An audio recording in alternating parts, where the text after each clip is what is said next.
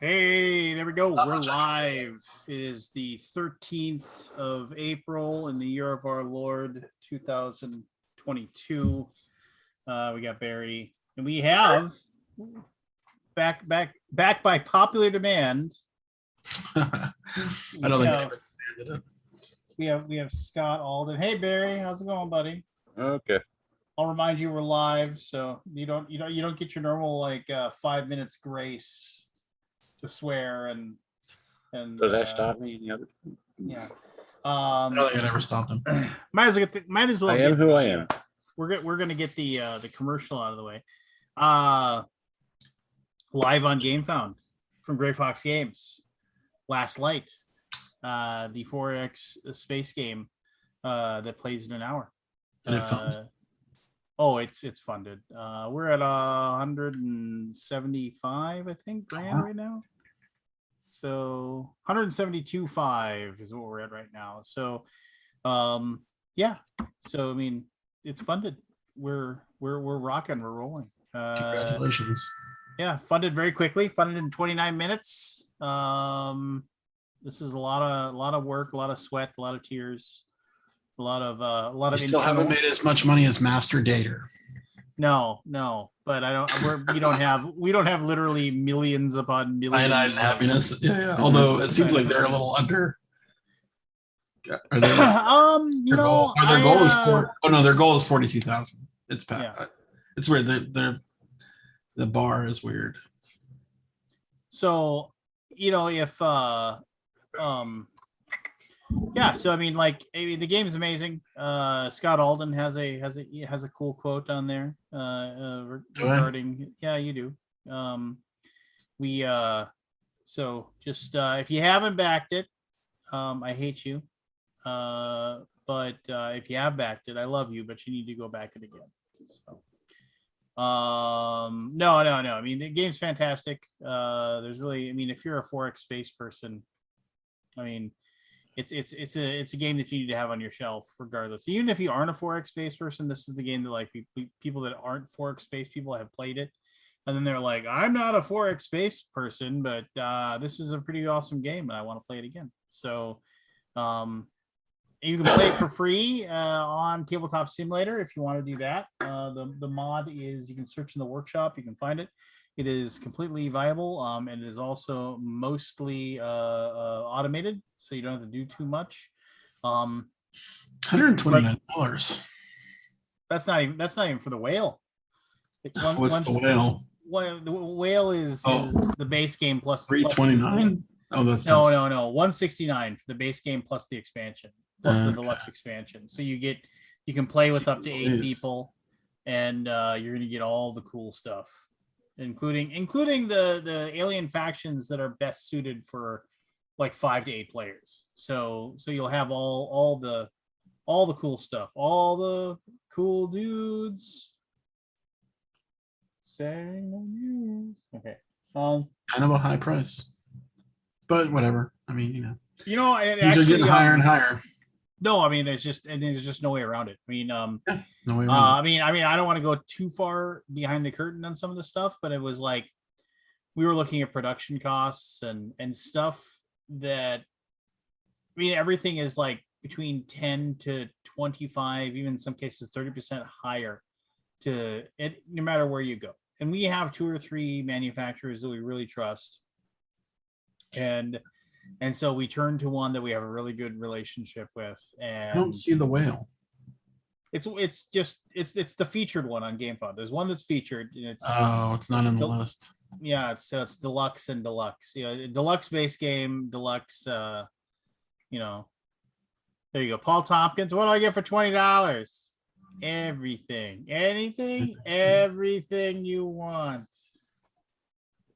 That quote. What? I mean, it's Full Metal Jacket. It's great. Infinity movie. Deluxe expansion. Yep. That was a very long argument about the name of that. Of the 169 is the one. Yeah. Whew, okay. You're gonna need at least 4. No, he's not. Four of them. You know, one Probably don't need one more. for home, one for the office. Was that you don't even need one, Scott? No, I said for the one is library. probably enough. Thank you for back. I've slowed down on the Kickstarters. So have I, dude. So That's a topic we can discuss later. But Scott, I think I speak for everybody here. We're all very glad to see you, and we're glad to. Yeah, I'm I mean, glad let me to just see let me you just too. say, it meant an incredible. I don't know. I don't care who else you texted or called or whatever to let people know about how you're feeling. It meant a great deal to me that you reached out to me personally, let me know that you were in the hospital and having problems and I don't know, man. I mean, it's just like, yeah, everybody knows. I mean, I'm not going to speak for Scott, but I'm just going to say everybody knows that I consider Scott to be one of like my best friends in like the entire world. It's something that like I wish I lived down the block from him so I could just like hang out all the time. So I was really worried about you, man. I'm glad I can see you virtually here. And yeah, it was not great. It was not a good time. I mean, I'm not gonna make you divulge stuff you don't want to talk about. You can share what you want to or share. I mean, I can talk about it. I don't know. I mean, I don't see any reason not to. Oh, Nick, I feel there could be somebody out there that will learn from my experiences and not follow what I did. Well, what do you got for it? Meaning not going to the doctor for me, you know, like a lot of years, not taking care of like the standard things that you need to take care of. Right. Yeah. I was trying to think back of like when I stopped going. I had switched. I mean, I've been going to the doctor for like since I was, you know, in my 20s, right? Like as an adult, right? Like you go as a doctor. But after a while, I was like, they switched me to a new doctor. My old doctor quit. Well, first of all, I moved. Then I got a new doctor. You know, you got to go through all this stuff with the healthcare. It's really kind of a pain. And I'm back at square zero again. Like I have no doctor right now. Like I'm getting one, but yeah. You know, you just go through. Like if there's nothing wrong, then why should I go to the doctor? Right? Like that's my feeling, and which is not a good thing because there's things that can be happening to you that you don't really realize. Yeah. So I basically, yeah. So so the week before. No, has it been 1 week now? Yeah, it was in the hospital last week. Timing is weird, but anyway, whatever. Let's go back to like Monday of the previous week, and I woke up in the middle of the night, and I'm like, there's blood coming out of my nose. Like, I'm like, did the iPad? Like sometimes I'll fall asleep, and the iPad will hit me like on the nose, and it'll thump me, and it'll like wake me up. But I didn't wake up this time, so I was like, that's weird. But I've got like a ton of blood coming out of my nose. And this was like 4 a.m. or something like that. And I was like, oh, okay, well, I'll go take care of it, figure out if, you know, make it stop or whatever. And it did not stop. Like it just kept coming. Like, I mean, it was like, this is graphic, but like a line of blood, like a stream coming out of my nose, right? Normally it's just like drip, drip, drip. Yep. But this was a constant flow. So that's pretty gross. I'm like, wow, I must have really hit my nose hard or something, you know, I'm like explaining it away. But like, you know, a few hours later, it didn't stop. So I was like, what the fuck? I couldn't get it to stop. Normally I can get it to stop, you know, like I'll get ice on it or something. But anyway, so a couple hours later, maybe 3 or 4 hours later, it stopped. And I was not feeling good. I was basically like, oh, I'm out of it. Right. And I'm like, oh, whatever. I chalked it up to like me hitting myself in the nose. Did not really do much that day. Went back to bed at 4 a.m. You know, it was like 8 a.m. or 9 a.m. when I actually got it to stop. Woke up, did my thing, whatever. Whole week goes by. Lincoln and Nikki are coming to town. On Saturday of the following week, Lincoln and I worked on my office and stuff and helped me set some stuff up. And we went to IKEA, and you know, it was an active day. And we got back home and we ordered food. You know, we were working all day. Like he's a workhorse, right? So he just wants to running around all day. So I was kind of feeling like, oh man, I'm doing a little more than I would normally do with him. So we sit down for dinner, and literally 5 minutes into the dinner, my nose starts bleeding again. Like, what the fuck? And it was like the same gigantic amount of blood coming out of my nose that I could not stop. And I'm like, okay, this sucks. So we basically set a timer to see if we could get it to stop within 45 minutes, because I thought that was like a reasonable amount of time.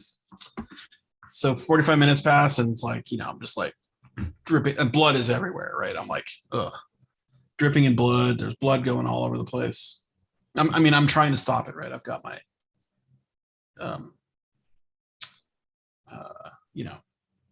what do you call it? Napkins and stuff. And I stepped away from the table because they're all eating, like they're eating dinner. And I'm just like over the sink and like trying to do, all kinds of stuff. So 45 minutes in, it's like, Michelle's like, you know what? Let's take you to the hospital. I'm like, great. So I got to go to the hospital for a bloody nose, which is super embarrassing, right? And I get to the hospital, and of course it's like just flowing like crazy. I mean, it's just unstoppable. And I go to the hospital, and they're like, oh, you need to put a mask on. I'm like, what? Okay. So I've got a mask on. Can you imagine? Yeah. The blood just coming through. And I walk up to the lady, the intake nurse, and she's like, I'm wonder why you're here. Like, yeah. So, I go through the steps of giving them all my information. And I haven't been to the hospital in 40 years. I mean, I can't even remember the last time I went to the hospital. So I'm super scared, and Michelle's there, which is good. She was with me the whole time. And we go through the intake and everything, and they're like, we'll get you in a room in probably 1 to 2 hours. I'm like, oh, fucking kidding me? I'm bleeding. And then as I'm going back and forth to the bathroom to kind of like do other things, right? Like take care of like the most, bloody noses have like problems, right? Like you have this, I don't know, it's gross. But I was trying to get it to like clot and stuff, right? But it would not. And it was just coming out like in tons. So I'm going back and forth to the bathroom, and every time I'm walking to the bathroom, I'm like, I feel a little lightheaded. Each time I walk to the bathroom, I'm like, I come back to my seat, and Michelle, I'm like, I think I'm gonna pass out, right? And then right at that moment, they give me a room. So I'm kind of like, oh, okay, good, finally, can get this stopped and like done, right? They're gonna like cauterize it, they do whatever they do. So I get into the ER like room, and the doctor's like, your blood pressure is like blah blah blah or blah blah blah. And I'm like, oh, I know those numbers are not good. Like, yeah, as high as you can go. Not the highest, but you can go pretty high, and that they were up there. He's like, why is your blood pressure so high? I'm like, I don't know. I don't think I've really been taking care of it. He goes, oh, okay. Well, it scares the shit out of me about all the things that can go wrong with that stuff. So I'm kind of like, okay, yeah, I'm sorry. I don't know. I don't know what to do. Like maybe we can get through this. So they basically give me a what do you call it? Afrin. Afrin for my bloody nose, for the nose, right? So he's like, I go, well, I'm filled with blood, like the whole nostrils are filled with blood. And I'm like, I don't know if it's going to work because it's like, it won't go through. He goes, okay, well, blow it all out. I'm like, okay, you sure? Yeah, blow it. So I'm blowing out this massive amount of blood. At least to me, it's massive. He goes, you still got a lot of blood to give. You still got a lot of blood to give. And I'm like, oh, really? Do I? I've been bleeding for hours. And he's like, yeah, get it clear and then blow it in both nostrils and then see what happens. So I do that. And we do that, and it's like, okay, it finally starts stopping. He's like, normally you don't put Afrin in your nose if you have high blood pressure because it's bad. Like it constricts the what do you call it? Blood vessels. Yeah. So I'm like, okay, cool. It's starting to stop, and I'm starting to like, I'm starting to like fall asleep. Like I'm out of it, right? I'm really weak. And then Michelle told me my eyes rolled back in the back of my head and I passed out. And the doctor's like, that's no big deal.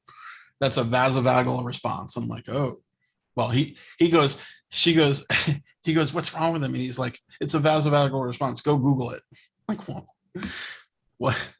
So he told Michelle to Google it. That's a so good I bedside manner. It's a great bedside manner. Yeah. He was kind of I was not happy with that guy. I was not happy with that guy. So I finally wake up from the passing out and I'm like, did something happen? And did I just pass out? And they're like, yeah, you passed out. Okay, well, I'm laying back down and they're like, well, we got to get your blood pressure down. So they start giving me intravenous meds, like in the arm. And they start giving to me, my blood pressure keeps dropping and dropping and dropping and dropping. And I'm like, okay, that's pretty low for me, just as a general number. And they're like, okay, well, we need to admit you. I'm like, what? Yeah, we got to figure out some of these other problems, which I'm not going to go into, but there's other problems going on. So I'm like, okay, great. We finally get into the ER the hospital. They're like, if you're so high in blood pressure, the nurses don't like it. Like they're not used to dealing with ER type level blood pressures. Yeah. So I was like, oh, okay, well, we got to get it down. And they're like, yeah, we're going to get it down. And I mean, it's like 6 or 7 hours later. Like me and Michelle were in that ER all night long. It was 6 or 7 a.m. when we went to the hospital. As they're driving me to the hospital, I fucking passed out again. Which is crazy. I don't know why. They said my blood pressure was low potentially, so we don't have a good explanation for that. And I go into the room and Michelle's like, she's like, you were yelling and stuff. And I'm like, I have no memory of this. I'm like, okay. So finally get into the ER and I've got the whole, gown and stupid thing on and the socks. And I finally fall asleep and they're basically trying to give me blood pressure meds all night and taking my blood pressure like every hour, waking me up every hour. It was the worst. I do not recommend it. Avoid all this stuff. Take care of your blood pressure. Don't do what I did. So anyway, so a couple days go by actually. And they're like, we need to get, trying to get your blood pressure down. So they're trying all the different types of meds and stuff and pills and like, intravenous. And I'm like, oh geez, it's pretty serious. So finally the 4th day I get out of the hospital. They're like, yeah, we can release you now, but you got to take care of this. So I'm on blood pressure meds like 3 times, three different kinds, and I got to deal with it. Like I got to figure out what's wrong. So there you go. There you go. I mean, I don't want to pry, but I mean, is it something where they, are you going to? I mean, did they think this is just like? Was there something that set it off, or was it just one of those things where that's the thing? It's not. We're not sure. There's some things that were of what do you call it? Concern. Yeah, man. High blood pressure is a huge concern. Yeah. So I gotta, and me not having a primary care doctor, they're like, we don't know what to do. Like we have no record of what you've done in the past 5 or 6 years, right? It's been like 5 or 6 years since I went to the doctor. You need to get your stress level down. Stress level is important, for sure. Yeah, and but, anyway, I'm on the meds, and they're making me feel shitty. I think I talked to Kabuki Kid about it a couple times. Yeah. Well, that sucks, man. Yeah. At least, I mean, when do you go see it? Like you're getting a doctor. You said when do you go see him? Or her, I should say. 10 more days. That's pretty quick, Scott. Yeah, that's pretty quick. And then the thing is that also 15. 25. Yeah, it's about average for a new doctor. Yeah, for sure. And this is a specialist of a certain type of doctor. Oh, a specialist. That's pretty quick. Usually you're looking at months with a specialist. And then the full-time doctor, or like the primary care doctor, is like, shit, I don't even fucking, I mean, it's like July. Like, Oh, okay. really? Yeah. So I basically have to try to figure out how to deal with these meds for another couple months. Yeah. Do you have And, a you lot know, of salt in your diet, Scott? I didn't think I did, but when you start looking at it, Yeah, that's a big one. it's a salty diet. But I'm on the mend. I'm trying to be Yeah. on the straight and narrow. We'll see what happens. I mean, I don't want to go through that again. Like, I Yeah. got to get the blood pressure under control. It sucked. I mean, you probably guys have been in the hospital before, but like every 2 hours, they're checking your blood pressure. Scott, I was there for Or 2 months. I or know the drill. I don't know if you can. I got like Yeah, the can't really IV. see it, but I got bruises on my hands from the amount of blood I was given. But yeah. Yeah. Well, being in a hospital sucks. It Yeah. does. Yeah. There was no picnic. We watched TV all day. We didn't do anything, but like, Yeah. I would rather have been home. But there you go. And here I am on a week later. I feel okay, but I don't feel great. I mean, I'm dealing with the blood pressure meds. Like they definitely affect me. Yeah, I went through that in the beginning.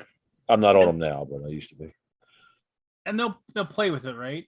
So I mean, Yeah. like, Oh, I've they'll got figure out- I've got a month. I mean, here's the I hopefully the first doctor can maybe make an adjustment if need be. Yeah. If I can explain to them what is happening and basically say, should I keep taking all these blood pressure meds? They'll I play mean, with it, my Scott. blood pressure is not like what we would call like pristine. After I mean, yeah. Anyway, we can stop talking about this. Yeah, you'll be all right, Scott. They'll play with them. Like with me, I had a problem of keeping it level. It would shoot up and drop. So they played with me for about a year Oh wow. before they settled. It finally got to something, and then the weed just knocked it out completely. I don't even have to take it anymore with the weed. Really? Yeah, it was dropping Off too blood low. pressure. I'm on the weed so much it was dropping too low, and I was getting lightheaded, and like one was passing out, like you were saying, from the reverse effect, from being too low. Interesting. Well, weed's illegal in Texas. The oils may I not be. can't deal with that. Anyway. But, Okay, There you so we can if you in the world of board gaming, did you I didn't see it until somebody pointed it out to me. The Mandy Patinkin tweet about Wingspan. it's like a fucking IQ test for an idiot, or what did he say? Yeah. It's an IQ test for a fucking idiot. Is it? Yeah. He's trying to learn how to play Wingspan, which I Yeah, it thought was pretty like awesome. yeah, it was a pretty good video. If you haven't found it, just search for Mandy Patinkin's Twitter, and you'll find it. And he's like reading off the rules, and I mean, it's like he's like literally reading the card that tells you how to play, because they added that to the base game. And Okay. the thing is that like it allows you to feel you get to feel smart because you probably understand how to play Wingspan.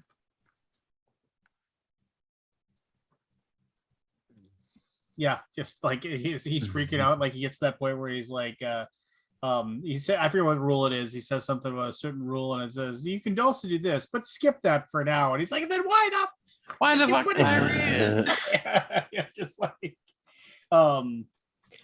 yeah. But I mean, like Wingspan was a game that like my daughter like read the rules and had like she saw it at a table, wanted to play it. I was like, look, I think they're selling it over there. Just go buy a copy, because I didn't own one yet, and I had played it once before. And so then she went and grabbed it and bought it and brought it over, cracked it open, got everything rolling, and read the rules, learned how to play it. And then I came over and sat down, and she was like, teaching one other person how to play it, and which, my daughter's also played, probably, 200, 250 board games. So recently, So But, you know, if you've never played that kind of game before, it's like it's not that. Yeah, I can Well, see yeah. that. You know what I'm saying? Like you have to know games. Like I mean, if you haven't played, I mean, I don't know what Mandy Patinkin has played, but I can't imagine it's anything more than charades. Well, it seems Yeah. like a weird. You know what I mean? What's that?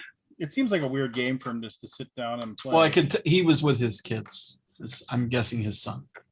Okay. Or the lady. I'm not sure if he's married to the lady that was in that scene as well. But he's like, I don't know if he was like, Dad, you're learning about birds, or Mom, you're learning about birds, or something like that, right? So it's like there was some kind of familial event happening there.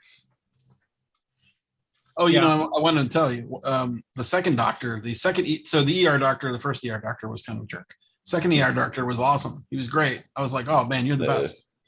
I got somebody as he was just coming into his shift the second time. Right. I finished. Yeah, it was just like somebody at the end of their shift. Yeah.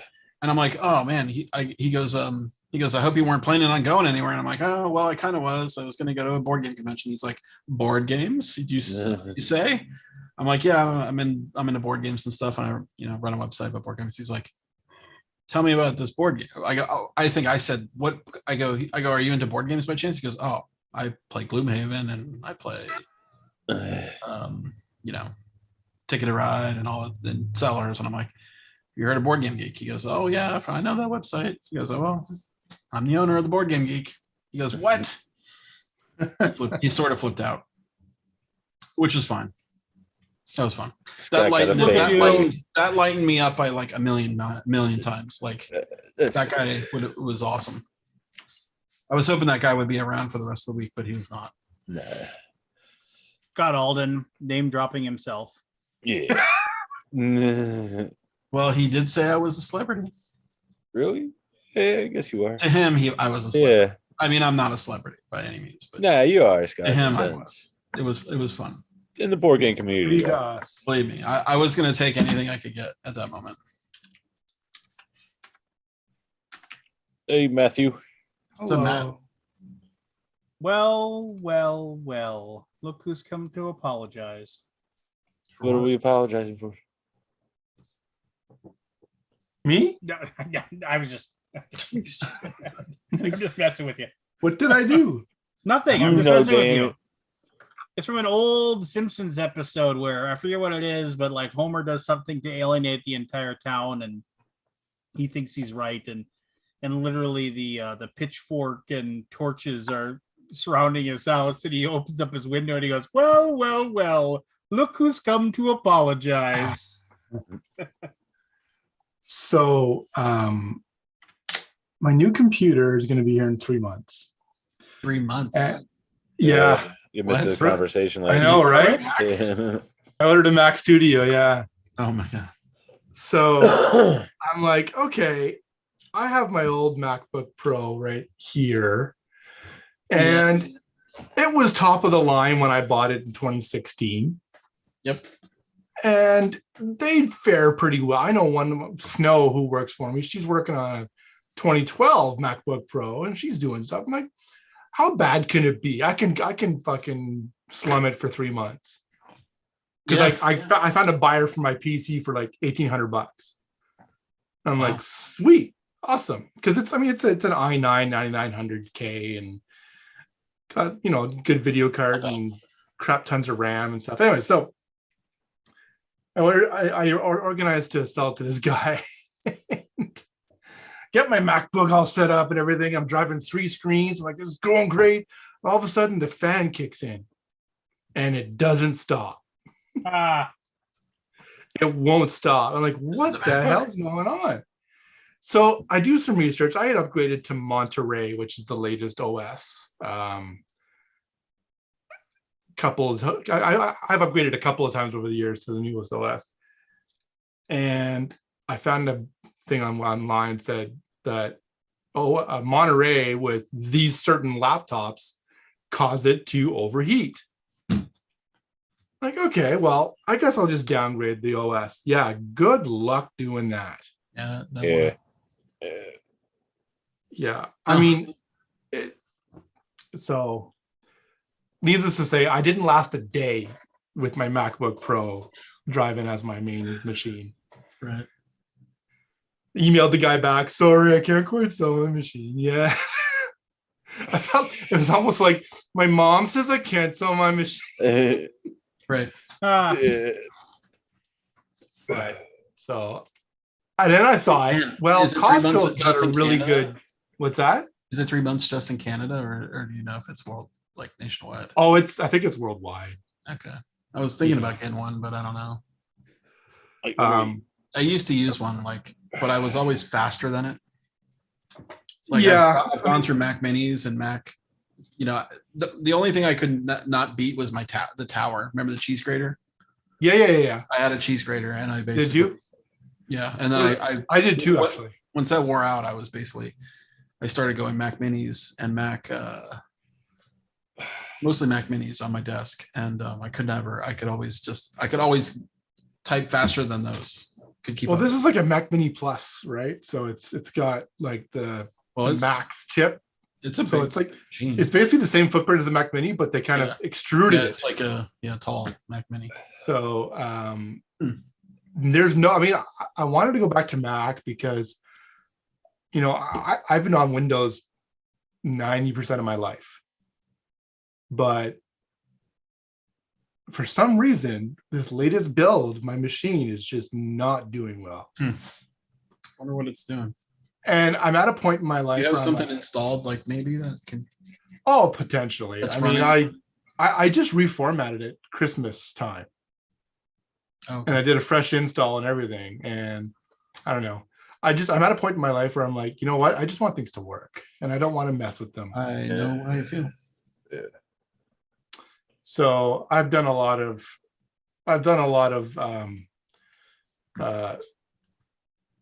reconciling over the years. Now it's just like, what's that? Macs are a little bit more expensive, and I don't have to worry about making them work. Yeah, let's go with that for now.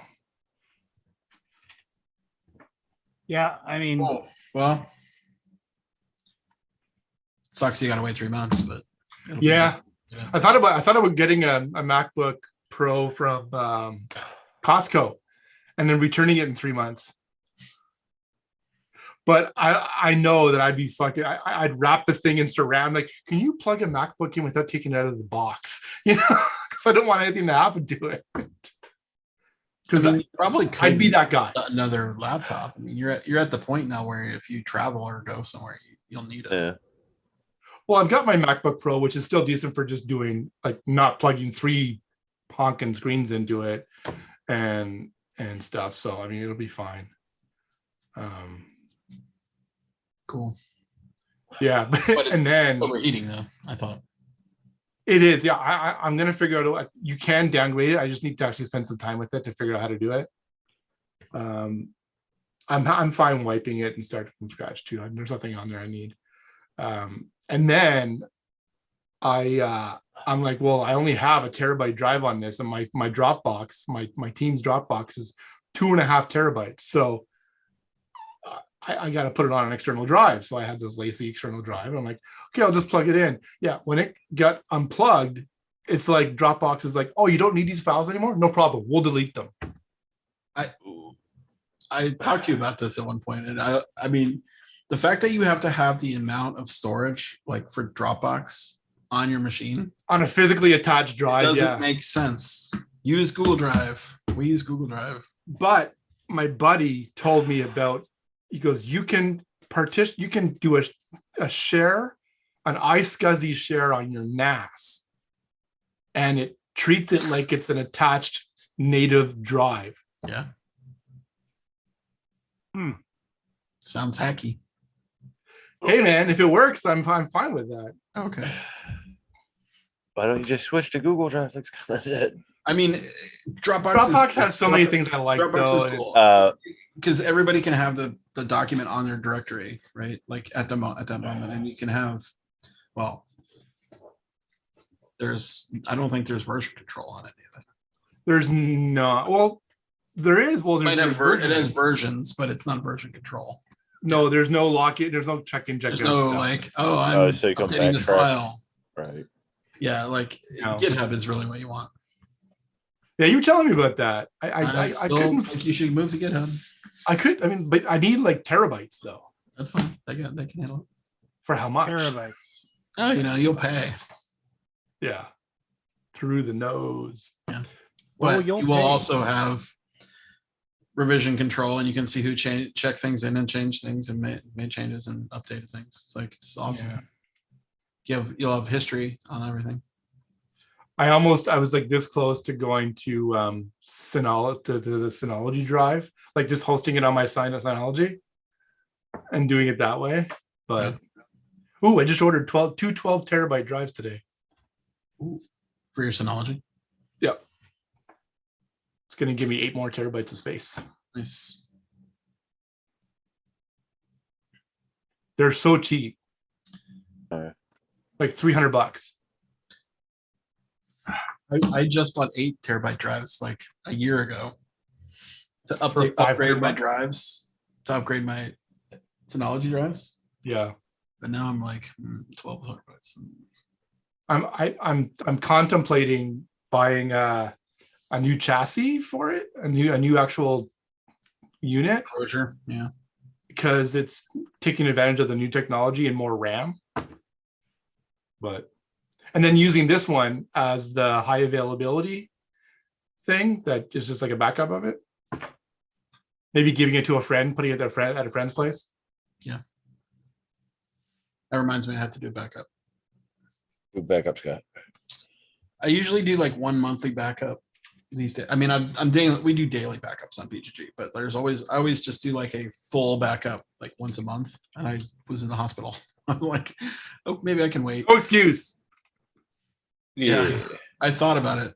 Believe me, I actually worked on code. No, did I work on code? No, I didn't have my laptop at the hospital. I did not work on code. I stayed away from it all. Sometimes you need a break. Lance, congrats on Last Light. It's doing really well. Thanks, buddy. Did you back it?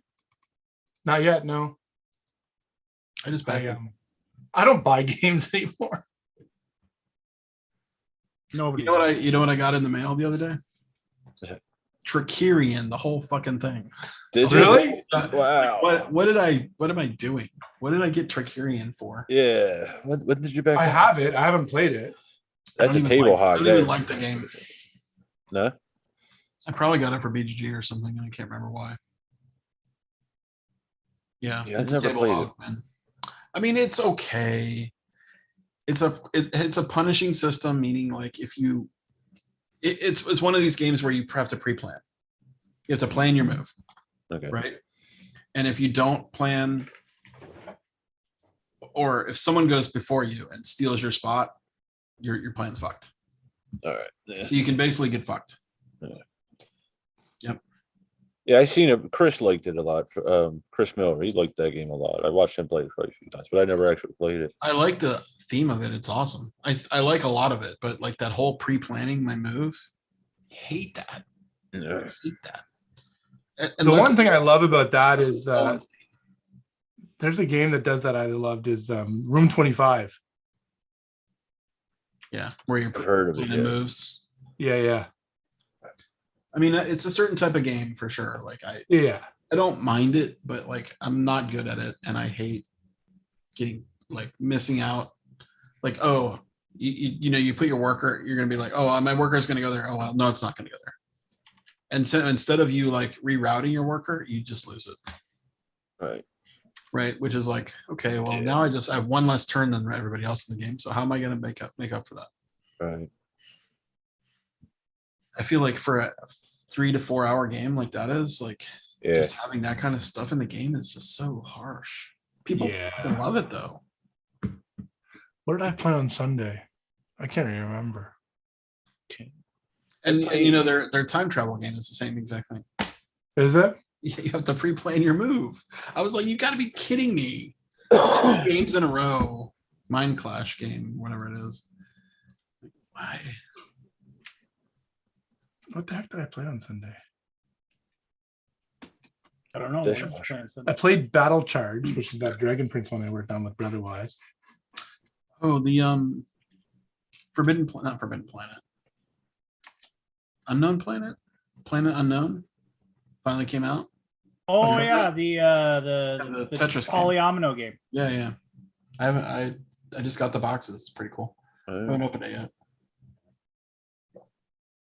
So, by the way, Lincoln and Nikki have been house sitting for the whole week while I was in the hospital. They were sitting. That's really? Adam Yeah. Rayberg. Did they fly in? What? Just can I Yeah. say something? No. Adam Rayberg, the Planet Unknown. That he's a Minnesota guy. Oh, Yeah. is he? He's a Finally good came egg. out. Yeah. Finally came out. Yeah, that we were spending when Lincoln and Nikki come out, we usually do a week in advance because we play a ton of games, like to plan for BGG, to plan for a game night. Yeah. I had the stack of games piled up. Me and Lincoln were sitting up Friday night shooting the shit, Oh man, and then that bites. That sucks. it does. Everything Okay. okay now? By the way, Yeah, they're okay. are you okay now? Oh, am I okay? It's a process. Sort of. Mhm. I'm not in the hospital. Yeah, so that's good. That's always a plus. Yeah, Well, but I'm not through the woods. If you know what I mean. No. Well, Scott, I was there for 2 months. Hope you think get 4 there days soon. is Yeah, bad? 2 freaking months, man. I can't imagine. Did you walk around at all while you were in the hospital? No, I couldn't. You couldn't. They had me in. a How did you hoist. get how did you get back together? I mean, I was in the hospital. I was in there for 4 days and I feel like I can't walk. It took me a year, Scott. I was at the point they had to roll me over. I couldn't. They had a hoist and they picked me up in a strap and moved me around with this. Yeah. I couldn't walk or Yeah. or move at all. Like You I was, definitely what's the word? Now, I got extenuating circumstances, but I felt like I can't walk like the day after I got out of the hospital. I'm yeah, like it's putting one foot in front of the other is like but I'm dealing with the blood pressure meds too, right? It's all tied together. Mhm. But it was weird. I remember going in and being like da da da da da, running around the hospital and like going to the bathroom and coming back and like doing all this stuff. And then now I'm like, oh my God, I feel like an old man. Yeah, you're funny. I would pass out when they started lifting me up the stand again. I'd black out. Wow. Like it's That's because of the serious- blood that's pressure rushing up serious, to the head. Yeah. Yeah, that's a serious thing. Anyway, sorry to digress. Nope. Glad you're here. Anybody going to PAX? Nope. Anybody going to Origins? No. I'll be there. I gotta work.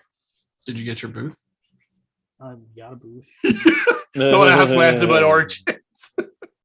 No, I mean, to be fair, To get back to you? no, what happened is that somebody that I'm friends with, who is actually somebody who works with Gamma and actually is somebody who works for Origins, reached out to me and said, "I'm sorry we haven't gotten back to you." It's we have questions about our booth and what we can do, because one of the several jobs that I've inherited with I do a lot of the convention planning and making sure everything gets there and knowing what we're going to do, and so yeah, that's one of my jobs. So it's really frustrating when, like, it's a really simple question. It's like, what size is our booth? Because nobody knew, because I didn't do it, because everybody took a year off, right? So nobody had any recollection. Shane couldn't find it in his email or anything. So I just wanted to know, what size booth do we have? And what options do we have to either upsize or downsize, depending upon what we want to do, depending upon the size of the booth, because we don't know what it is. And so I want to know that. And it's like kind of annoying. It's like, once I know that, then I know, do we need something that big? Do we need something smaller? Can we do one or the other? And then, like, there's a possibility that people that we partner with that are outside of the US may want to share a booth, and so we need to know what the policies are on that. You can't just show up and have, like, 2 different companies in the same booth. Yeah, you have to pre-allocate it. And so it was like, and I was just like, and then Shane asked me to find out the same thing for Gen Con. I emailed, I don't know how long ago it was. I think it was over a week ago, maybe close to 2. And I still hadn't heard anything back. But then I emailed Gen Con this morning and I had an answer in 3 hours. Mm-hmm. It was like, yeah, here's our policies, exact same things. This is what the size of your booth is. These are your options if you want to upsize or downsize. These are, if you want to have somebody else share your booth, this is what you have to do to make that happen. Like with, extremely professional response. This is what you have. This is what you can do. This is when we need to know what you want to do by. And here's a bunch of links to the policies that we have so you can read up on the processes. And here's some downloadable PDF forms that you can fill out, and you can send those back to us, and then we can get the ball rolling. Wow, thanks. Perfect. I can actually do this. Well, it's a full company. Yeah. Whereas, is Origins like a? I know they have a company, but like,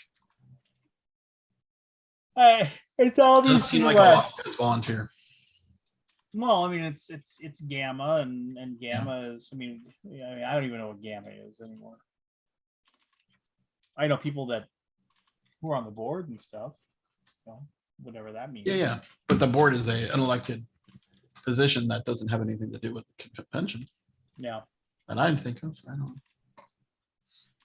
That was weird though. Like last year when it seemed like there was 87 people who wanted to run for a position on the board or whatever for the 2 slots they had available or something like that.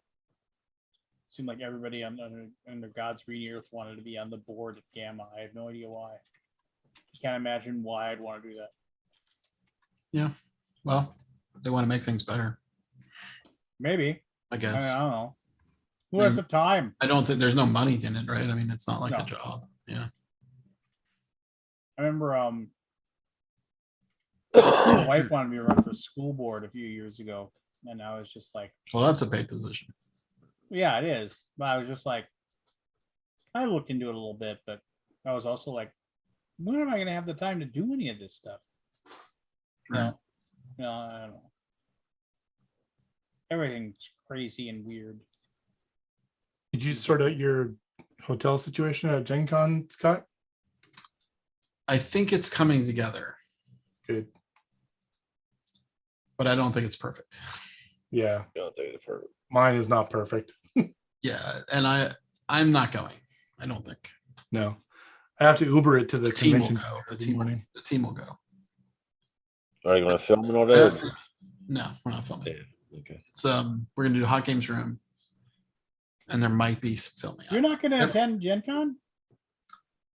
I don't think I'm going to. Huh.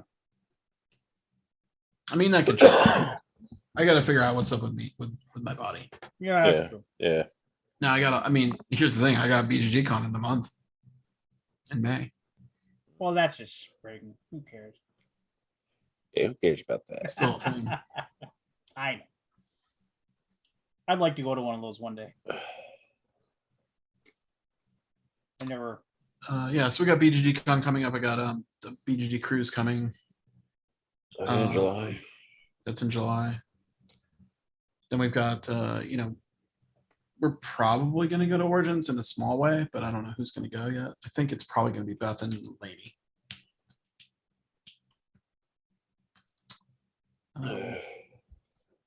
Maybe Lincoln. I don't know. I'm going to Gen Con and BGG in November. Everybody's at the gathering this week, so I'm by myself. Oh, poor Scotty. All by yourself. And 19 years, dude. End of an era. End Or of an era. the interruption of an era. Would have been my 20th year this year. It happens.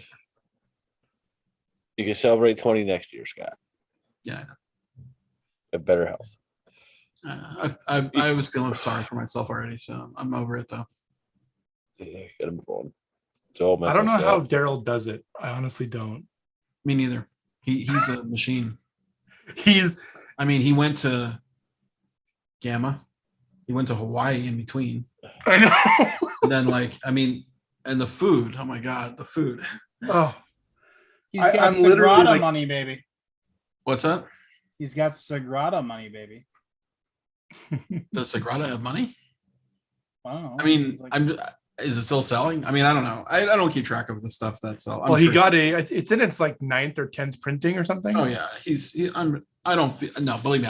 I wish him all the luck and all the best of all that stuff. That's awesome. Yeah.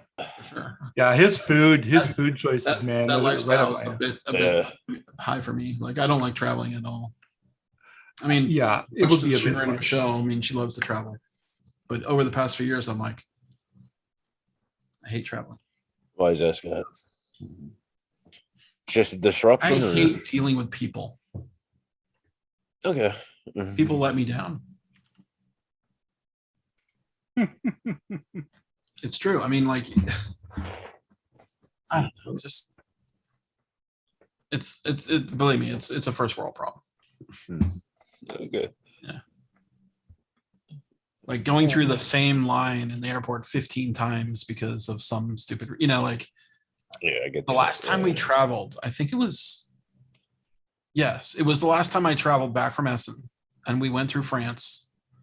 I think we were in Paris. No, we went from Paris to, God, did we go from Paris to Essen or Paris from, I don't remember. I went to Charles, the airport there, Charles de Gaulle. They unpacked my bag. It took an hour. Oh yeah. But I don't get any consolation to go get to the gate in time. Like it's just, oh, here's your bag, all opened. Okay, well I got to run and like get to my gate in 5 minutes. Thanks very much. Like what? Yeah. Like what the fuck? And that was just the beginning. I mean, I don't even want to get into it, but basically, I remember that year. I was just like, fuck this. Traveling internationally and like dealing with all the fucking bag. I mean, I got a lot of gear. Yeah. Is the cruise a hassle in No. that respect? No, the cruise is 100% not a problem. Yeah. They don't, well, there's certain levels of cruise. I don't know. Like, I've never heard anybody complain about it. Right.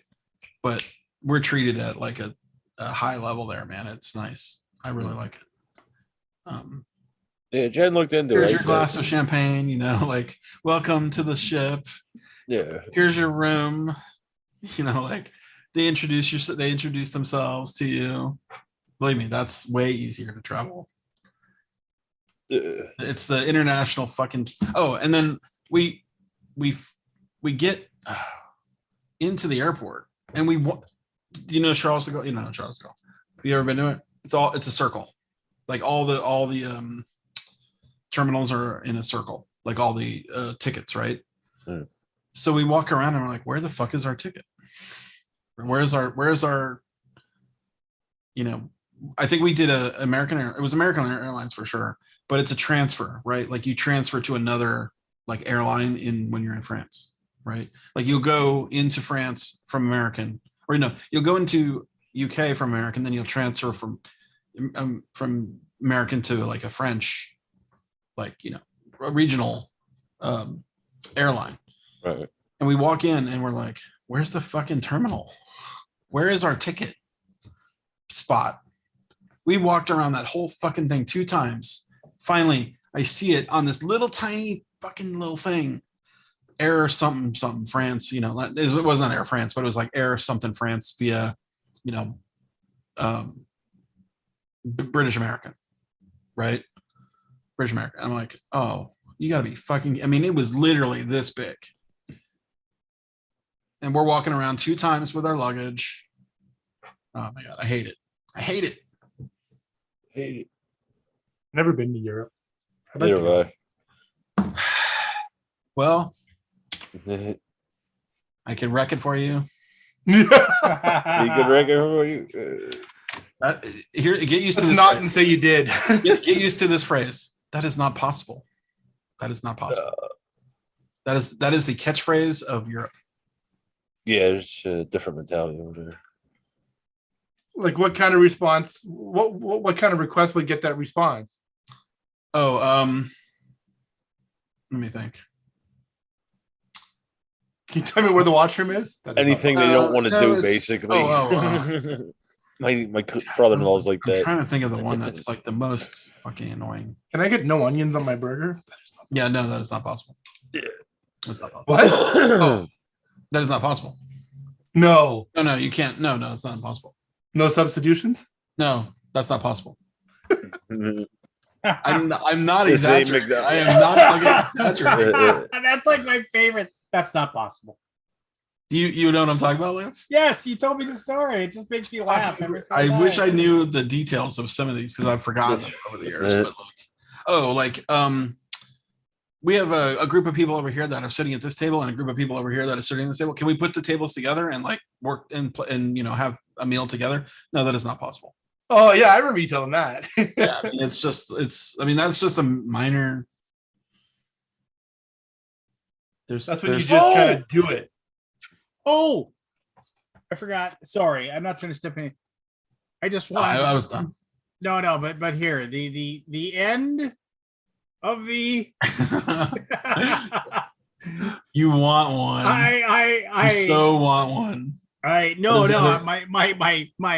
My GD McDonald's coupons. Wow, they got like holograms on them and stuff. I was promised these damn things by 3 different people, and they finally showed up. See, you bad mouth these people. You finally got them. Awesome. I had to call for these 2 free sandwich coupons 3 freaking times, but I got them. They fuck up your order when you get it. I got them. You know. Did you What? Did I deserve them? Yes, I deserve those. I put in my effort. I will say this: the reason why Alaboom started late tonight was I went with. You had to go to McDonald's and strangle somebody over some coupons. Shut your damn mouth. I went and grabbed a late dinner with my family because and so we went to the Olive Garden, just like breadsticks and soup. Yeah, it's my favorite 2 things in salad. Yeah, no wedding soup. Did you get the wedding soup? I got the I don't know what it is. It's the one that's like kind of like the trio. No, so I build my own pasta. Okay. What do you put in it? Oh, I get rigatoni, marinara, Italian sausage. I don't do anything crazy. It's just they have good straightforward. Yeah, and it tastes good. And it's so much that like I eat like a third of it and the rest of it goes in the fridge. And then I got a meal for the next 2 days. And breadsticks. You get breadsticks. You get the breadsticks. Of course. Do you get them? When they do the Parmesan on the salad. How high do you make it go? Well, this is weird because to the moon. To the moon. I'll let you know. I'll let you know when it stops. They're like, yeah, there was this guy we would eat out with when we were in the video games, and he was like, now I know you're gonna think that I'm gonna ask you for a lot of Parmesan, and it's gonna be true, but when you think you're gonna stop, just don't stop. And then he literally put like half a pound of Parmesan. That's insane. Yeah, he was insane. The only thing I have, I had a buddy who worked at a movie theater, which was awesome. Like basically, I love when I worked in the movie theater. No, so like when my buddy worked in the movie theater, he was an usher / projectionist back when you actually had projectionists in movie theaters, and I'd walk in and I would just go to free movies. He'd see me and like it was always some because he'd be working the shift and he'd just say come in and just go. I'd spend like an entire day just watching movies for free, just and getting. But he said one time oh, here he comes, and I was like what? And he's like, this is the guy, the Parmesan guy. No, this is this is the popcorn guy. Oh, the popcorn guy. The popcorn guy. And I was like, huh. And then it was like one of those things where, I'm not trying to fat shame anybody or anything like that, but he wasn't a small. He was not skinny. Yeah. He was a man of carriage, and he would get a medium buttered popcorn, and then he'd say extra butter, and he's like, whenever somebody is new, I have them help this guy so they can put the butter in. And then it literally was a thing where you walk over and they like tuk, tuk, tuk, tuk, tuk, like do that. And they kind of spin it around a couple times. Maybe they fill it up halfway. They put the butter in the AMC. The butter is like self-serve. Oh yeah. Yeah. So here, so it was but you can really wreck it. Yeah, then, okay. Oh, and yeah, then, yeah. and then he'd spin it, and then he'd like, and then they spin it and like do a thing, and then so they fill it, and then he'd be like, and he'd say more, and he'd be like more, more, more. You know, it was just like, and they were like, So and then he'd gross. stop, and I he'd mean, be like it'd be he'd be like, dripping. no, more. So much he said that like he's like you'll have to like, and then I was gonna go to a movie and he's like, no, go to this guy's movie and watch this guy eat the popcorn. And like he would sit there and he would eat the popcorn, and I kind of sat in the aisle and I was watching him. And I mean, and I'm not trying to disgust anybody here, but I mean, and God bless the guy, he was living his best life. This is what he wanted to do, and he looked like he was in heaven. You know, I mean, he had a stack of napkins this big, so he was wiping off his hands constantly. And he was sitting there and he was eating. And then eventually he got down to the point where it was just the butter was like that much on the bottom. Thick and butter. And then the popcorn was floating in it, and he just started drinking it. No, he did not. Yes, he did. He's like, and I was watching, I was like, oh my God. I was just like, are you kidding me? No, he would just sit there and just drink it down. Yeah, I don't When I think used I mean, I like the butter on the popcorn, but I don't think I would drink the butter. I don't get butter anymore. No. No, I just get it straight. I mean, even when we make popcorn here, it's not I'll- butter anyway. Yeah, it's well, oil. depending It's on oil. where you go, it could be golden Yeah. topping or it could be Yeah, golden topping. GT, man. Yeah, they used to come in these jugs. Anyways, yeah, when we make popcorn here, I use oil and salt, and Alton Brown has a way of making popcorn. It's so good. And it's just oil, So salt. if you make popcorn at home, even if you make it in a bag, like a microwave popcorn, which isn't bad. It's just, you know, it's popcorn, right? I don't mind it. But if you have Berkey's Happy Mouth seasoning and put that on the popcorn, tastes amazing. I've never heard of that. Yeah, no, Kevin Burke, Nobody. Does he still do it? Yeah, he still makes it. It's rare. It's like he'll make like 2 batches a year, and so like, and when he does, I like it's a homemade seasoning. Yeah, but he used to sell it. I mean, like, you know, he used to distribute it and I stuff. thought you were referring to Berkey, but I'm like, is Yeah. this a brand name? I just never heard No, of. no, it was called Berkey's Happy Mouth. It must be an American thing. No, and it's super good, and it is. and it's you know, it's good on everything. It's good on chicken, ribs, steak, whatever you want to put it on. It's pretty amazing. And but if you just like, put it in like a salt shaker and shake it onto your popcorn. So good. Yeah. I felt when I bad every worked time I seen him. He tried to give me a pack, but it's too peppery for Jen. I was like, I can't. It just goes to waste, Berkey. Stop. I used to put habanero salt on mine, and that's a mistake because when you breathe it in, you start coughing like crazy. Yeah. But he has like some special paprika that he puts into it, like Hungarian ground paprika or so. It just it's some weird. It sounds like Corinthian leather. It sounds completely made up. But how many Nagas needed to die to make these seats? Yeah, 6. Yeah, rich Corinthian leather. When I used to work at the movie theater, there was this one guy. It was always a Sunday matinee shift or something, and this one guy came in, and he was a fairly portly fella, and he would come in and he would get 2 best value popcorns, which is like the jumbo ones. Yeah. Dry, no butter, no golden topping, and no drink. Wow. I couldn't do that. I never understood it. Yeah. I mean, you have to have something. Well, he must have had something. I don't know, but this was before the day. Like, people didn't bring their own stuff. It was back before it was. Yeah, they probably did. They still did. Cokes in the pockets. No, the best thing about when you worked there, it was like one of those things where like he had a key, and so like we'd be at the bar and it'd be like 11:30 midnight, and I would be like he would eventually, he's like, let's get some off sale and go pick up go do carry out on a couple of pizzas or something like that. and then we'd go and he'd just start up a movie, and there'd be like 9, 10, 11 of us just sitting there, drinking beers and doing shots and eating pizza, having a movie theater all to yourself at like 2 in the morning, just watching whatever, getting trashed. Those were the days. Those are the days. A couple of times we took collections up from us and the neighboring theaters downtown from all the staff, and would go and rent a movie, and we'd buy the projectionist a case of beer. And I think the last one we did was Blues Brothers.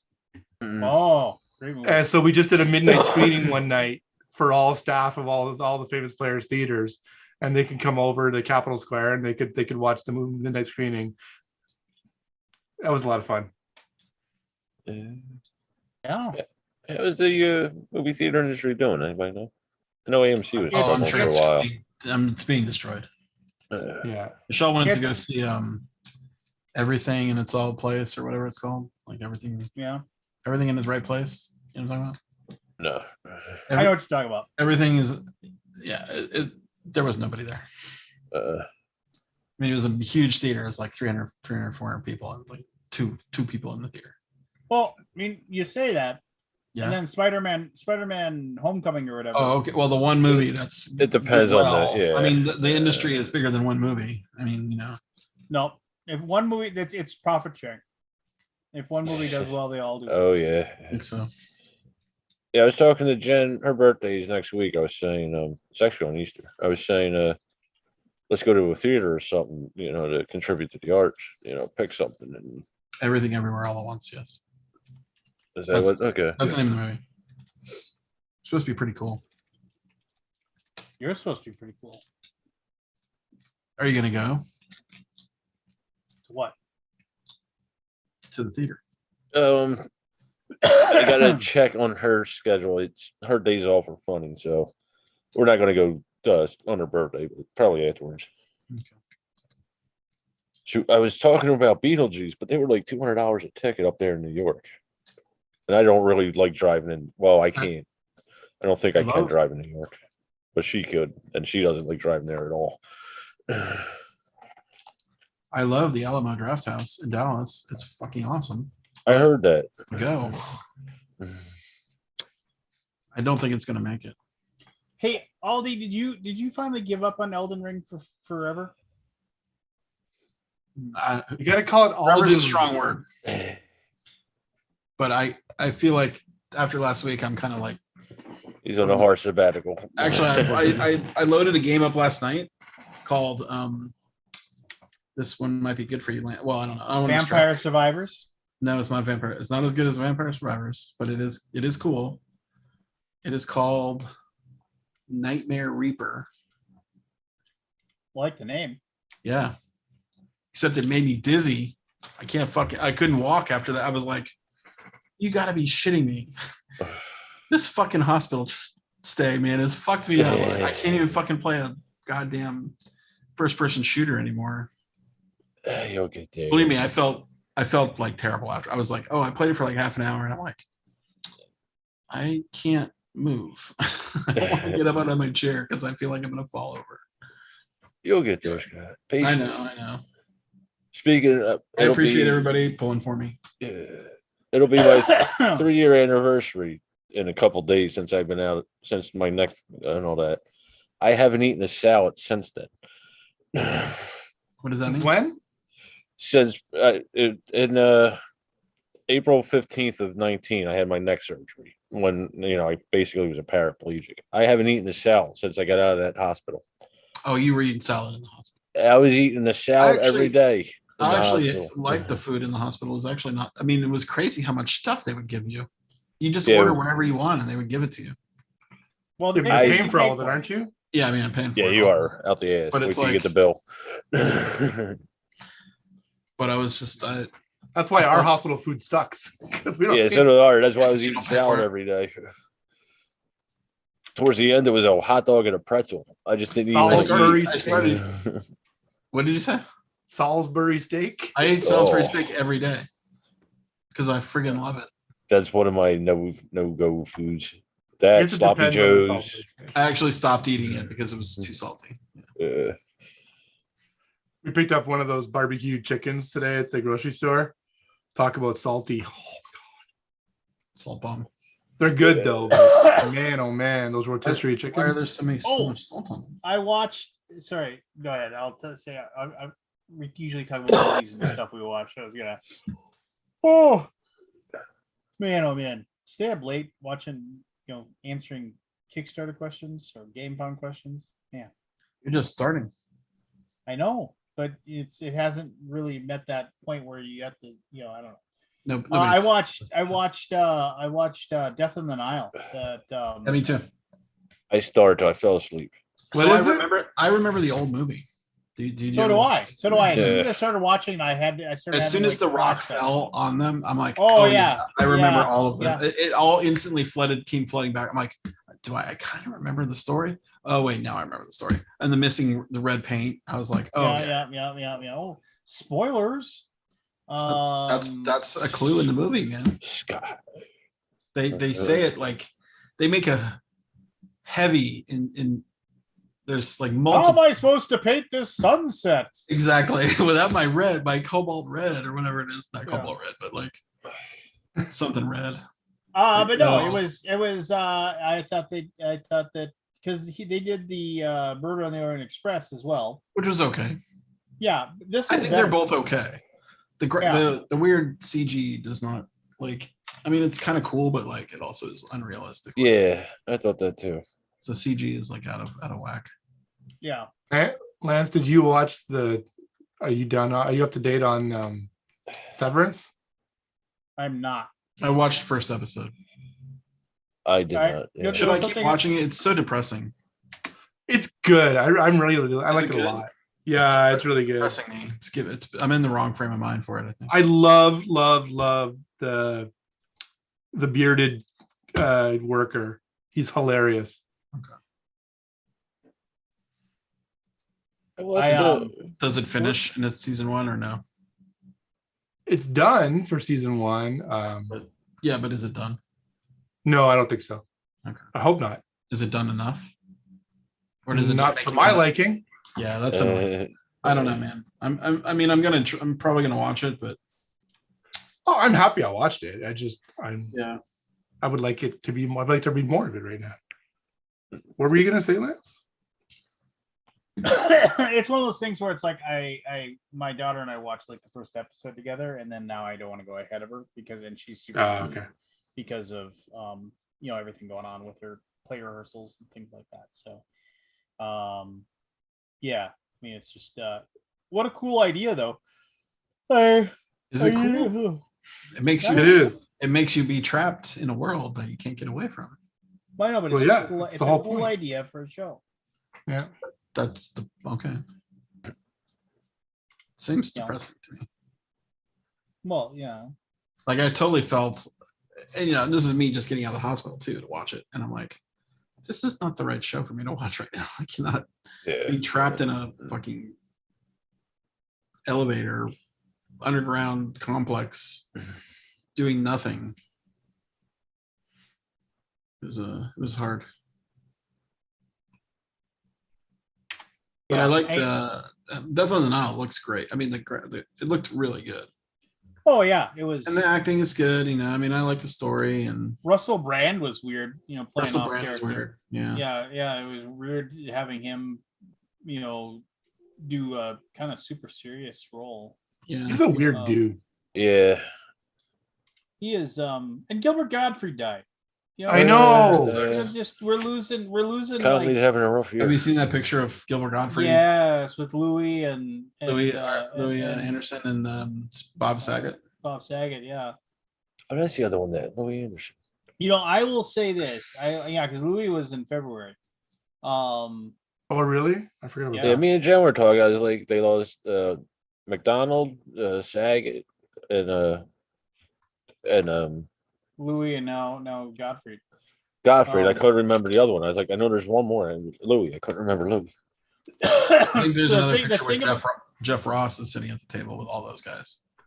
And And so it's one of like, them roast. put Jeff Ross in a bunker.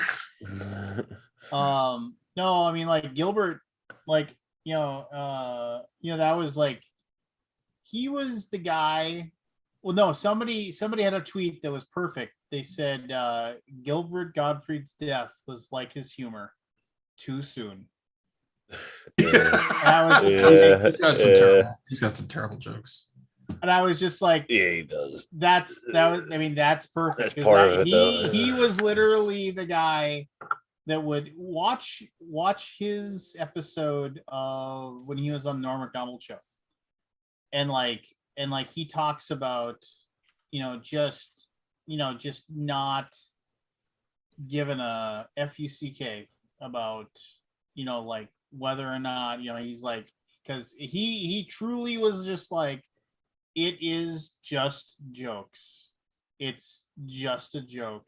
A joke only hurts you if you let it hurt you, that kind of thing. That's and I don't necessarily agree with that, but he's the reason why comedians just basically felt that like they call it a comedian's comedian, just like, because that he was willing to just Yeah, he went to the wrong, deep, dark places. no, and he didn't care. He Yeah, was he didn't just care. like, I don't care. Yeah.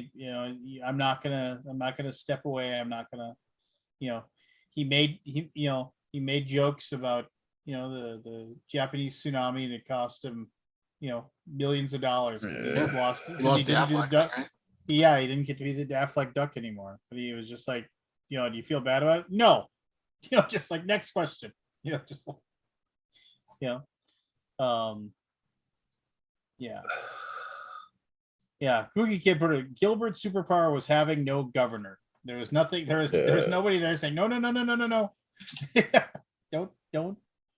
But yeah, I like that tweet. Yeah, it's like Gilbert Gottfried's death was like his humor, too soon.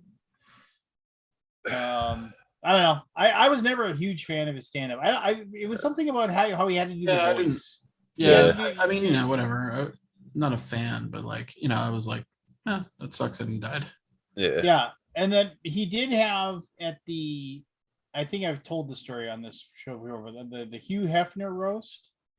So like, if you watch that on Comedy Central, like they get whoever up, and they just kill, and they get somebody else up and they just kill. They get another person up and just kill, and then they have Ice-T on. And Ice-T just like, I'm like, what? This guy doesn't make jokes. What's going on? And then Ice-T. Someone make jokes for him. Well, no.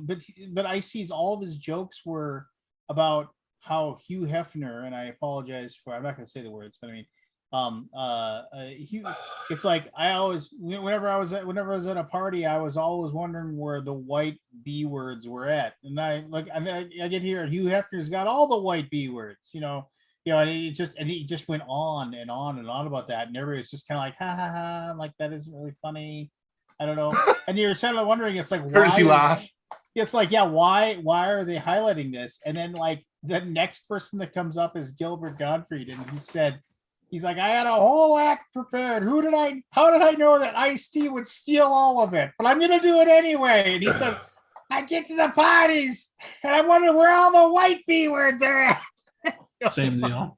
He did it word for word, yeah. the same act, like just down. And I was just like, it was just like, and he said it wasn't planned. He was just like, he bombed, but he wanted to like make it funny. And so then he did. That was good. I don't know. It's a rough world. And they all had like serious medical conditions. I mean, like cancer with Louis and Norm. Well, Bob Saget, that's up in the air. Nobody knows. And then, but Gilbert Gottfried, he had like a heart condition for years. And just like never talked to anybody about it, but his family all knew about it. Just and there's Taylor Hawkins. Yeah. That is a weird one. Yeah. Did they find out what he took? 10 different things were in the Took a system. bunch. That could be. He could have took ecstasy. That's a mix. That could just be. Yeah, I think he had opioid. Opioids. Yeah. Those are the big ones. Opioid, THC, Oh, that's weed. other stuff. Yeah. Yeah, I mean, Yeah, it's a I shame. just- He was a talented guy. Yeah. Okay, Yeah. let's stop talking about death. Yeah. Sorry, buddy.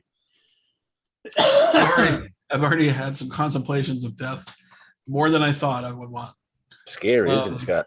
yeah. Scary. I had to have a talk with my wife. Really scary.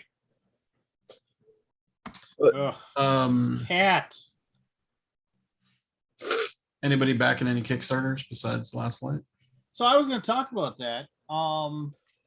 Like I've been looking at the stuff I backed recently. Everybody should go back Last Light, and if you've already backed it, back it again.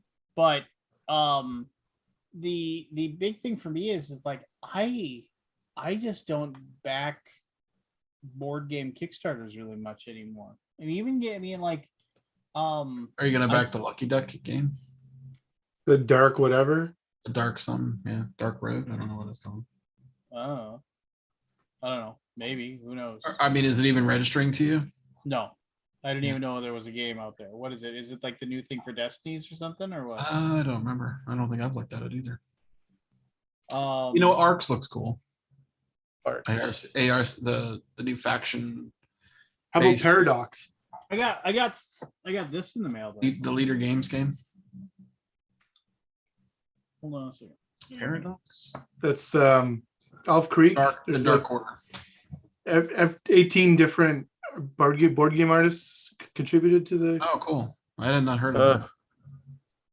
Well, It's you know what one they game. say? Too many cooks Too in many the kitchen. artists. Well, Yeah.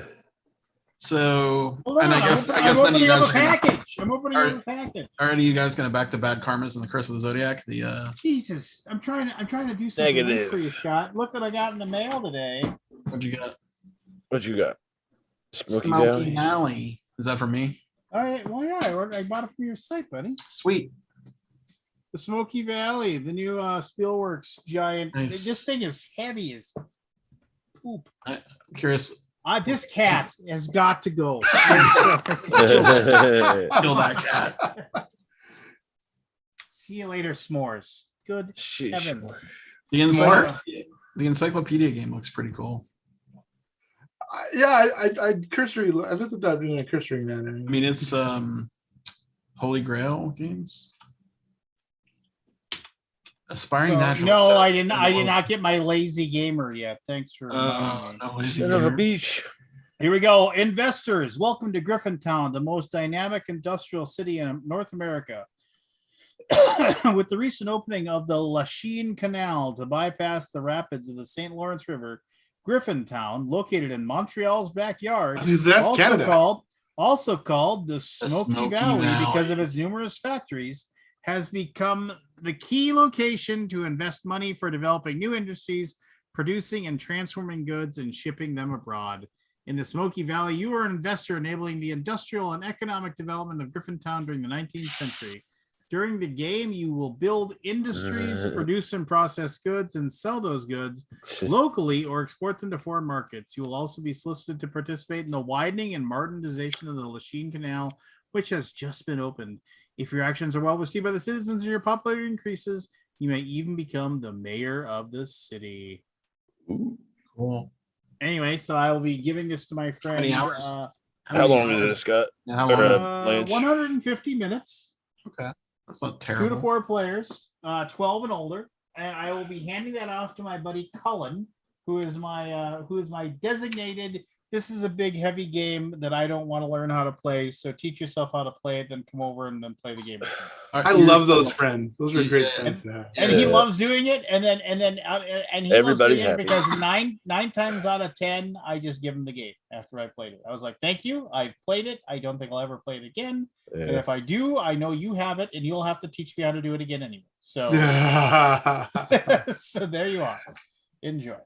Conniving little plan you got there. Well, no, I mean, I get to play the game, and I like heavy games, and and if I really like the game, like I really did like Coffee Traders, and I kept that one. You Oh. know, Mercurial is doing well. of course, I haven't played You it know anything yet. about Mercurial? No. Dark Quarter. That's the game from whatchamadiggin? Yeah. Dark Quarter. Kickstarter. God, there's so There. many games. There's a Dead by Daylight board game. I think the rail we're off the rails with the Kickstarters.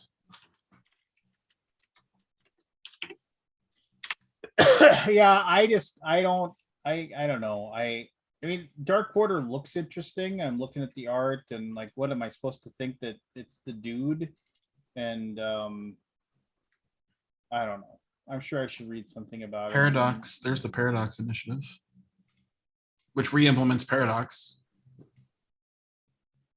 120 to 180 minutes for Dark Quarter.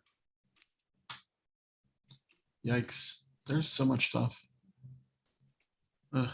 Content found in the game is intended for a mature audience. Content includes, but is not limited to, mature language, depictions of murder, supernatural and ritualist acts, substance addiction, and personal trauma. Holy shit! Look who's I've here. never seen so many Kickstarters on our. I mean, and we're not even showing all of them. Every character is important to the story. Yeah. Your decisions matter. Oh, good. It's got an app. Oh, fucking allergies. That's light. Thank What goodness. game are you playing right now? I'm not playing any games right now. Hey, Shane. Hey, No, Shane. I know you're not playing the games, but what I meant was like, what are you doing? You're obviously doing something, making fun of something. We're looking at Kickstarters. We're looking at Kickstarters, and I've told, and then once again, because Shane's here, just because I've said it like 18 times, go back last night, and if you already backed it, back it again. No need to say that from my account. On my account. No, I've said it like It's not- I said it don't like even- He's already said it 10 times. 10 times since we Yeah. started an hour ago. Every person that comes on the stream, he's like, "Did you back last night?" I mean, Get out. there are no less than 20 or 30, 40 Kickstarters on BGG right now. And we curate, right? Like we don't list everything. Like how is this possible? People, I mean, almost every single thing is funded. Like, where are people? I don't get it. the only time I ever feel bad for anybody, like when I'm looking at Kickstarters, is when you still see somebody who's doing a Kickstarter for their game that is still the I've got an idea and a dream, and I need Those days are over, man. and I need $12,380 to make my game, and they've raised like 278. You're just like, oh, you just feel bad. You're like, well, good luck. No, it's interesting. The it sort of has come out of the ashes, I think, because there was it was kind of slow in 2021. Yeah, it was slow. I mean, I don't know. There's a lot of Yeah. It's weird. Like there's a lot of uncertainty in the market of board games right now, in my opinion. Right? Okay. Like producing in China, shipping is an issue, right? Yeah. They I mean, just it's all, locked down it's all again. still up in the air. Understatement. Like, what was the response after they guaranteed us that we get our stuff out on April 20th, and they let us know, by the way, this stuff isn't leaving till May 11th due to cargo issues. Unforeseen forces. Sorry, it was no. To be fair, you just said the word guarantee. Who guaranteed anything? Well, that's fair, but they did say the stuff would be. They stuff probably would be said loaded up something. on They the- always say the stuff will be loaded on this date, and then even before the pandemic, 25% of the time they would not hit their like estimated dates. Actually, 50% of the time they would not hit their estimated pickup date. 100% of the time they would not make their delivery date. Like never. They were like, it's going to be picked up on the 15th. It'll be in the port on the 28th, and it'll be in your warehouse by like the 11th of that next month. And you could guarantee that along the way, there was going to be like a 25-30% chance that they were going to bump that first number, and there was 100% chance that it was not getting your place on the 11th. 100% chance. Like at best, you were going to be a week late, and normally you were going to be 2 to 3 weeks late on that number. Like it ain't like freight and FedEx, like UPS, they're two entirely different things. Like FedEx is like, we'll get it there in 2 days, and they always get it there in 2 days or whatever. With freight, they're like, we'll get it there when we get it there. I got a FedEx notice today that said your package was not delivered due to unforeseen circumstances. Like what? They lost it. But that rarely happens, at least to me. No, that- it rarely happens. It's just funny though. yeah, but that's definitely the Instead of like exception. inclement weather in Memphis, like right, it's usually Memphis because that's their hub. right. My It's a- merchants has been sitting in customs for a week. Merchants, Really? merchants Of the will dark road. Hmm. Only a week? It's not bad. Do you pay fees on that? Duty. Yeah. Yeah, usually. Yeah. What's the percentage? Yeah. I don't know. Yeah, that's a good question. I've had a not small amount of people from Canada ask us if they were going to have to be charged duty on games that I've never heard that before. It's I a mean, thing. Yeah.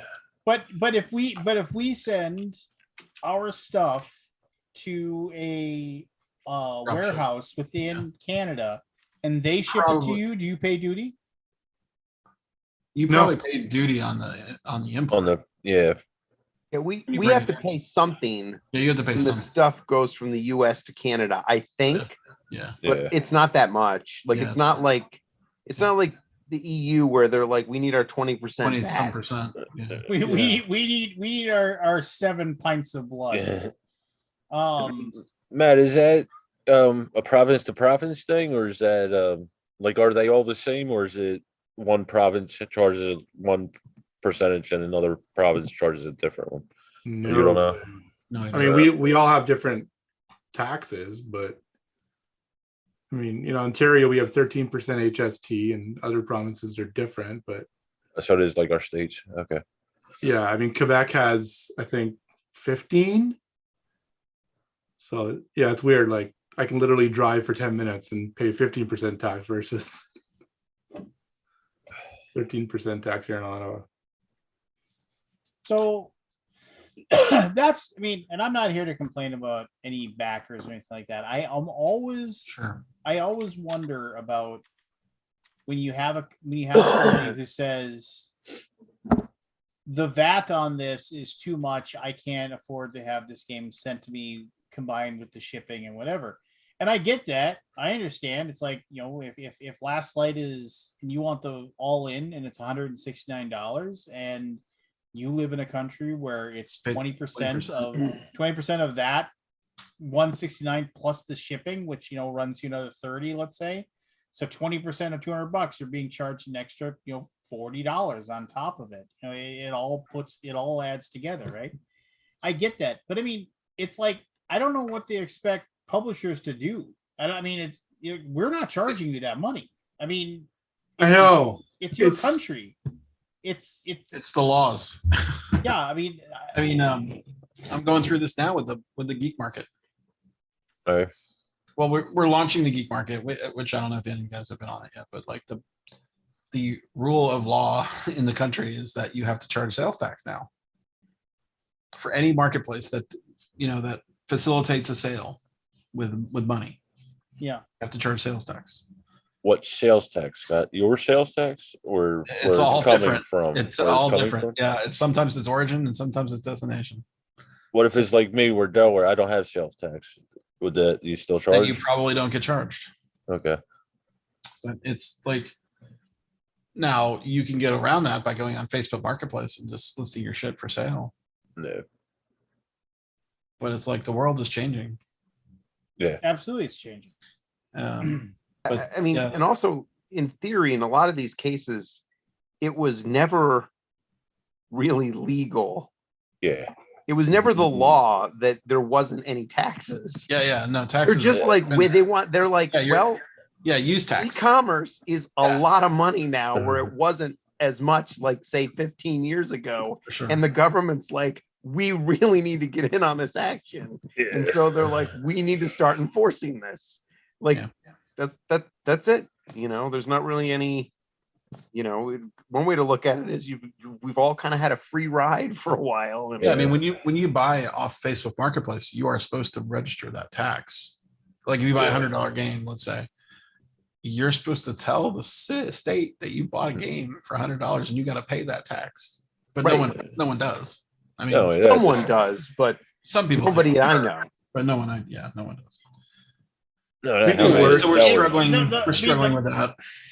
I think there would be more people that would do it if it was easy to do. But the process in order to play by the rules. If you want, I don't know if you guys and you guys probably don't collect sales tax in all the states, but like, it's a fucking nightmare. I'm sure 50 different fucking implementations of a sales tax. Yeah. Why? Right. I mean, and they all want their sales tax, right? Because now it's like you said, it's all right. It's all getting so big. And Amazon basically has wrecked it for everybody. Yeah. Right. Right. So once you be like, look, can we just make like a flat like 3% or something like, across the board? Yeah, like just put all the states together and you divvy it up and whatever. Yeah, I don't know. The federal government can send you like whatever. I don't like, but yeah, but like it's like, oh well, this state has like 2.78. This one's is like 3.69. You're like Chicago or Illinois is like 5.9. Yeah, it's kind of great. Or if you're in Chicago, worst, it's like 8.2. Yeah, Philly's 8. Yeah. The biggest surprise I ever had was I ordered I found this watch. I bought like a dress watch off of the internet, and I got a $300 excise tax bill. Ouch. Wow. Excise tax. What I don't even know what that is, but I was like, holy crap, what? It's like I thought it was a good deal. I'm like, I got this wicked deal on this watch. And like, oh. Not really. They always get you somewhere. Like I just paid twice as much for this watch as I did. It was still under retail, but still not a whole lot. You didn't save as much as you thought you were. No, I'd saved like 20% versus 50. No, I mean, it's just, and then it also goes back. I mean, it is just that. It's like you still get people that complain about shipping prices, and it's just kind of like, well, when you go to, 3 or 4 different fulfillment companies, say, give me a quote on this size package that weighs this much, and they say it'll cost X, and they're all within a couple bucks of each other. It's kind of like, yeah, we're sending you a 24, basically a 2-foot cube, 2 foot by 2 foot cube that weighs 18 pounds. And you're complaining that it costs, $25. It's just like, here's the thing. I've peeked into the geek market sales, yeah. And people are paying ridiculous shipping fees overseas. Ridiculous. Yeah, I'm sure. Yeah. $50-$60 for a package. Yeah. Mm-hmm. That's crazy. Yeah, they're paying it. Go ahead. I mean, they're paying it. Yeah. Yeah. There's always somebody who wants that game. We had in talking about like shipping rates overseas, we had someone from Poland who were shorted on one of their like Kickstarter things. Oh. And so yeah, well, and we didn't have any more over in the EU. We didn't have any more. So we were gonna ship it to them, and it was $400 worth of what they paid, right? They paid $400 for it. And they got it at I think a 40% discount or whatever. And when I went to go look at the shipping price, it was going to be $900 to ship it to Poland. So I went back to them and I was like, I'm really sorry, but we can't ship this to you. And Lance will tell you, I mean, we tried to bend over backwards, and they were just like, guy. And they were just like, we want our stuff. I've seen that guy posting on Facebook. Yeah. And he was not happy. Yeah, I mean, but I'm also like, I got to weigh against, like, do I want to lose $500? Do I want to make this guy angry? I mean, to gain a customer, lose $500, or exactly. Yeah. Right. I mean, unfortunately, the answers was fairly easy, but like I didn't feel good about it. And also, we gave him, I think, $110 more. Yeah, we refunded him more money than stuff. I mean, And he was and like, Oh, I remember and, this. and to be fair, he what he was really annoyed by is that, like, hey, I have customers here that are like, they're expecting a full game and they're not going to get a full game. This is making me look bad. And I'm like, yeah, I mean, I you know, I didn't even think about this, but I didn't realize, like, it kind of didn't dawn on me when I was trying to come up with a solution, but I would have gladly written a letter on our letterhead signed by me that said, so he could just hand to his customers that just said, hey, it's our fault. Like, it's totally our fault. Don't blame the store. It's our fault. We messed up, you know. Anyway. Lance, you just could have told him But- it's not possible. But We understand That's that. not possible. That is not That's possible. not possible. That is not possible. not possible. That was Aldi was at a restaurant. Where was the restaurant again? Somewhere in Germany. Somewhere in Germany, and like it was an Essen thing, and they were at he was like, We're "You like, think we we can want do to this?" put this table together, and we'll put that table together. Let's merge it. That is not possible. You can't do it. Were they bolted to the floor? Well, here's the thing. Like, I don't know. You travel a bunch in Europe. Yeah, a fair bit. They're not. It's not Accommodating. It's not like America.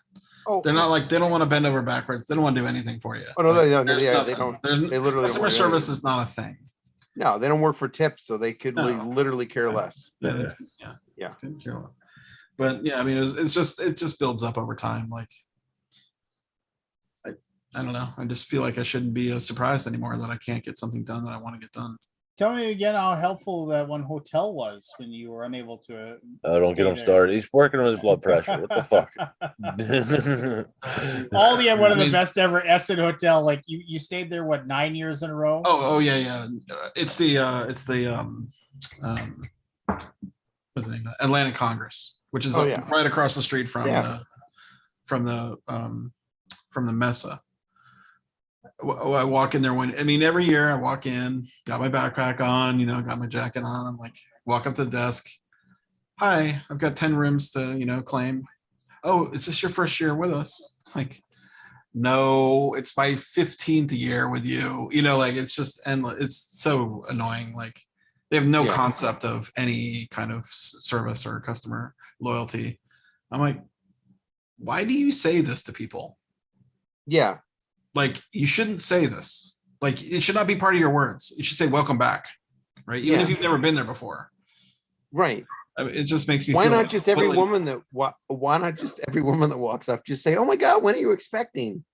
Oh yeah, I mean, it's the worst thing. Like, I'm like, I know you don't really understand how that affects me, but like, I've been here like 10 years in a row and I always get 10 rooms and we spent thousands of dollars here, but you don't care. Right. You just You literally just care. just don't care. Yeah. I'm never staying at that hotel again. Yeah. It's frustrating. They screwed us for like 10 grand last year, Uh 2020. last year It was a 20, we booked we Right. always book in January because it's like sells out in a minute. So we Right.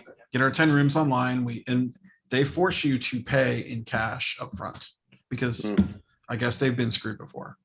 right. But in order for you to collect the money for the room, I mean, it almost feels like I feel like if I really took it to them, German law would probably protect me. Mm. Because German law is like really, really, really, really, really consumer friendly. Mm-hmm. You know what I mean? Yeah. They were like charging us for like 90% of the room when we weren't showing up. And we gave them months and months and months in advance, like notice that we weren't coming. Right. Yeah. Yeah. So Well, it was probably an Essen fuck thing, you to Essen. but yeah, I mean, we lost Did you we no, the best side, I think they were pretty fair. They rolled over who did? the registrations, the spiel. Oh yeah. Actually, I don't think I was registered for Spiel, but like every convention rolled over basically Yeah. the sting Yeah. because they want you back. Yeah, of course. Like The this hotel just doesn't care Yeah. because they're like, yeah, we fill out in 5 seconds anyway. So, If Yeah. this guy doesn't come in here with his 10 rooms, some other idiot will Some come in other here idiot with will their come 10 in with 10 rooms, right? rooms. So they just don't, like there's just no level of loyalty or whatever. So yeah, I mean it's gotta be it's so frustrating. No, it's incredibly frustrating. Yeah. But it's one of those things that I think I could have probably done something, but I just don't care. Like how much effort am I going to put into this? Nah, I hear brain you. and hardship. I mean, yeah, I at some point it's like there, like you said, there's kind of a certain level, and it's not even about necessarily how much money. Like Yeah. there have been times where I've spent way more time, effort, stress, and Yeah. everything else to try to get $200 back from a credit card company because I felt they were screwing me. Yeah. And demand satisfaction. But there's a limit where you're like, well, I mean, I could go through all this and spend weeks and months trying to fight this, or I can just Or just write it off. And I That's just won't basically give what my money to these people anymore. So Yeah, no, we'll never go back there. Yeah. Oh, Like that I'd Seinfeld love episode. to go back to the days where you're so like you're just so bad you just walk in, you hit somebody with a glove, just like pistols at noon. pistols at But dawn. I mean, it's that Kind of archaic. The thing is, the hotel. I don't know. It doesn't even really affect them because they basically they didn't care anyway. They got the They never American cared about money. us They don't anyway. care. Yeah. Yeah. Stupid Americans. And you They should have got me one last stayed at a time. Holiday Inn. Yeah, there you go. Paid with your points. The Be Marriott. like, I'm a gold member Area, yeah. and I demand my If there satisfaction. if there was a Westin, I mean, now Westin has a different kind of thing. Like, you have the Yeah. statuses, whatever.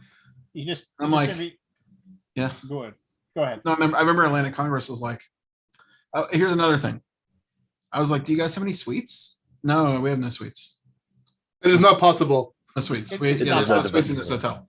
Not possible. Bull fucking shit. We had a suite. What are the people in my group got a suite? I was like, Yeah. wait a second. How did you guys get this room? Because I went to their room and I'm like, holy shit, this is a fucking suite. Dude, they don't know what sweet means. They don't understand it. I guess. But instead of like, I was like, anyway, whatever. nothing. I mean, I'm done. I'm old- done.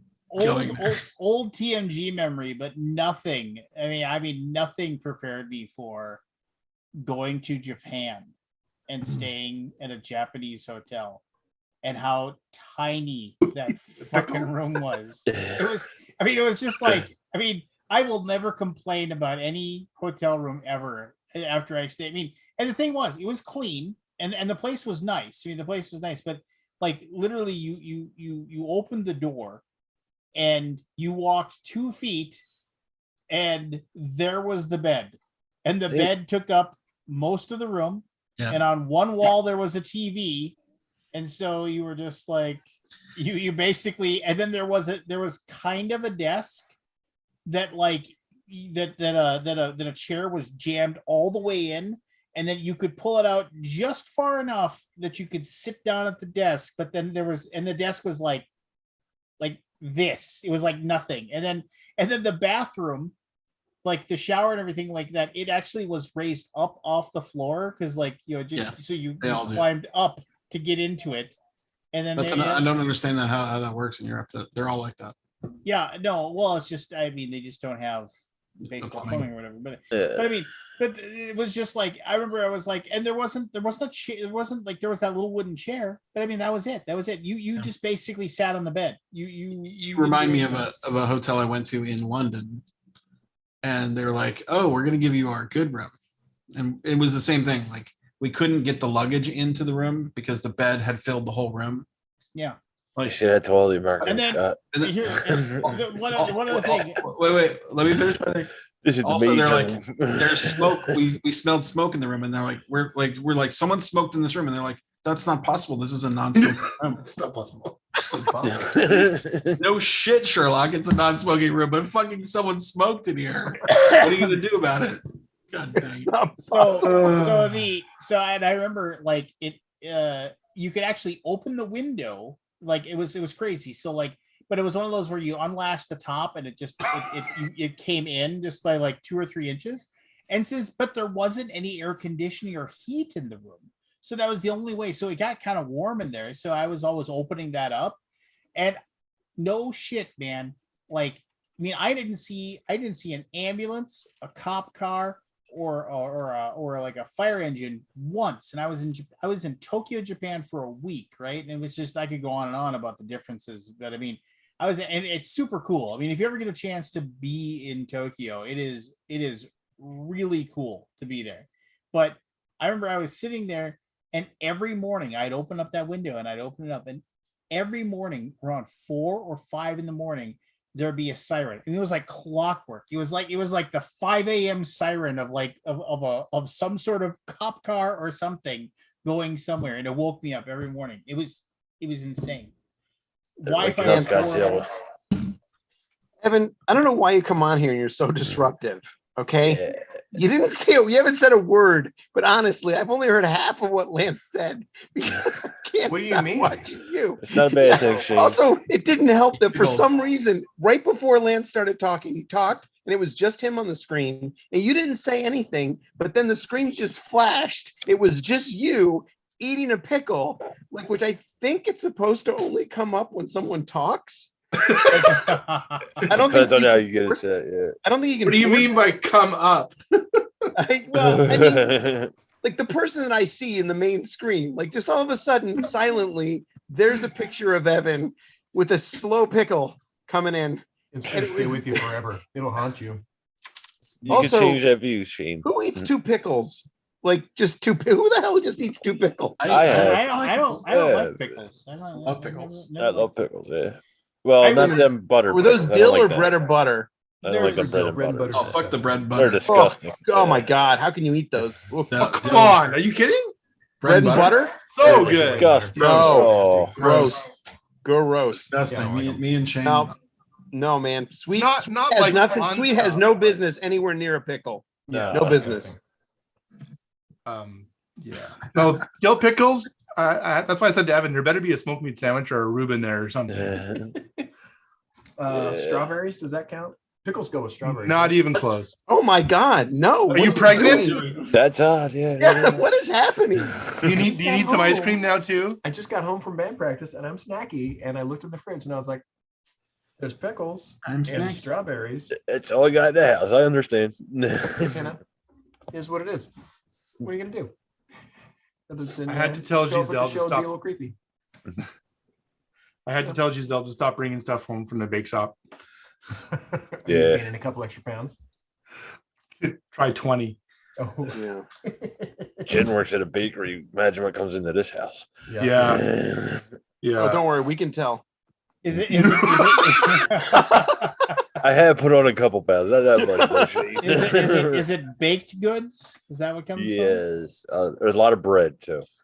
A My lot of bread. chiropractor was telling me that the average COVID weight that was put on has been 30 pounds apparently. Really? Yeah. wow.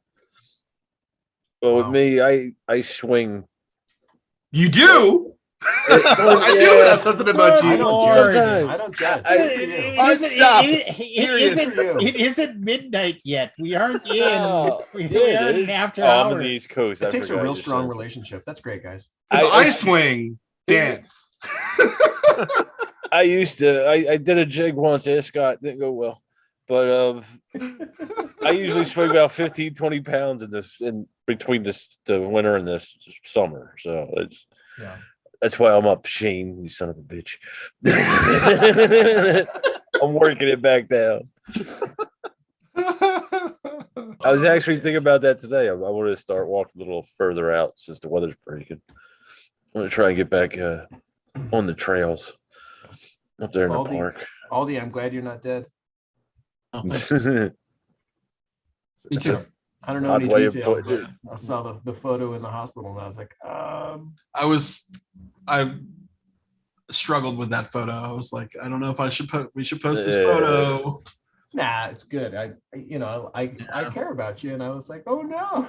Next time you need to do it with when you're walking down the hall with the back of your thing open, holding your. So Yeah.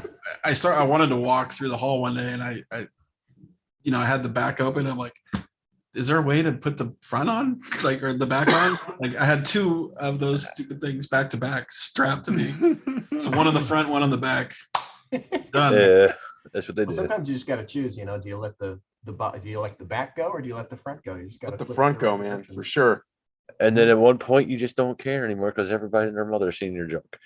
Oh my god! Speaking of, I started watching this show. I can't remember what network it's on, called Minx, with My wife started that. Yeah. Jake Johnson and this British chick. I can't remember what, but she plays in Americans. But about this girl who, she's like, Jake British. Johnson plays this pornographer who has like a bunch of different magazines and like a lot of circulation. And then she wants to start this women's rights magazine, but he convinces her to do it with a women's porn magazine, like a male nudes. And you're watching it. I'm like, oh, this is kind of interesting. I like Jake Johnson a lot. I'm watching it. All of a sudden, they're doing the first photo shoot, and I was not prepared to see what like the sheer volume of them. When I forget how old I was now. I'm a couple of years younger than you guys, but do you remember that movie Warlock? With The guy who eats like kid fat to fly, Oh yeah, Warlock. I remember is that that. Julian Sands? Yeah, Julian. Maybe, Yeah. yeah. There's like one scene in there where like all of a sudden he's just gratuitously walking down the hall, Frontal. full swing. I don't remember that, but I forget yeah, how old I I was. remember Like the 14. movie. I was like, you can show that? That's a thing you can Is that a show? rated R? Probably, yeah. It was Yeah, it probably was. 1989. Who was it? Yeah, I remember what you were talking about, Evan. That shocked me too. Yeah, I was like, wow. Not W.Warlock. That's probably something. My daughter is in high school and they're doing Romeo and Juliet right now. Oh yeah.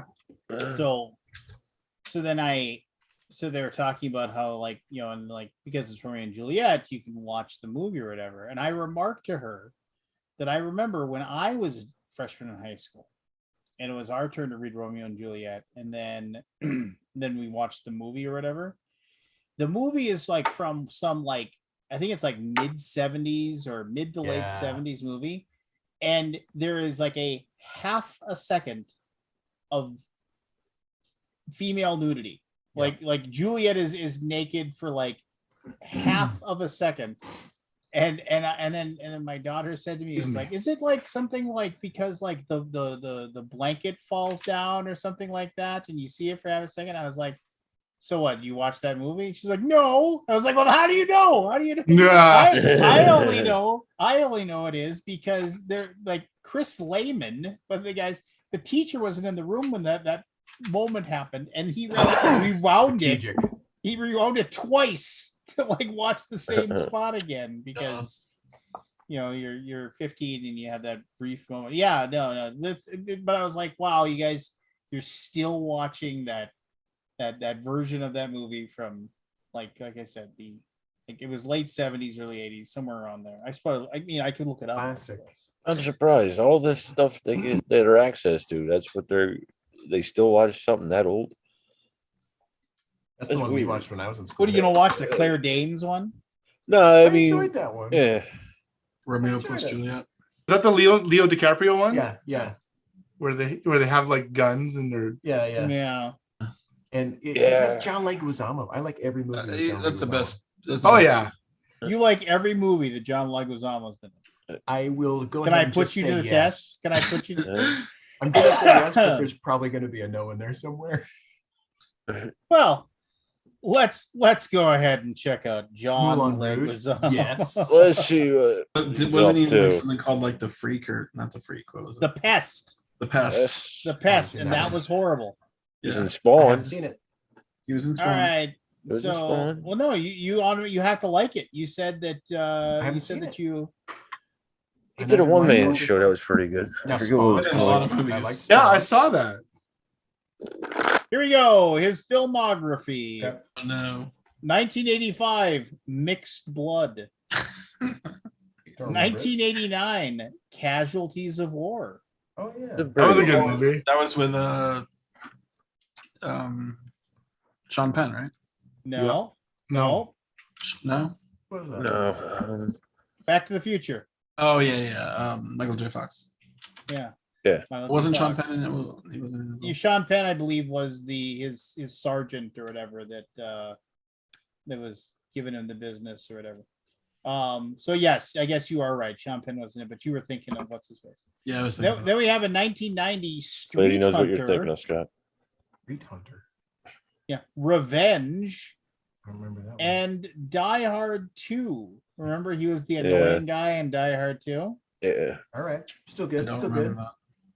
that. He was the liquor store gunman in Regarding Henry in 1991. Yeah. Hanging with My Homeboys, he was Johnny. 1992, he was John Castillo in Whispers in the Dark. No idea what that is. 1993. Oh, he played Luigi Mario Yeah, in Super yeah. Mario Brothers. Yeah, one. Yeah, with Bob Hoskins. Bob Hoskins. Yeah, that's right. So Yeah. no. So are you a big fan of the Super Mario Brothers movie there, Well, Evan? I mean, it was a movie. Of Like, its I wouldn't time. say big fan, but It was his enjoyable. age range. All right, here we go. was I'll give you this enjoyable. one. Carlito's Way. I'll give you Carlito's Way. Curly's Way was good. Yeah. A Pyromaniac's Love Story. That one. I'll give you this one. To Wong Fu. Thanks for everything, Julie That one. Newmar. That was I'll, fun. Oh, I'll yeah. give you that one. that was good. Executive Who's in Chef? Decision. What? Chef. He was in Chef. Yeah. But here, Executive Decision, The Fan, and Romeo plus Juliet. So I'll give you Yeah, that he was in one. there. That's right. And then The Pest, Spawn. I'm kind of skipping over like I liked things Spawn. where he had bit He's been in a parts. lot of movies. Yeah, Yeah. he has. That's Yeah, when- yeah. Body Count. He played Rat number 2 in Doctor Doolittle. He was Vinny in Summer of Sam. That is a good movie that nobody really knows. Yeah. I've seen it. It was good. Not good. Titan AE, fantastic cartoon movie. It's a very good movie. If you get, I have it Oh, on, yeah. I have it Yeah, on I've seen Blu-ray. I love Titan AE. Titan AE was fantastic. Moulin Fantastic. Rouge. What's the worst that can I happen? like Moulin Rouge. I did too. I really enjoyed it. He revisited his role as Rat number 2 in Doctor Doolittle 2. He's also in Ice Age, isn't he? Yeah, he Yeah, is. he is. That Yeah. sounds right. Collateral Damage, Zigzag. He plays Sid in Ice Age. Home for the Holidays? Collateral Damage, Zigzag, Point of Origin, Empire, Collateral Spawn. Damage, was that a Van Damme movie? So Well, Spawn, he stand- played the clown in you stand by Spawn. your statement. Yeah. I mean, Yeah, Undefeated. I mean, Assault, he's pretty good.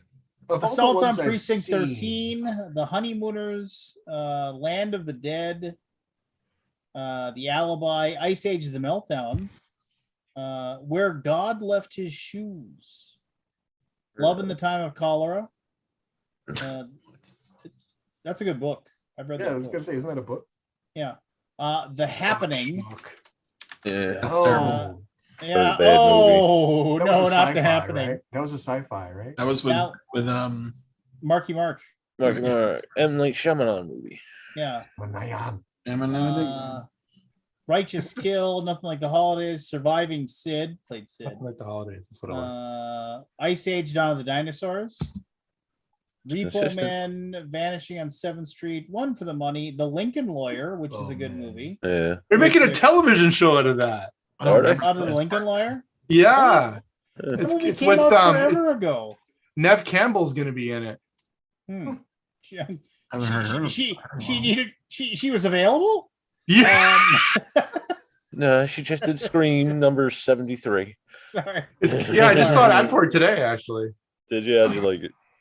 Ice Age, Nah, and it's Mammoth fine. Christmas, Ice Age, Continental Drift, a lot of Underdogs, Ice Kick-Ass 2, The Counselor, Walking with Dinosaurs, Ride Along Chef, John Wick. Yep. First John Wick is great. Oh, yeah, he was. Oh my god, so good. Yeah. I love that they created that weird world that all those Yeah. those hitmen lived Yeah. in. Still more to come. Yep, Stealing Cars, Yeah. American Ultra. More to come. Yeah, Yes, there's another one. he's got a lot of They, movies. they haven't finished it. Ice Age Collision Course, The Infiltrator. They really milked Ice Age. Yeah, The Crash, John How Wick long was Chapter the 2. They're actual still milking Ice Age. The Sun is also a star. Playing with Fire, The Night Clerk, Critical Thinking, The Survivor, Encanto, and Maybe we The should do the list of Menu. the movies he wasn't in. That might be a little faster. Oh, there's a movie called The Menu that is filming right now. Let's see what The Menu is about. The Menu is an upcoming American black comedy thriller film directed by Mark Millard Wahlberg. and produced by Adam McKay. It stars Anna Taylor-Joy and Nicholas Hoult as a young couple who travels to a remote island to eat at an exclusive restaurant. The film features an ensemble cast consisting of Ray Fine, Hong Chao, Hey, John Lance. Leguizamo. What? I got a game for you. Well, what do you got for me? You gotta share your screen and Oh. play it. No, I don't want to share. It's my- called you should- framed.wtf. I like it. Framed. It won't be interesting unless you put it on your screen. Hold You on a can second. do one now, and then you can do one in 10 minutes when it flips over to the next one. It's framed dot Framed.wtf. But Lance has to share his screen. What? It's search for a movie. What is It's the Wordle version of of movies. Oh, Okay. jeez. All right, hold on. Share your screen. I heard you the first time, Dad. Jeez. Here, I'll share my screen. Lance, would you share your screen, please? And then in 10 minutes we can flip over to the new one. Lance. Oh, share your I haven't damn seen this screen. one yet, actually. Oh, wait, you're on the new one. Hold on. Who is this? Is this Matt? That's Matt. Get out of there, Matt. No, Matt, get exit out real quick. All Matt, right. let's take over. No, stop sharing. There you go. Jesus. Easy. It's based on time zones, so Let's see here. All right. So it says a duel. a duel. Let's make your guess. And we're guessing a movie. Give me a moment. Come on, what's going on? What's taking it's so long? a duel. Let's say. Do I guess? Or we just watch Lance guess? What is this supposed to be exactly? So I've this never is so you played know Wordle. Wordle, right? It's Nope, Wordle. never played it. You haven't played the Wordle? Okay. No. This one I think gives you 6 frames of a movie, and you have to guess the movie. And this is a movie frame. This is a frame from one of the movies. Yeah. Okay. We played Hurdle. No. Can we the- focus on the one we have for a second? Jeez. All right, Lance, what you got? A duel. I have This no is a idea. frame Well, from I a mean, movie? it's a frame from a movie. I got nothing. I mean, I'm thinking of like, Princess Bride. well, no, because Oh. it couldn't be because it's a thing from the movie. So, but that, I don't think they ever had a computer screen on during the movie. Okay, so that's your first X. Well, Oh, thanks. this is You- like, you're pretty good at explaining. I'm the trying game to me. to explain it. Yes, obviously. That's This two looks like people one of those, walking. like, You know the one where Randy Quaid is in a Winnebago outside. No, it isn't Christmas Vacation. okay. What was that? What was that movie that had the No, I can't think of the name now. Where it all took place in the winter. When that is, Home Alone. you're really narrowing it down there, Lance. I'm so glad you're here. Narrowed it down. Home Alone. Hey, did you guys, Home Alone 2. did you The guys movie. hear? Automobiles. Did you guys hear that Forrest and his beloved wife became a dad? Yeah. Oh yeah. Amelia May Bauer. Millie May. Early arriver too, eh? Oh, Planes, Trains, and Automobiles. It's not though, because this would No, be. it's not. I can't see. Because that's not Steve Martin standing next to. No. John Candy. What was that movie with Kevin Kline and Sigourney Weaver? And it was like Fish Called Wanda. Oh, Dave, Dave. no. I once caught a fish this big. cold. No. And it was like all about the two families that live close to each other and how their lives intertwixed and like you know, Yeah. and I can't think of the name. I of the remember that movie. one. Rocky. Henri was the director. Who? Ong Lee was the director. Yeah, I'll guess Rocky. Fine. I just want another thing.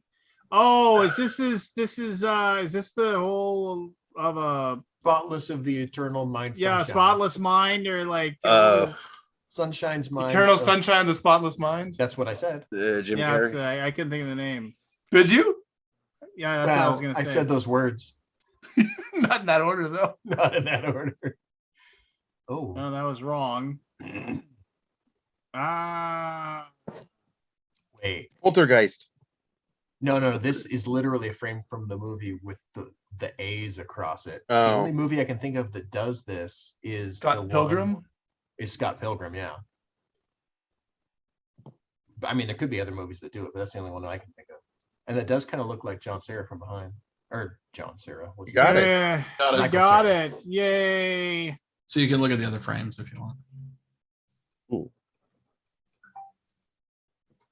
Okay, that was Yeah, I would have got it after that one. I wouldn't have got that one. That one I would have got. Hey, we Yeah. got on the 6th frame. Okay. Well, in 5 minutes you can do another one, Or you can do mine. Ooh. or you can switch over to Matt's because he's on the new. Well, Fine, more, Matt. one Share more. yours, smart guy. one more. Get rid of the porn tabs first. What is that? Well, it's a guy in a rearview mirror being. Dude. Oh, it's a this. rearview mirror guy. It's a rear view Oh. mirror. Huh. He's really angry. Black and white. It's Is very that, gritty. What's that Orson Welles movie that? The birds. KO 281. Are you thinking? No. Are you thinking the Third Man? Third Man, maybe?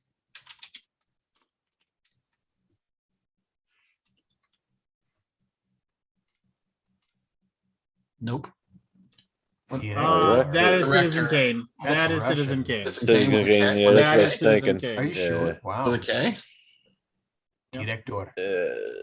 Nope. Really? Holy shit! This is I don't German. think- That is Citizen Kane. That's it. Those are 100%. German. It's definitely Citizen Kane. Director. I don't see you guessing over there. wait.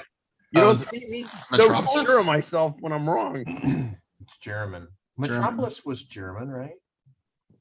Was it? I don't think I've seen that one.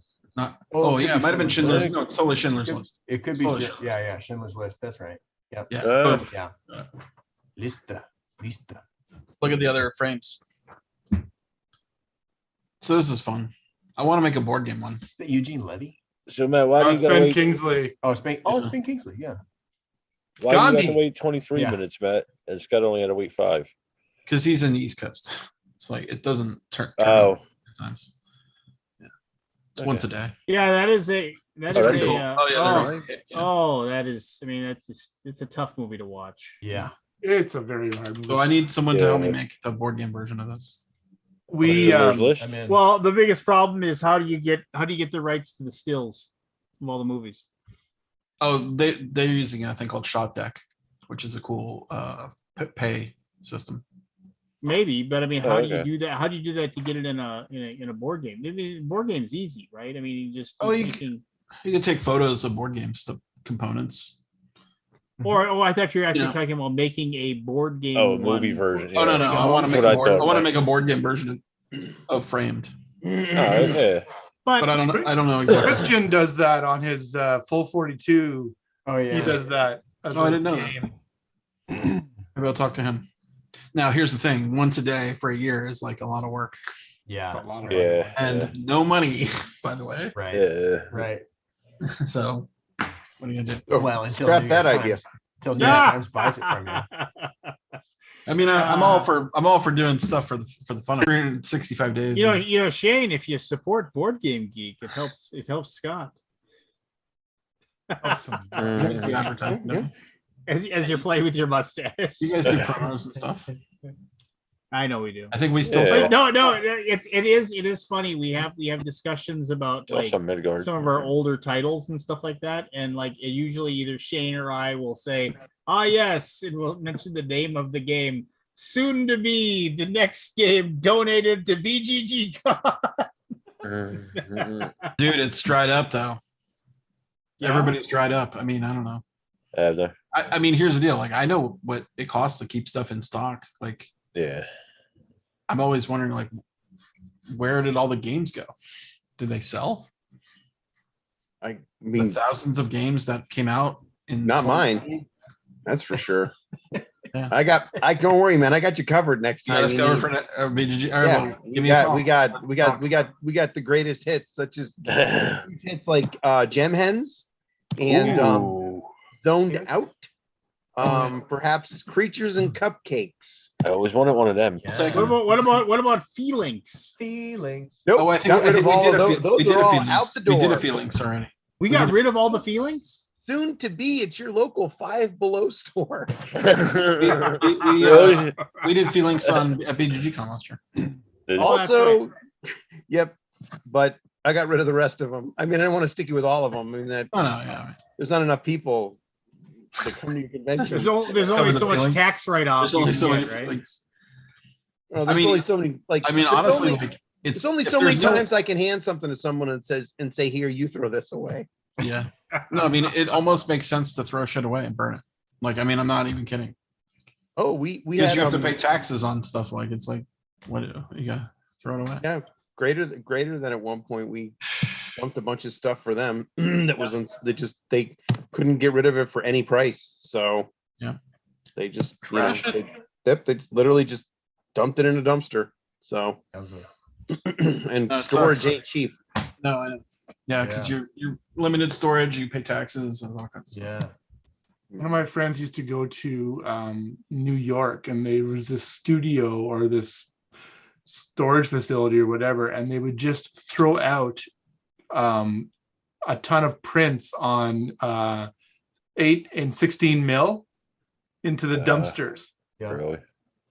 and like amazing stuff. They just go dumpster diving and get all these prints. I know my designer brain is like, what, you're throwing away all those components? I could just take those. Yeah. Uh, But then I would have to drive somewhere and pick them all up. And then I'd have to get rid of the game boxes. uh, Pain in the ass. Pages, yes. And, Yes. how's You guys already stumped the jump. What's that? I didn't make any stump the chump tonight. Sorry. Oh, okay. Did you get I your mean, Show 'em some any news on initials? I don't think it's gonna happen. I'll have to buy it. Ugh. Son of a. I'm still waiting for mine. Why do you even know that guy? Yeah, why do I even know that guy? Yeah. If he can't get you a free copy of initials. Mm-mm. Yeah, no doubt. No doubt. Whatever. Hey, congrats on last night. It's doing well, right? Thanks, No? Evan. You, Lance, did you back it? You had to say Back something, yet? didn't you? You're You back just yet? had to say something. Now it's all I downhill. thought it was You going son of a- fine. No? Now it is. It's just there's a lot of unknowns because of it's the best first day we've ever had in Yeah. any crowdfunding campaign we've ever Yeah, done. yeah. Awesome. But Why does that sound Yeah. bad? No, it's not. It's just that there's a lot of unknowns because it's on GameFound, not on Kickstarter. So with Kickstarter, if we had done this much money Mhm. day one on Kickstarter, I could say we would be really close to hitting that $1 million mark Yeah, if it was Kickstarter. But since it's not Kickstarter, it's GameFound, different algorithms and I've never stuff. done a GameFound before. I mean, our day two drop off was massive compared to the day two drop off you see on Kickstarter. So, Right. so anyway, I'm not really sure how it's gonna end up. So, but yeah, for day one we did like 147, which is we did our best day one before was like 109. So we beat Yeah. it by like, I don't know, 40 something percent, which is fantastic. Right. But then our day two was 26,000. And normally our day two is roughly 60% of our day one when we're on Kickstarter. So Right. Well, I don't know. I didn't look at the day two. I just saw the day one and thought it was good.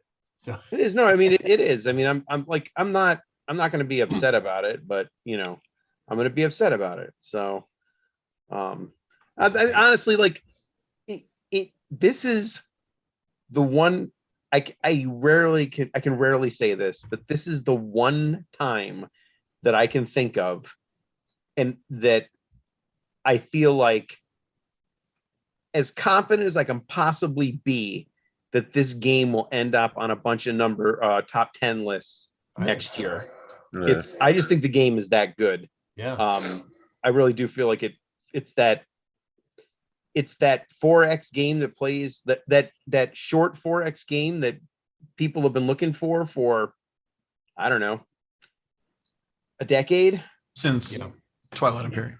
right, since Twilight Imperium, and you've had people come along that say, this is it, we made it, we made a game that's it's a 4X game that plays, it plays fast, and you get it and you're like, and this plays in 3 hours, which is, I guess better, but still not good. I mean, this thing plays in an hour and it's pretty satisfying. So I don't know. I think it has a good chance of doing, even if we don't do 1 million here, I think it has a really good chance of, like, if people miss the Game Found when it comes out, I think to be like, damn it, I didn't realize this came out. And then we'll be able to, do another launch and do an expansion, or I don't know, we'll be able to do something with it. So, I mean, most of the time when it's a good game, man. Yeah, most of the time we have games, I'm like, I don't know if it's any good. Like, I think it's pretty good. Like, I like it, but like, I have no, like, I don't know. Like, I just don't know. Did But you this see one, that, no pun included, picked your game of the year? yeah, for science, that was a big Science. fat surprise Yeah. out of nowhere. I mean, I mean, it was really nice, and we were scrambling to find copies in the warehouse that we had. Like, we're renting space, and we're not really renting space. We're using another warehouse, and our stuff is just buried in there. So we were scrambling to literally find our copies of For Science that were buried in this warehouse. And so, I think we found most of them. I don't know. We could still there could just be a day where you're like, hey guys, we just found 40 more copies. We put them on the website, and they'll be gone in like 2 minutes. Right. Yeah, that's great. But yeah, it was good. All right, guys. And now we wonder whether or not we'll ever reprint it, because if you print off a bunch of, is there a Yeah, chance that's the trick. How do you reprint it? Like, how do you? Yeah, I almost feel like we either have to run another campaign for it to, make sure that the demand is still there, because it's a pretty expensive game to make with all those wooden blocks. Yeah. Or we have to do some type of, was it like the P500 system, where we're just like, yeah, we're going to take pre-orders and we get, 300 of them, whatever, then we'll print. But until then, like, remember those games I talked about, Gem Hens, Zoned Out, Right. Creatures and Companies? I don't want more of those games sitting in my warehouse. So Right. I have a question. If you're a small publisher, if you're like maybe even like an indie pub that's maybe done one other Kickstarter, and you hire a graphic designer to do the campaign page for you, and the graphic designer comes. So if you're the graphic designer and you look at this page, you're like, this thing is never going to fund. It's not at, compared to all the other stuff that's there, it's just people aren't going to back. It's not going to fund. Do you say something to your client? Say, listen, I don't think, or this thing needs more work, or whatever. Yeah, I think you do. Are So, you based on what criteria are you saying it's not going to fund? Are you the person that put the page together? Yeah. Got it. So what you're saying is your page doesn't look good enough to entice people to buy the game. No. Like the game itself, the offer, the components, which you had nothing to do with making, all that stuff. Just like you can put lipstick on a pig, but No, you yeah. can. Yes. Yes, but you can do it. You can do it. I don't think you say anything. I mean, You unless just take they your money ask- and go. unless they ask your opinion, I don't think you say anything as the designer, again, unless they ask your opinion, because, I mean, as a publisher, we've had smaller indie publishers contact us that want to like partner with us to utilize like our customer base and do some type of partnership with them. Yeah. And we've turned stuff down, even though it literally is almost free money, because we would literally just be like, yeah, we support this game, but like it doesn't look good. Like there's this one place came to us. I can't remember what country they're from, but two guys that were not in this industry made a game, and they sent us the rules. I sent it to Josh. Josh read the rules and he was like, "We can't do this game." And I was like, "Why?" He goes, "It's Stone Age." And I was like, "What do you mean, like Stone Age?" He goes, "No, it's Stone Age. Like it is exactly Stone See you, Age." Scotty. Yes. See, bud. Really? Yeah, I don't know. It's like, like I mean, this isn't me. It was just another colleague asking me, or kind of going through this, and as a client, as the publisher, I'd want to know if I'm going to be wasting my money on this. Unsolicited feedback like that can So are you especially in this industry, Evan? You're right. Are you saying you've already taken the job, or you're considering to take the job after they give you all the info? Considering. Then yes, I think I might say something. I might say, look, I'll do this for you, but based on my experience, which in working with other publishers or whatever, I see some issues with this, and I don't think that you're ready. Yeah. And I don't think this is ready. But if you still want me to do it, I'll do it. I'll take Absolutely. And I think that's, one thing I had some advice for him. I said, basically, make some suggestions, like talk about social media, talk about ads, talk about all the things that would help bolster this thing and get it out there to give it as much of a chance as possible. But yeah. I mean, I had a similar situation with a good friend of mine that was going to be putting his game out there, and I looked at it. I'm like, I've seen this game out there before, this type of game out there before, and the components are here, but they need to be here in order for this thing to actually do well. And I want it to do well. I want you to, I want people more than your family and friends to back this. Mm-hmm. And it's tough. It really is, because you want everything. I want to be able to boast about stuff that's doing well if I'm going to work on it. Yeah. Not only because I want to, be associated with it, but I want you to be successful about it too. Yeah. It's tough. It's really tough. I mean, I guess it depends on where you're at in your career, right? Like if I start out as a photographer, I'm doing weddings. It doesn't matter who the people are. Sure. Like you got to start with weddings. Like you got to get paid. You got to make enough You all are money. too ugly. I can't do this. Yeah. You don't start I'm sorry. You don't start off doing like fancy, haute couture photography. You start, or whatever your interest might be, Sure. start off like getting paid by the things that will pay you, regardless of how awesome you think they are. Like the wedding ceremony at the Piggly Wiggly or something. Right, yeah. Where you're like, should I put this on my website? Maybe I'll skip that one. That one's not going to go well. Yeah. I think it depends on where you're at as far as like. That's a good point. I mean, like I made a conscious decision a little while ago to really, like, the rare occasion I might do it, but not to work with first time publishers, or it's because it's tough. There's that learning curve. There's like the hand holding and the game could be amazing and like bonkers and do crazy on Kickstarter, but just to get it there is a lot of work. Right. But when I was starting out, you do stuff on spec, even you do whatever. And it's just, I mean, I started out in this business because I started out making player aids for myself and then just kind of posted them on BGG. Yeah.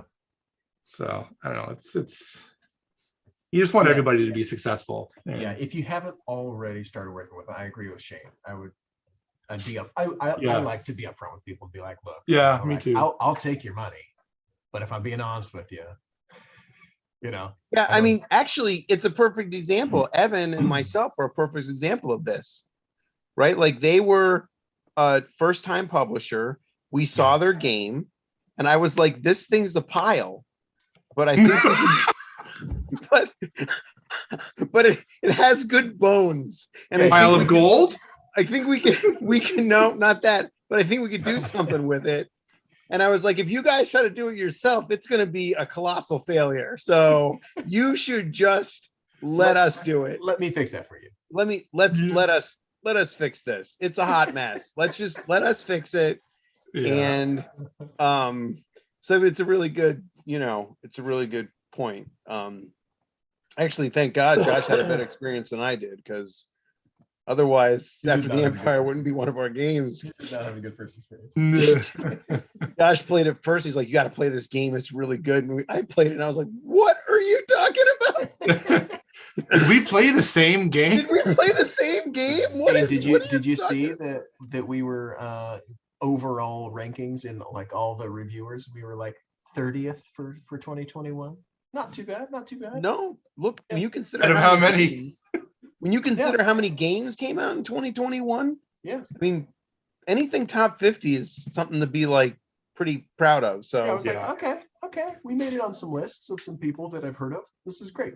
yeah. Then we'll get this new printing out someday when I can finally get it to China, and then we'll do another campaign with an expansion, and it'll make the game even better, and we'll just continue to improve upon that. I mean, Champions didn't, like, I think Champions out of the top 100 now, because every new hot game that comes out basically just keeps pushing the older stuff, right? But at one point it broke in the top 100. The only reason it did is because we released an expansion that made it that much more, Right. like the expansions made it that much better for people. So Right. as long as we don't screw the game up with the expansions, we make the game better, we could, see it even push farther. So, Right. We'll have to see. I'm thinking lasers, but Sharks. sharks, yeah. Ill-tempered- Moat. Now there's moats and sharks and lasers. Well, So, we've got one of those. well, the other two are easy enough to add. Sea bass. Are they ill-tempered?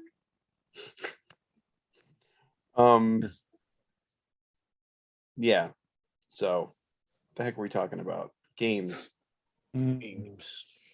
Like working Oh. the first time. Oh yeah. So yeah, I mean, Yeah. you just hate to see people. A lot of people, they have this idea and their dream, right?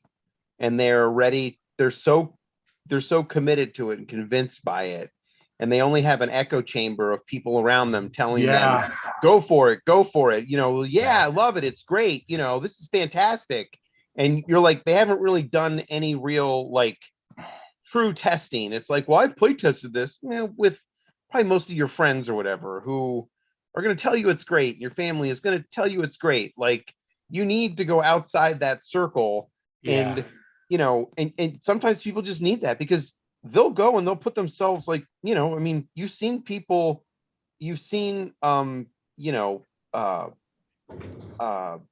people that have even if they fund, sometimes they've messed it up. Yeah. And they undercharged. They didn't charge enough for shipping. Like, in other words, they didn't have enough knowledge that even when they were successful, they somehow weren't successful. Yeah. Right. Like it's like, you didn't charge enough for this. You didn't inspect these components out right. You're going to have a bunch of angry people, or if they're not angry, you're going to overpay for this. And so, Right. Or you reached a stretch goal that you didn't actually price out. And right. You hate to see someone, like, either spend $5,000-$10,000 getting everything ready and getting the art and the graphics, and they do all this work, and then they put it out there and it's like crickets, right? Like, at $500, and they're just like, number one, it's, it just takes the wind out of your sails instantly. And then you're also like, who maybe didn't have that money to spend to lose. So, better to tell them, like, look, it's needs work.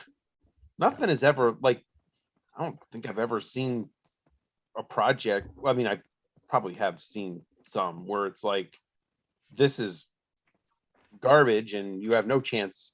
You can work on this. You can work on this for the next 5 years and spend a bunch of money, and you are still going to have garbage, right? Step number one, throw it in the garbage. Right. So step number one, throw it in the garbage. Step two, Make a new game. Step number make two. a new game. Yeah, that's the thing to do. maybe just get a job. And, It's funny. this industry, I've worked in a bunch of different industries like high tech, home building, restaurants, and I think of all, like whenever I submit proofs, there's more one and dones, like yeah, looks good, let's go print, in this industry than there are in any of the other industries that I've worked in. Oh, interesting. You're saying Yeah. graphic design in each industry. That doesn't Pardon me? surprise me. I guess that doesn't surprise me. And it's like, I can't have hit the nail on the head every time with you. Like, come on, like what would you change? And you almost have to pull it out of people. Well, I think it's, just the size, the number of people in the company well, to do the work versus the amount of money coming in Yeah. is different in this industry. So you don't have the people whose job it is to like exclusively really know what they are looking for and what they want. Yeah, they're fanboys too, right? So they're like, it's better than Yeah. I can do. It must be good. Right. And so you Like, go, I mean, that's great. how It's many- good enough. how many times have you worked with an art director in another industry? But how many times do you work with an art director in this industry? I can That count them wasn't on one all- hand. Right. That wasn't also the The guy, owner. the owner, right? There wasn't Right. also the guy that helped Yeah. unpack the packages or maybe send the Yeah. Kickstarter stuff out, right? So it's Yes. like, so yeah, like you're dealing with people that are wearing a bunch of hats, and some of them are just like, yeah, that's better than I can do. Good enough. Good enough, and Yep. ship it. Yep. And some, so yeah, I mean, honestly, I don't know. I don't think most people have a critical eye in this Yeah. industry for what is really for good graphic design and for really good illustration work. Yeah. Because I have seen stuff where I'm like, oh, and like people are like, that's great, and it's like, it is not. Like I don't know what you're looking at, but like it is not great. So this is something that I regularly talk with my guys about. We always critique other work and say, why do you like Snow, for instance, she'll come across something and she's like, hey, I just found this and here's why I like it, or I just found this and here's why it doesn't look as good as it could, or why it looks bad. And because she's new to the industry, and it's she really wants to get her critical eye up to, so that when she's producing Mhm. stuff, she knows where the bar is. Right. I Yeah. think that's that really makes sense. important, especially if you're changing industries or whatever. She worked in the government before, so Yeah. Well, I mean, also too, like if you haven't played a ton of board games and seen, Yeah. like, if you haven't like played a ton of board games or like review or kind of looked at a ton of board games, and not just the board game, but like the graphics and the art on Yeah. them or whatever, like if you haven't like looked at them with a critical eye, then you don't really know like what's really good and what really isn't that good. And like, so there are, I mean, like somebody, so for instance, like Mr. Cuddington, I don't think they've ever done anything that I haven't been blown away by. Right. No. Like everything that they do, Yeah. they marry the graphics with the illustrations. Everything is just rock solid. Like Yeah. if you want to look at the top tier of this industry, go look at a Mr. Cuddington game. Yeah. Like, Yep. right. So like that is, it's like if anybody's coming in, like I remember when we hired our graphics guy who was he went to school, but he was working at the Microsoft store or whatever, but he was really talented. Yeah. And he came in just looking for a job. He's like, I have a degree in art, but I'm working the Microsoft store. I'm like, all right, well, you are really good. Like I showed him, like, I was like, here's the level I want to be at. And like, I showed him a bunch of the Roxley Games stuff, which is Yeah. like, Roxley is also, Gavin's really, Gavin's really got good. a great eye. Right. Yeah. Has a great eye, right? So it's like, look at some of this stuff. Look at Brass, and that's the level that I want. Like when I do a game that is themed like Brass, I want it to look like this, right? I'm not the guy that can tell you exactly what I want, you're the guy that has to show me something that looks this good. Yeah. And then make me go, yeah, that's it. Right. Like, Mhm. and then once that part is done, I can be like, how about we try this? How about we try that? But like the initial concept or idea, I'm not like, I can't do that. Like, it's like, you're the guy that has to come up with that. Yeah. And so Yeah. I think that's the toughest part, I think, for design. Because like a lot of designers like, well, what do you want? I'm like, I want you to take the theme and the art that you've been given, and I want you to show me something that's really good. Like I want you to show me something that works with that. And a lot of it's just personal preference, right? So sometimes you click with somebody and sometimes you just don't. Yeah. Right. Yeah. So sometimes you're like, oh, I really love what you do. And sometimes you're like, I don't think we're gonna be a good Right. fit. Yeah. There's definitely some So- art styles where I'm like, people love it, and I'm like, Yeah. not for me. I recently, so at the beginning of the year, I hired a bunch of people, and one of the people I started working with lives in Quebec, and they're very French.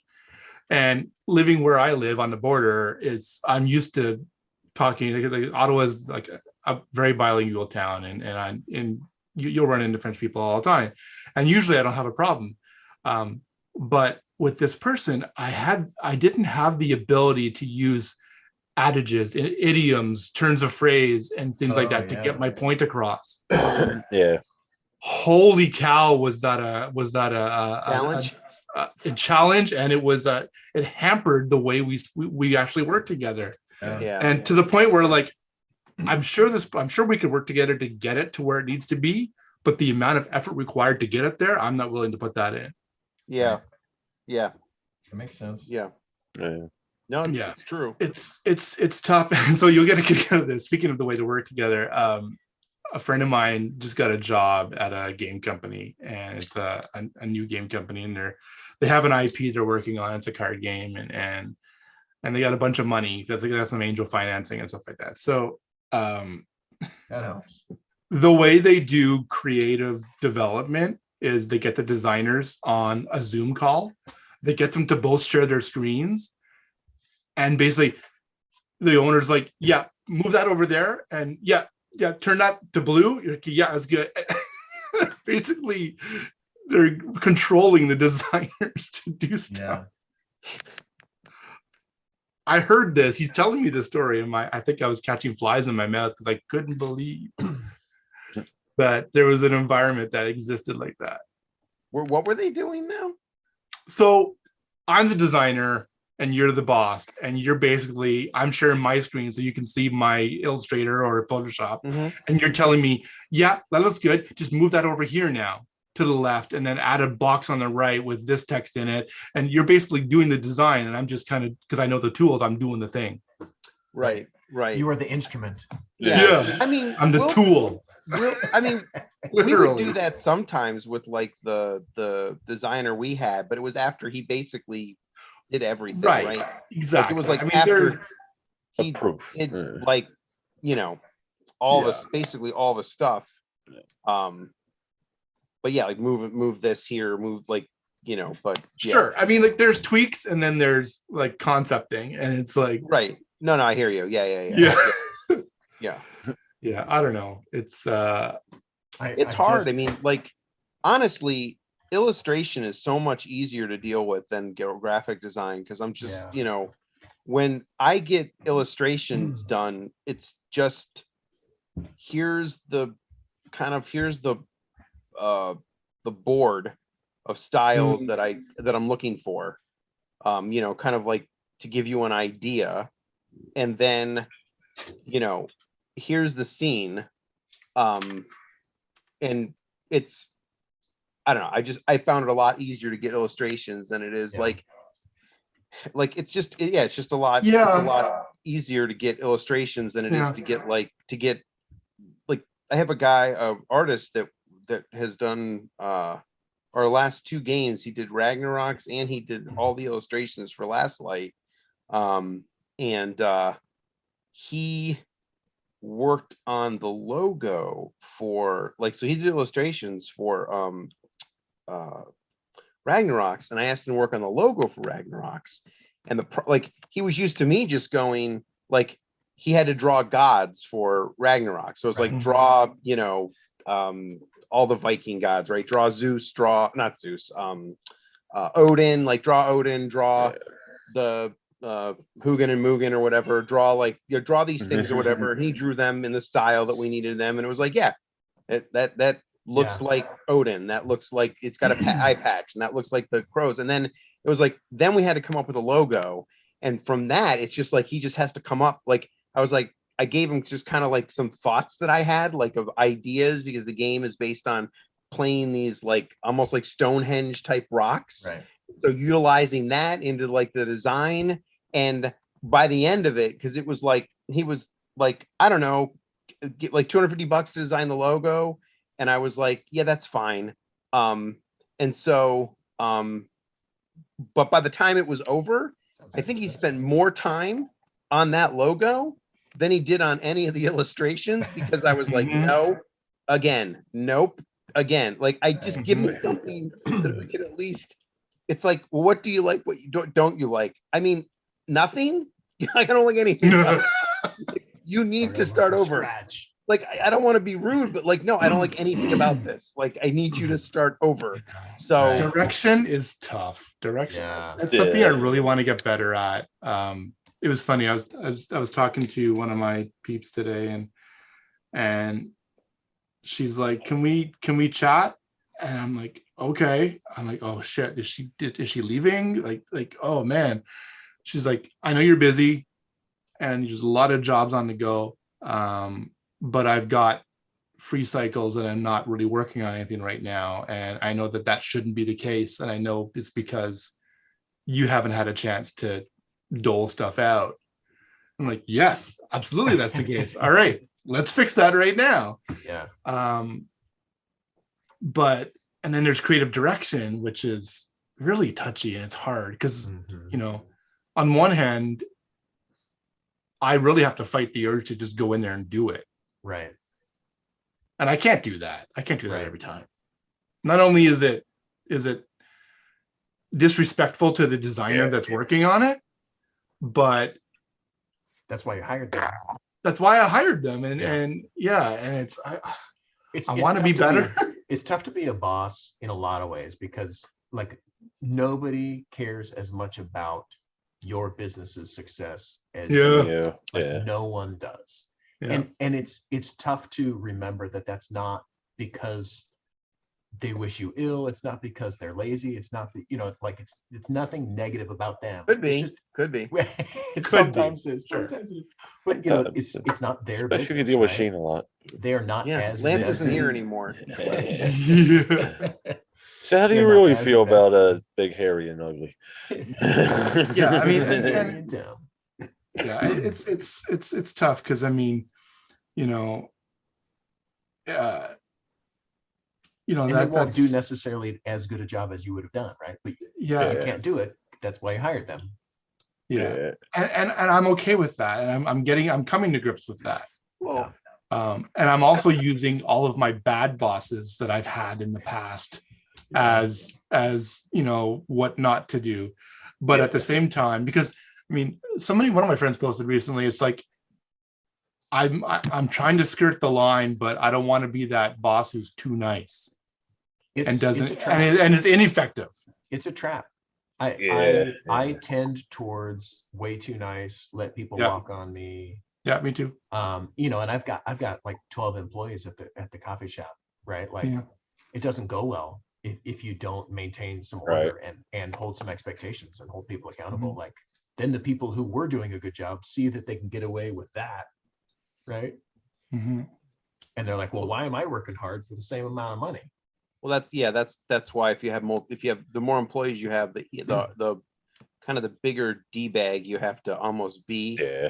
I mean, Or that's the why more- corporate is corporate. or the more rules you have to have, right? Yeah, Because exactly. you have to follow, because if you don't, then like you said, then one person can poison the entire well. Yeah. And next thing you know, you had 11 really good employees. You hired that person that is like toxic, and a year Right. later, you have Well, 12 bad employees. Yeah, They get deflated. because that toxic person is in there talking trash about this person, about the owner, saying, well, why do they expect, just all that stuff. And you're like, Yeah. wow. Yeah. How do I get you out of That's here? why I just don't hire people. I don't hire anybody. The Do temple, it all yeah. myself. It's Yeah. no in the construction field. It was like that. Like when I was running the crew with my uncle, I was like, "Leave your feelings at the door, dude. I'm here to do a job." It's I don't have time to talk about this one or that one. I want to get off this roof by 1 o'clock because it gets mighty hot up here. There's no crying in baseball. We only work I only had them work 6-hour days. I pay them for 8. I was like, but we started at 5 a.m. I'm like, I'm off this roof by 1 a.m. I don't. If you want to eat lunch, eat it while you're working. Yeah. Or 1 p.m. rather. Sorry, Matt. It's a long fucking day, Barry. Matt, you were saying, the guy on the call showing the designer what to do. I'm working. I signed a contract and I'm working with a very new publisher. Yeah. Which, Shane had to go through this with me. Well, Shane and Josh, they had to go through this with me because I was a very new designer, right? And I'm sure that was filled with its own, annoyances. And it was my first game, right? So it was my darling, and I'm sure I was way too hard to convince of stuff, but No. but I was, having it from the other side with this new designer where we were chatting about the project, or a new publisher, chatting about the project, and he was like, "Oh well, you should do this, and this has to be like this." And I was trying to gently tell him, I was like, "You hired me to design it, right? You should let me figure out what's best for you tell me what you want it to feel like and what you want the player to experience and what you want it to, you tell me what you want it to do, but I'll figure out the nuts and bolts of how to get it there." Yeah. Give me a problem to solve, not don't solution for me. Yes. I deal with that a lot, actually. Yeah. And it's tough. It's tough to, especially when you have a good relationship with the person. Yeah. Like a good friendly relationship with the person. Yeah. I'm not very good at confrontation at all. I'm getting way better. Are you? I am. I got walked on for the first 30 years of my life. And then I was like, you know what? It's not just bad for me. It's also bad for the people I'm in relationship with. Yeah, that's true. Yeah. Right. It's really better for everybody if everybody's. If you're an asshole. Well, not asshole, but just let your needs be known and let people know hey, here's the deal. Here's how that makes me feel. Here's what I need.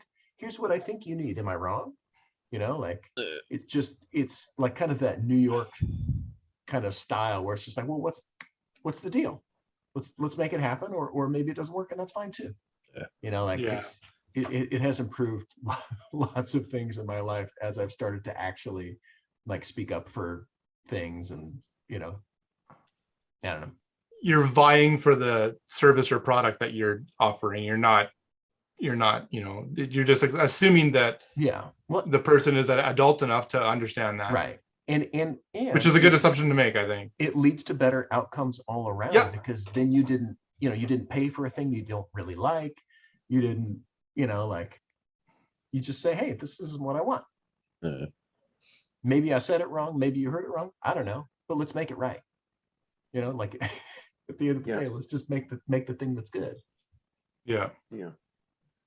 But anyway, so I was working from the other direction. Well, I was so someone needs to be that in the relationship. If two people are right, if at least one person needs to be that voice that's okay, this isn't a democracy anymore. Yeah. We need someone to make a decision. I'm going to be that person if you're not going to be that person, but someone needs to be that person, right? Otherwise, you just make compromises, and then the end product is something that nobody likes. Right. Exactly. Yeah. One of the creative thinkers that I follow and listen to his blog is Stephen Gates. He has this philosophy of the 10-80-10 rule, where it's when you're directing somebody or working with somebody to get a project to where it needs to be, it's 10% of the time I'll let them just run with it and it'll get there and it's great. 80% of the time, it's like a collaborative thing. We'll be going back and forth, and it's like really kind of workshopping it to get it to that point. And the last 10% of the time, it's me saying, no, you do need to do this to this and that, and just completely taking control of it. Mm-hmm. Yeah, Which I think with a yeah. good employee, I think that's the way it kind of should work. Yeah. Because for whatever reason, I'm not getting my point across. Oh, hey, Lance. What? We definitely weren't talking about you. No. That's fine. You can talk about me all day long. We were talking about good employees, and then you came up. It was Yeah. I bet. Yeah. I bet. Yeah. Sorry, I am so dad blasted tired from staying up and watching, sitting there hitting F5 and then. Oh, don't try to act like you're such a great employee right now. No, I seriously, I always working so hard. Oh my gosh. I think we all know that that's just not true. Load of baloney. come on. Oh, I'm so tired. Just hitting that five. What is So F5? Next email. I had a meeting today with a publisher that is on my bucket list. Oh, nice. Yeah. Like have them kick the bucket. Yeah. So Glad I'm to really hear it. excited about the possibility of working with this publisher. I know I'm being cryptic and I apologize, but That's okay, man. Sometimes No, there's, that's fine. That's fine. sometimes there's I reasons. signed an to not NDA say last night, things. so I can't. I'm not sure exactly. what I can say. That's a pretty good legal reason to not say. Oh man, if you had to sign NDAs an are NDA, fun. they must be big. Yeah, right. It's not Gray Fox. We don't have it. They'll never sign an NDA. I don't care. I'm sure I can say who it is, but just in case. But anyways, yeah. So That's great, man. yeah, I was really jazzed about it, and we had the meeting. It's like funny, like they're like, oh yeah, well we need. And it's like a quite tight turnaround. I'm like, and I look back at my board with all the projects we're working on. I'm like, really busy. Dream client. You make time. You find the time. Yeah, Oh yeah. You know what can happen to dreams though, so don't that's true. overextend. That's true. No, and the beautiful thing about it was they were really gracious. They're like, listen, if we don't meet up on this one, we want to keep you in mind That's for awesome. the next one. Kind of That's thing. cool. That's awesome. Yeah, but Was it great? Was it great, Fox? Because No. NDA, definitely not Gray Fox. I cannot say if it was great. Yeah. And Shane wouldn't care about the next one. He's like, I need this now. Yeah, no, I need it. No, I'm actually getting much better about that. Like, I used to be like, I got 6 weeks, get it done. But we're not doing nearly as many games anymore, so Yeah. it's been more like That's a 4 good- to 6 What about Jim Hens too? lead times. Jim Heads. Electric Yeah, Boogaloo. I was so forward to the sequel. I still remember that the remember- By the electric way, slide? that's a perfectly fine game. That's a very good No, game. Jim Hens is actually a very, Zoned Out very was good good game. too. I mean, I would say very, very good. It is a Zoned Out was like, good. like you It's a said, perfectly it's- fine game. It is a No, perfectly I like fine it. game. Perfectly It is- decent Zoned game. Out had rules problems. It was too convoluted. It's a perfectly okay Tightened up. game. But no, you could sit down, you could take Jim Hens out, and you'd be playing it in 10 minutes. I mean, and it is enough. It's fun. Yeah, it is. So what do you think happened with it, Shane? What do you think went wrong? Just Theme. the gluttony I think of the theme. Here's the problem. Here we hit this, like, in You get- retrospect, looking back at it, we did 2 things, I think, in the past, 3 years, probably 3-4 years. We did 2 things. I think we did 2 things that we're not going to do anymore. One is trying to chase trends. Yeah. Not doing that anymore. That's Yeah. hard. It's a good Right. idea. Well, yeah, I'm just not doing it anymore because it's like by the time you get a game out or whatever, that trend is gone. Right. Or the game Yeah. that made that trend, that's the game. Like, right. there isn't going to be a game that unseats. Like, it's like Magic the Gathering came out. It was like the first CCG, and how many CCGs have tried to come along and Right. dethrone it? Right. Magic is still here, going strong, and Right. all those other CCGs, even though quite frankly some of them were better games, it doesn't Right. matter. They've already established themselves as the thing that, you know, like that's the CCG. Like, you know, I don't know, Gloomhaven is, Right. you know, the root is the asymmetrical, like, you know, Right. complicated game with a bunch of rules. Like I think you, that's you often try to true.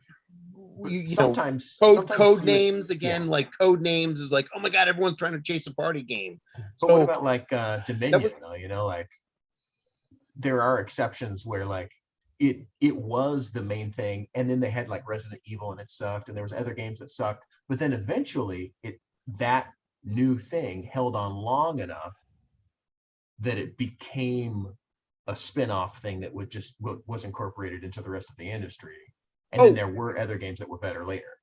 Oh, yeah, I'm not saying, but what you're talking about is years down the road. Yes, yeah. When everyone's kind of forgotten about it. Like I'm talking about trying to chase code names 6 months after code names came out, right? Yeah. Like just don't do it. Like just because unless somebody comes along, like you're not going to find the next code names. You're just not, like, especially if you're looking for it, you just like you're not going to find that. And of course, like when Codename came out, everyone's showing you the next, you know, word game or whatever. And so we're not doing that anymore. And then the other thing that we did a bad job of, and we're not going to do anymore, is making games that don't have an audience. Like leaning. So you have to either lean into the light family side or you lean into the heavier hobby side. You cannot try to skirt that middle ground. And I think that's the problem. Like that's where Gemhen's problem lies. It is, it looks like a family game. It's supposed to play like a family game. It ends up being too complicated to be a family game. Right. So it falls in that no man's land of like having really no audience. And it's the same thing with Zoned Out. Zoned Out is too complicated. Zoned Out should have been a super easy, like 1 page of rules game. You draw a card, you play a card, you put your little house on it. Don't worry about are there enough meaningful decisions and what's the strategy like or whatever. That's not that kind of game, right? Like, or you go the other way and you make a huge big city builder and you make it complicated and you add all kinds of stuff to it, but you cannot skirt that middle ground. And that's what we were trying to do. And I look back on the games that we did and it was like, you know, hindsight is always 2020, but looking at it, it's like, yeah, this was a dumb idea. Like what we do well is we make medium to heavyweight thematic games. So that's what we need to stick with. Like that's what we're going to stick with. And we're also doing we're also doing some stuff on the side where I guess I signed an NDA, so I can't see anything yet. Things not signed yet, but like we're trying to work with some IPs to make game for an IP that already has a large built-in audience. Right. Yeah. And so for those kinds of games, we don't need to reinvent the wheel. Like literally, we can just take a game that already exists, that came out 6 years ago, that nobody plays anymore and nobody even remembers or whatever. A board game or a different kind of game? It just a card game, like right. So you can just take a card game, like you're like, okay, we're gonna make war and we're gonna combine it with some other real simple mechanic that people understand, and that's it. We're done. Like that's the game, right? There's nothing else to it, right? You draw a card, you do what it says. That's it. Like, and the IP is what sells it, not the game or the mechanics. Like that's not what's selling this. Nobody on BGG is going to give this game a good rating. It's never going to make hotness on BGG, right? It's built for an IP. It's supposed to be thematic to the IP. The IP's audience are not hobby gamers. They're people that want casual, super casual, like less than like Uno kind of players, like players that might have Uno or Clue, or maybe if you're really, really lucky, maybe they have Carcassonne in their house, but probably not. Like, so we're doing those two sides. If we're going to do a light game, it's got to have an IP attached to it. We actually have a built-in audience. Otherwise, we're doing like medium to heavyweight thematic games that, quite frankly, blow us away with how awesome they are. Or we're not doing it, and we're just going to keep releasing expansions for the games that we already know are popular and that people like. Champions, After the Empire, hopefully Last Light, You know, I we're think just going to so. keep going back to that because it's already established. Right. People like it. So, I mean, Last Light was the exception because it blew us away. But a game has to be that good at this point for us to want to sign it because, like, this industry's way too competitive and overcrowded. Yeah. So, I think that's a great move, man. I'm excited for you guys to kind of hone in on that and, you know, like really focus fire. I think that'll do you really well.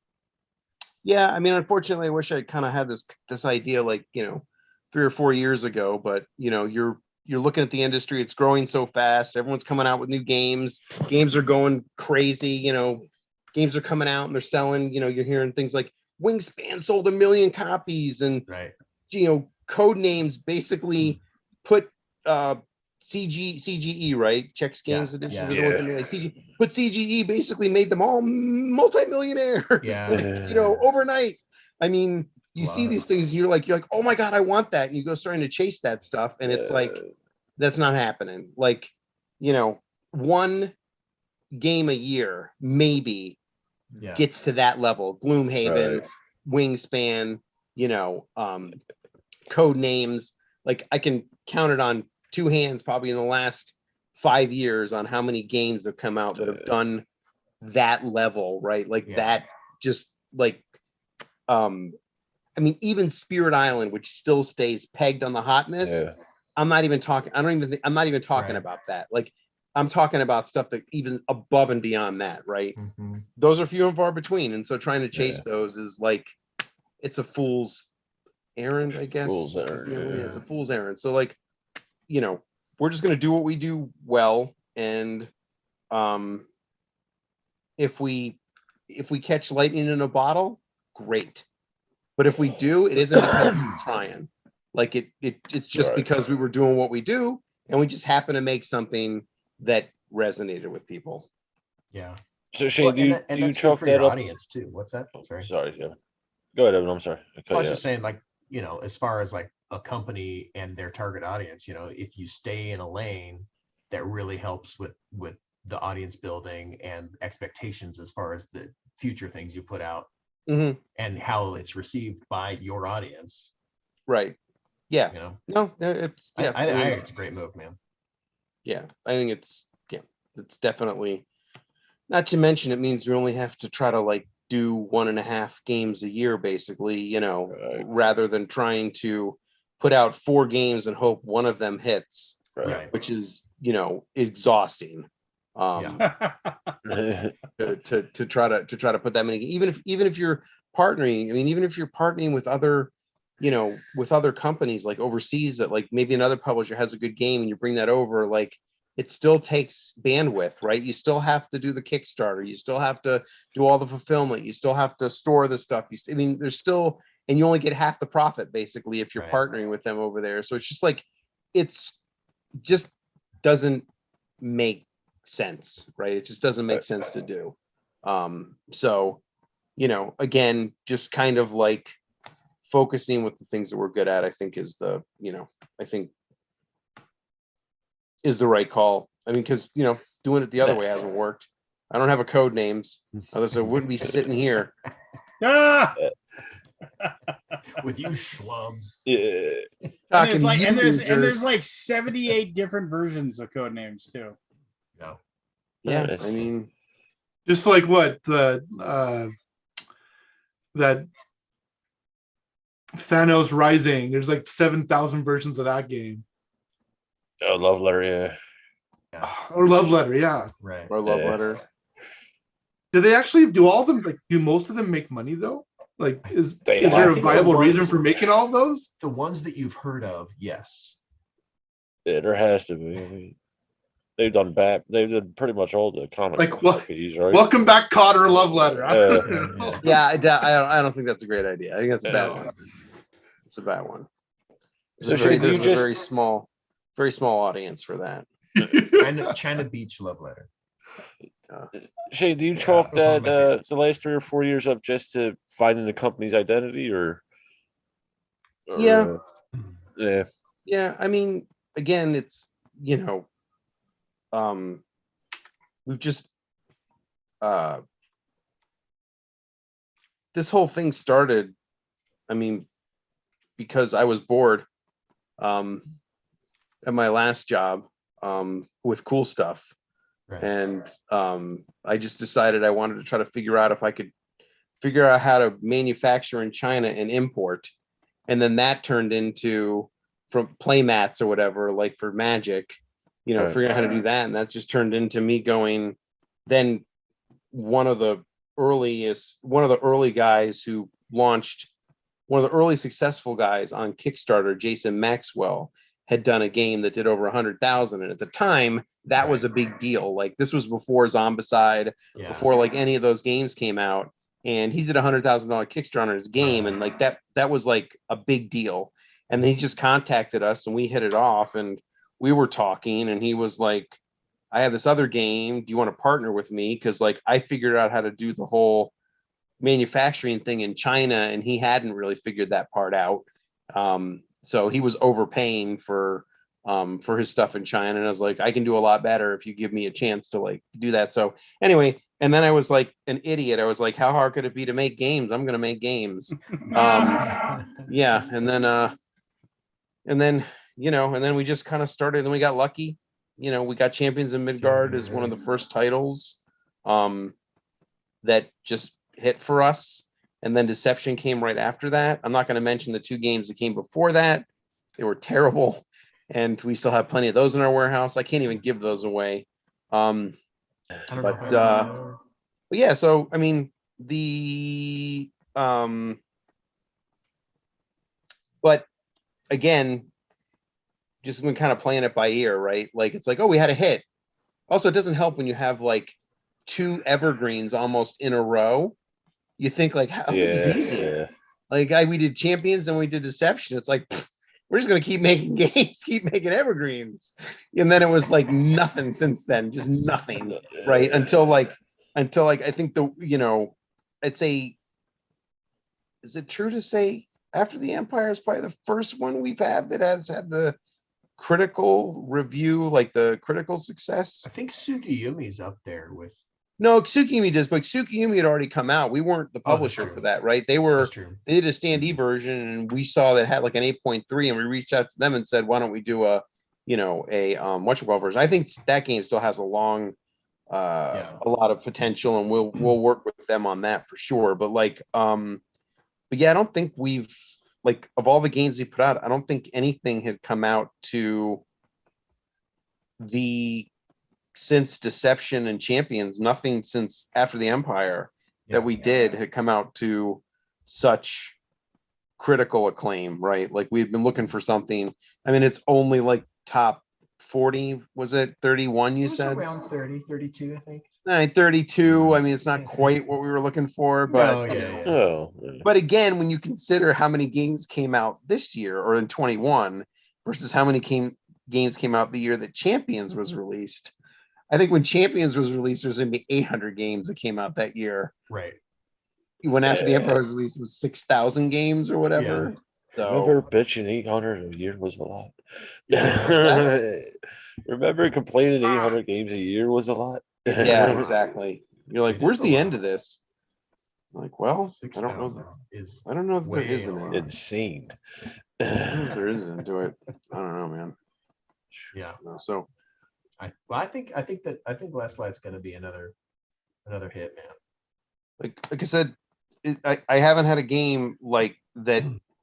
I have, I know you're sitting here, you're like, would you had After the Empire? But I haven't had a game that I have been more confident in terms of the possibility for its success than Last Light. Like when we signed After the Empire, we knew, like, we were like, okay, we have quite a bit of development to do to get this game to basically, let's strip it of all the expansions that you guys had built in to the base game, right? Like, let's take these 8 expansions worth of material that these guys have in this game, and let's just get it down to its core, and then we'll release the expansions slowly over time and Yeah. build upon this, basically this foundation.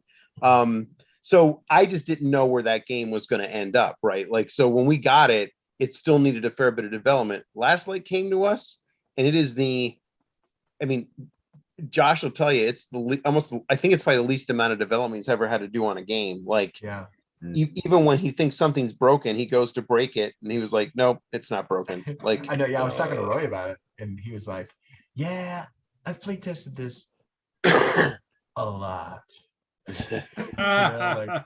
A Well, lot. Josh would be like, "There's no way this isn't broken." Like you just get to kill a ship or whatever. Like, I can't remember what the ability was, but then he's Right. like, "But then I play it, and then I realize it's not broken." And Josh will be like, "These are the reasons," because like mathematically it might seem like it's broken, but it's not broken because the other players on the board are regulating like what you can do, and so like there's other variables that you kind of don't see until you actually put it on the board and play it. Right. That it's like, oh, that ability actually isn't broken.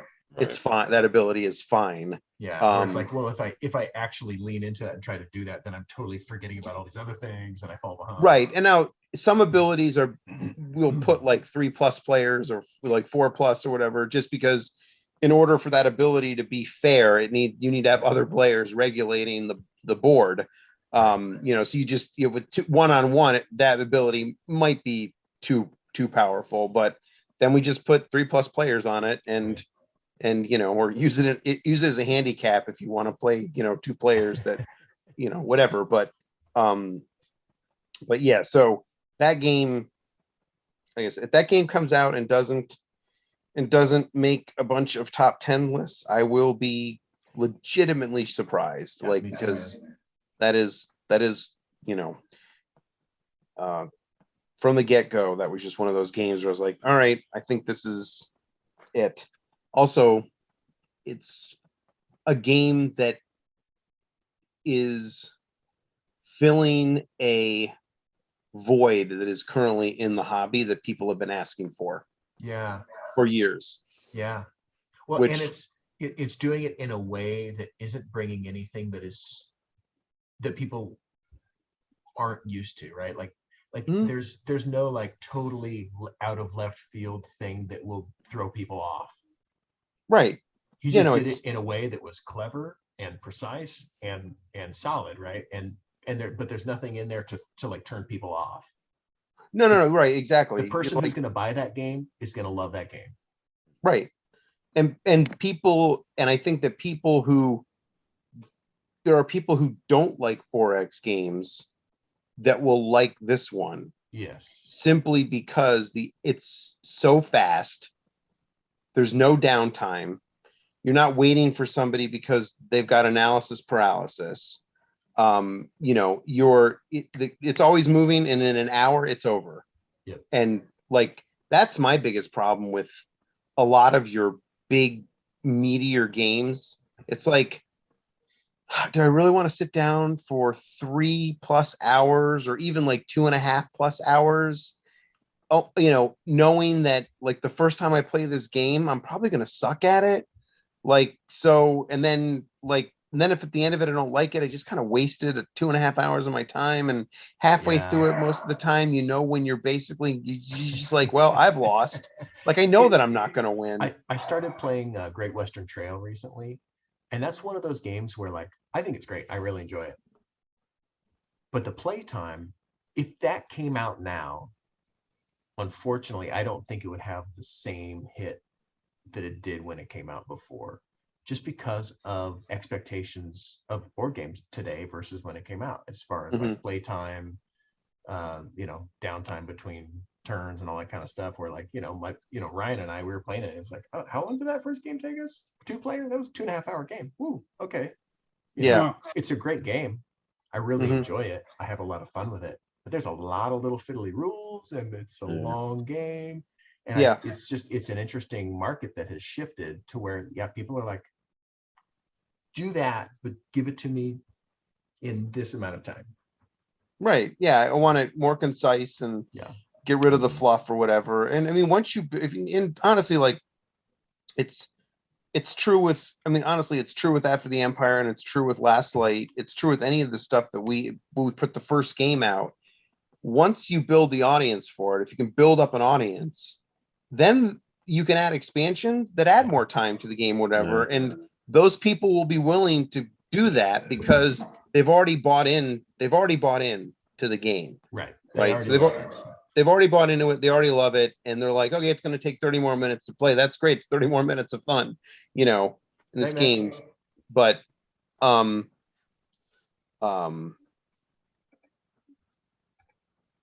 yeah, totally. Yeah. Now I think you have to start with a much, you know, and obviously working with you and Josh, you know, helped us do that. You have to start with the simple version of the thing that just works. And then you can tack on expansions if it does well. Yeah. Right. I mean, yep. I think that's I don't know. I think, again, for Last Light, I think that's the reason why I'm so excited about it. Because again, it's like you said, it's tight, it's concise, it doesn't have a lot of fluff. It's not trying to do anything like it does everything. Right. It just, I don't know, it just meshes everything together kind of perfectly. And so there's really nothing there that there's not really anything offensive there. Like exactly. Like I don't like, you know. Nobody's gonna be like, I was expecting something different. You know, I don't like, you know, yeah. Mm-hmm. Yep. So I think we bored everybody else with our last. I think we did. Hey, Lance, yeah. How far in Elden Ring are you? I just finished off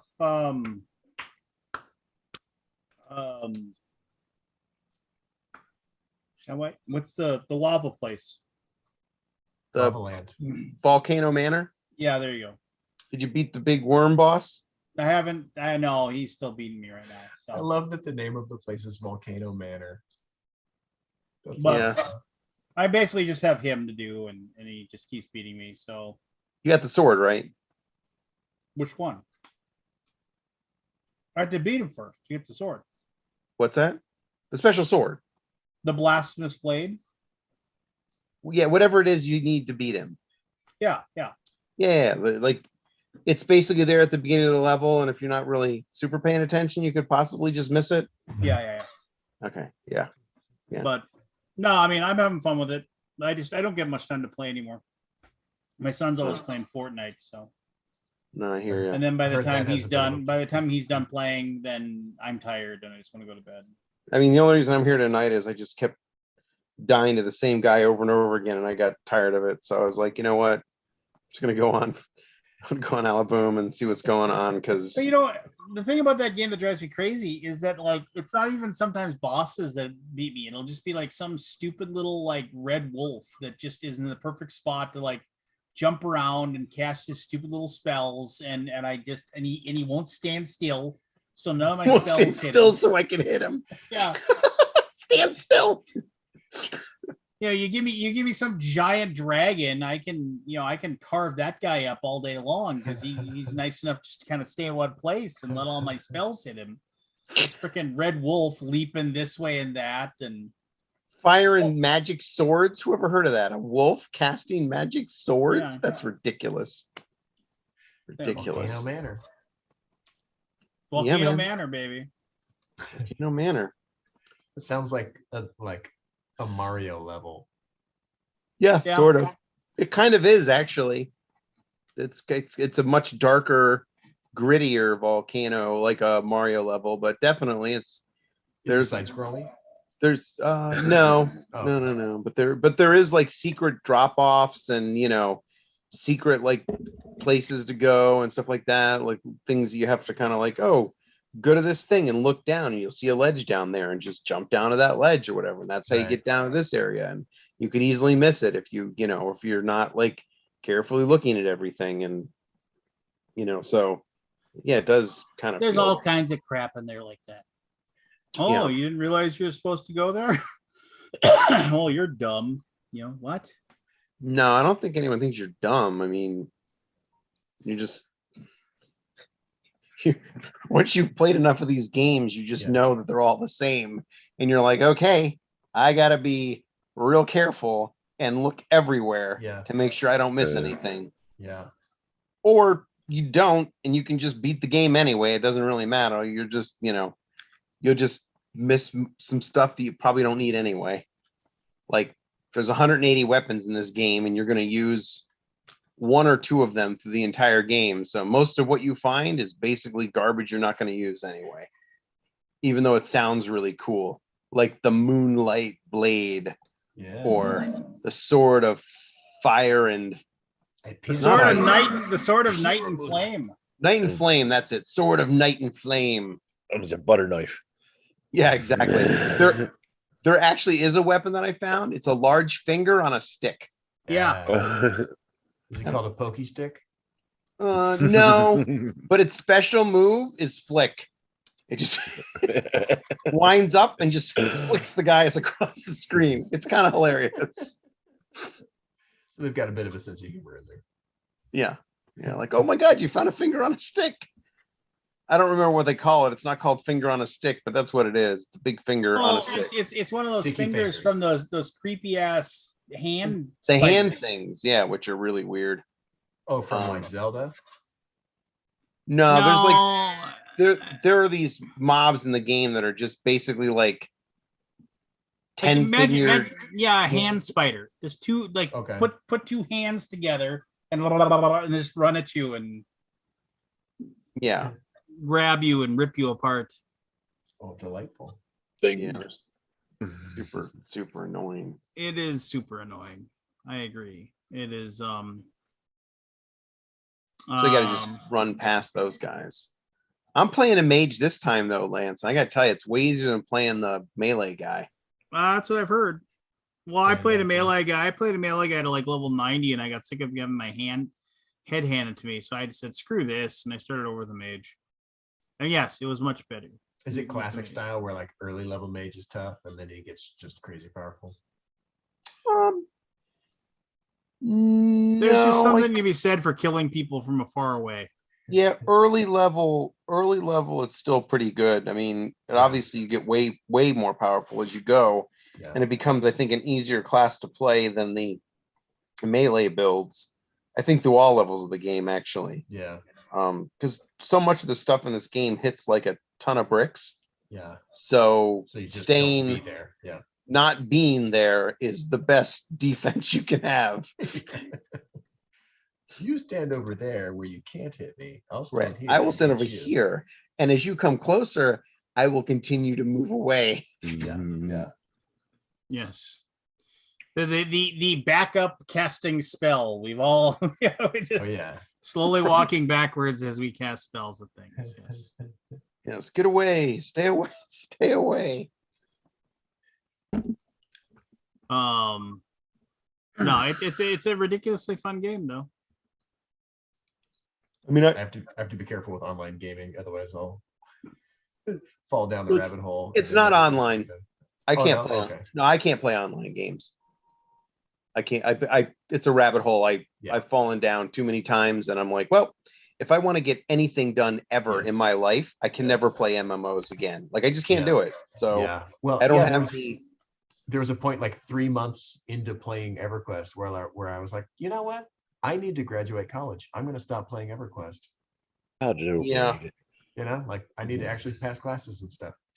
I remember when we'd go and play first person shooters at the Old Corral. No. So I went to a different college. Then North Dakota State University had a really good computer lab center that like was just open. So like, students who needed to use a computer could come in and, theoretically do work. Well, what we did, we would go there and we'd, put a first person shooter game on there or something so we could play online and have, fast computer, and it'd be fast access and stuff like that. But I remember there was, and then there was this building we called it Archie. It was the architecture building, and they had a section of computers. And this is like, we're talking like late 90s, but these were like really good computers from being in the late 90s. And so it's because people had to be in there doing AutoCAD, and they had to be able to like do all their drafting and creating stuff. So we'd go in there and we use it to play computer games. And the thing is that I remember we'd go in there, and then at least like me and my friends, we were like college students, but there were like these like complete and total, like, I mean, I don't know. I don't call them losers. I don't know what happened to any of them, but they were playing EverQuest in there all the time because they didn't have enough money to buy a computer for themselves. But they would go there and they'd install EverQuest on the computers and they'd play them in there. And I still remember one time I went in there and I was playing, Rogue Spear or whatever first person shooter we were playing at that time. And it was like, there was like 4 or 5 of us that would go in there and play. And like, we'd say, Thursday night, we're going to go play? Yeah, sure. And so I walked in, I set up my computer, loaded up my game, did the thing. And then there was this guy, and he not only did he have one computer, not only did he have 2 computers, he had 3 computers running EverQuest, and he had three characters basically partying with himself to do his thing. And I remember one time I asked this guy as I was sitting there watching him in this one spot in like some cavern somewhere, whatever, and like his guy was just sitting on the ground. And then every once in a while, this little like eye monster would show up. Yeah. And so he'd stand up and he'd kill the eye monster, and then he'd like, loot the body, and then he'd go sit down again. And I watched him do this for like a half an hour, and I said, "What are you doing?" And he said, I'm waiting for a rare spawn. And I was like, "What does that mean?" And he's like, "Well, they spawn a monster in here once every like 10 minutes. And there's a 1 in like 150 chance it's going to be the rare spawn." I was like, "Okay, cool." So then what happens? Well, then after I kill him, there's a 1 in 200 chance it'll drop this thing that I need.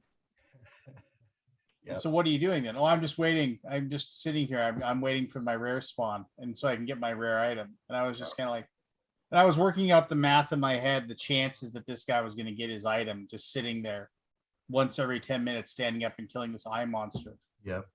And then my other buddy came in. He got off work, and he came in, and all the computers are being used because it just became known as the place to go and play computer games at night because it was fast internet, and it was like, and it was open. open. And he came in, and and it was open, free to use, and it's just like eventually every once in a while security would show up and ask, "Let's see some IDs," and if you didn't have make sure you're students, they'd throw you out. And I remember, and he walked over, and he looked around, and there wasn't there was 40 computers in the room. They're all being used. People are playing Diablo and this, that, and the other thing, World of Warcraft, whatever. Not World of Warcraft, like Warcraft. They actually. Yeah. Oh right, yeah. And this guy had 3 computers going, and he looked around. He had just got done doing a bartending shift. It was like 1 o'clock in the morning or whatever. And he came over, and he came over to the guy, and he's just like, "All right, pick which one." And he's like, and the guy's like, "What? Pick which one. You're turning it off. I'm using the computer." "Oh, well, I need to pick one." "Well, no, you see," and he's like, just turns all 3 of them off. And then he just grabbed one, turned it on, and took his discount, handed it to him, then put his in. Oh my God. And the guy was just like, I can tell you that other guy must have been much bigger dude, because if he wasn't, the other guy would have murdered him. Yeah. I had 2 computers for EverQuest. Yeah. So like I had 2 because one so that I could like level my one character, because you really couldn't solo in that game effectively, right? Because you were like, even the trash mobs were hard as hell. So if you died, you lost like, it took forever to level, like forever. And if you died, you lost like 15% of your experience, which was like 10 hours of leveling time. It was insane. So I had 2 characters, so I could actually level my characters, having 2. And then the other reason was so that one was a druid and he could port my other characters around, because otherwise the only way to get around in that game was not a horse, just run. Yep. Hoof it. Yep. Run. And maybe you get to the end of a thing, a continent, there's a boat. Get on the boat. How do you get on the boat? Well, you wait 15 minutes. The boat shows up. get on the boat, wait 10 more minutes for the boat to leave, then the boat leaves. The boat goes on a 10-minute journey across the sea, and then eventually you get to where you're going. It was a nightmare. So like being able to like have a character that ported you everywhere saved you hours of time. So it was like, cool. And I was that guy too. I'm going to sit in this spot, and once every 24 hours, a mob spawns that drops the thing that I need. So I'm just going to sit here. And the best part about it is there were no, what do they call them? There were no like personal zones. It was just an open world and everybody shared the same world. So if there was that mob, it was just that mob. There was one in the entire world, and it was you and every other player on that server that if anybody else needed it, you were basically fighting that person to get that thing, to kill that thing before they did, so you could loot it and they didn't. Looking back on that game, we talk about how like board games now, you have to like build a board game that's like the days of being able to make a game like Advanced Civ where you play literally all day long or whatever. Like those days are long over. Like you can't make games like that anymore. EverQuest is that game. Like no way, can't make a game like that anymore. World of Warcraft came along and people were like, oh my God, like an MMO can be kind-hearted and not kick me in the freaking nuts over and over again. If you remember when you first started playing World of Warcraft, like you get a quest, and if you took the time, like now they just highlight where you're supposed to go, but back in the day it was like if you read it, it said, you know, follow the road south.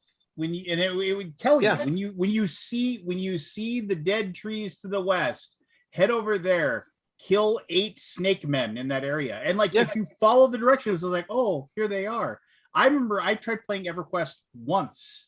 And they were like, okay, it's like, so what's, and somebody's like, you should try to play the game. I was like, how does it work? And they're like, oh, well, I'll do this. And I was like, doesn't. And I was like, okay. I was like, okay, sure, I'll try it. And I was like, what are the classes? And they went through all these different classes you could be. And there was like a Death Knight class. And I was like, that sounds cool. I'll play that. And then he's like, all right. And I was like, what's a good race for it? Troll's a good race for it. And I was like, okay, cool. I'll be that. So I started off in my little town. And I said, so what do I do? Oh, well, you go out and, you know, find things to kill. And then you just get experience points. I was like, okay, seems interesting enough. And so I go out there and I find like a skunk or something walking around. And I walk up and here's my troll with this giant sword, like, and the skunk is like, eh. And you died to the just skunk, like in real life. And then I was like, okay, so what do I do? Nothing. You just wait for it. And I was like, huh. All right. And I was like, this doesn't go very fast. And he's like, well, you got that ability right there. It's like, you know, death bolt or something. And I was like, oh, cool. And I did that and the skunk died. And I was like, oh, that was pretty sweet. You know? And so I got like whatever, you know, 3 copper and a 7 experience points or whatever it was. And I went to the next one and I was like, why doesn't the death bolt work? Oh, you can only use it once every hour. And I was like, that sounds right. No, I was like, that's ridiculous. He's like, yeah. And then I noticed the skunk's beating me. And he's like, yeah, you should probably run back to town. Okay. I start running back to town. Skunk's just jumping on my back the entire way and then kills me. And I was just like, and thus ended my 15 minutes of EverQuest. That is fair. Like that game was titled Rat. The people called it Rat Killer. It was because that's all you did for like the first 20 hours of that game. Like the barrier to entry and the learning curve of that game was insane. Like it was just like, here's the game, and you're like, where are the buttons? You're like, you got to make those yourself. You got to make your macros. You got to make your own buttons. You got to learn you got to learn the commands. You got to type them in and you got to create the buttons that you want. It's like, are you shitting me?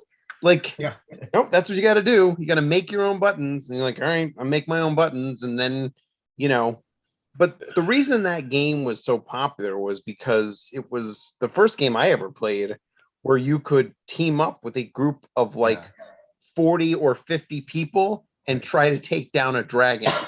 And you had to coordinate and like, I mean, you had to have military precision to be able to take down some of these bosses. Like if anybody didn't do their part exactly as they were supposed to, they could wipe everybody. And so that's what made the game so, like, when you beat something big in that game, Yeah. it's stupid, but there was a massive sense of accomplishment, like massive sense of accomplishment. Like Yeah. you just did something that was truly, truly difficult.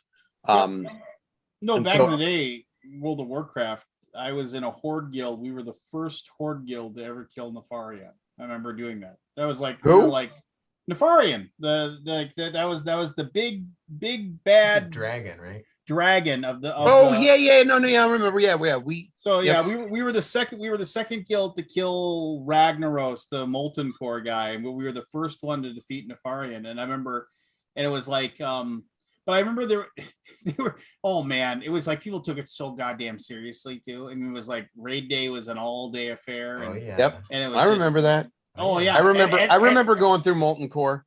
Oh yeah, and then I still remember. I forget what it was, but there was this dragon that I forget what it was, but for some reason, like basically the way the dragon attacked, like for the first minute, nobody could get aggro except for one guy that you had to set up with these special spells or something.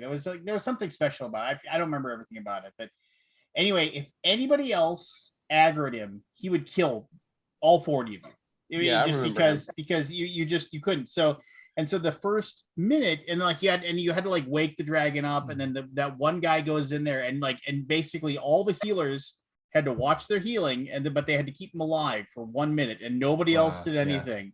Right. And then after 1 minute, they said, okay, everybody else can attack. And I remember we were sitting there and we had gotten all the stuff, and everybody buffed everything up, and we had spent all these things, and we're sitting there, okay, and Ganondorf was our main tank, like the bull guys, the Tauren. He was our Tauren tank. He had the most hit points. It was just okay. And Ganondorf, everybody got him, and we spent all the stuff, and all of a sudden the dragon just started attacking us, and we're like, "What's going on?" And it was like, and everybody's just blah, blah, blah, blah, blah. People are trying to run out of the room, and the dragon just murders everybody. Everybody's dead, And then we go through the process, and we had spent hundreds of gold and stuff, and everybody was just like, "What happened? What did somebody attack him? Who did something stupid?" And we sat there, and like it was literally one of those things where it's like Leroy everybody was Jenkins. like, nobody knew, and everybody was like, and I remember I still remember there was two people that ran the guild. There was a woman and a guy, and the woman and her son played, and he was the only kid that was allowed to play. There was like everybody else had to be like one of the questions was you had to be like 22 or older to play. They didn't let kids, but he was like 15 because she ran the guild. They let him play, and everybody was sitting there going, just like, what the fuck happened? Everybody's like screaming and yelling, like, what happened? And then she was like, whoever was the one that caused this, it's like, you're gonna have to pay the guild 5 times extra to like the gold this Was it her son, wasn't it? And just screaming on the vent server, just screaming about how mad she was and how immature whoever that was that did it.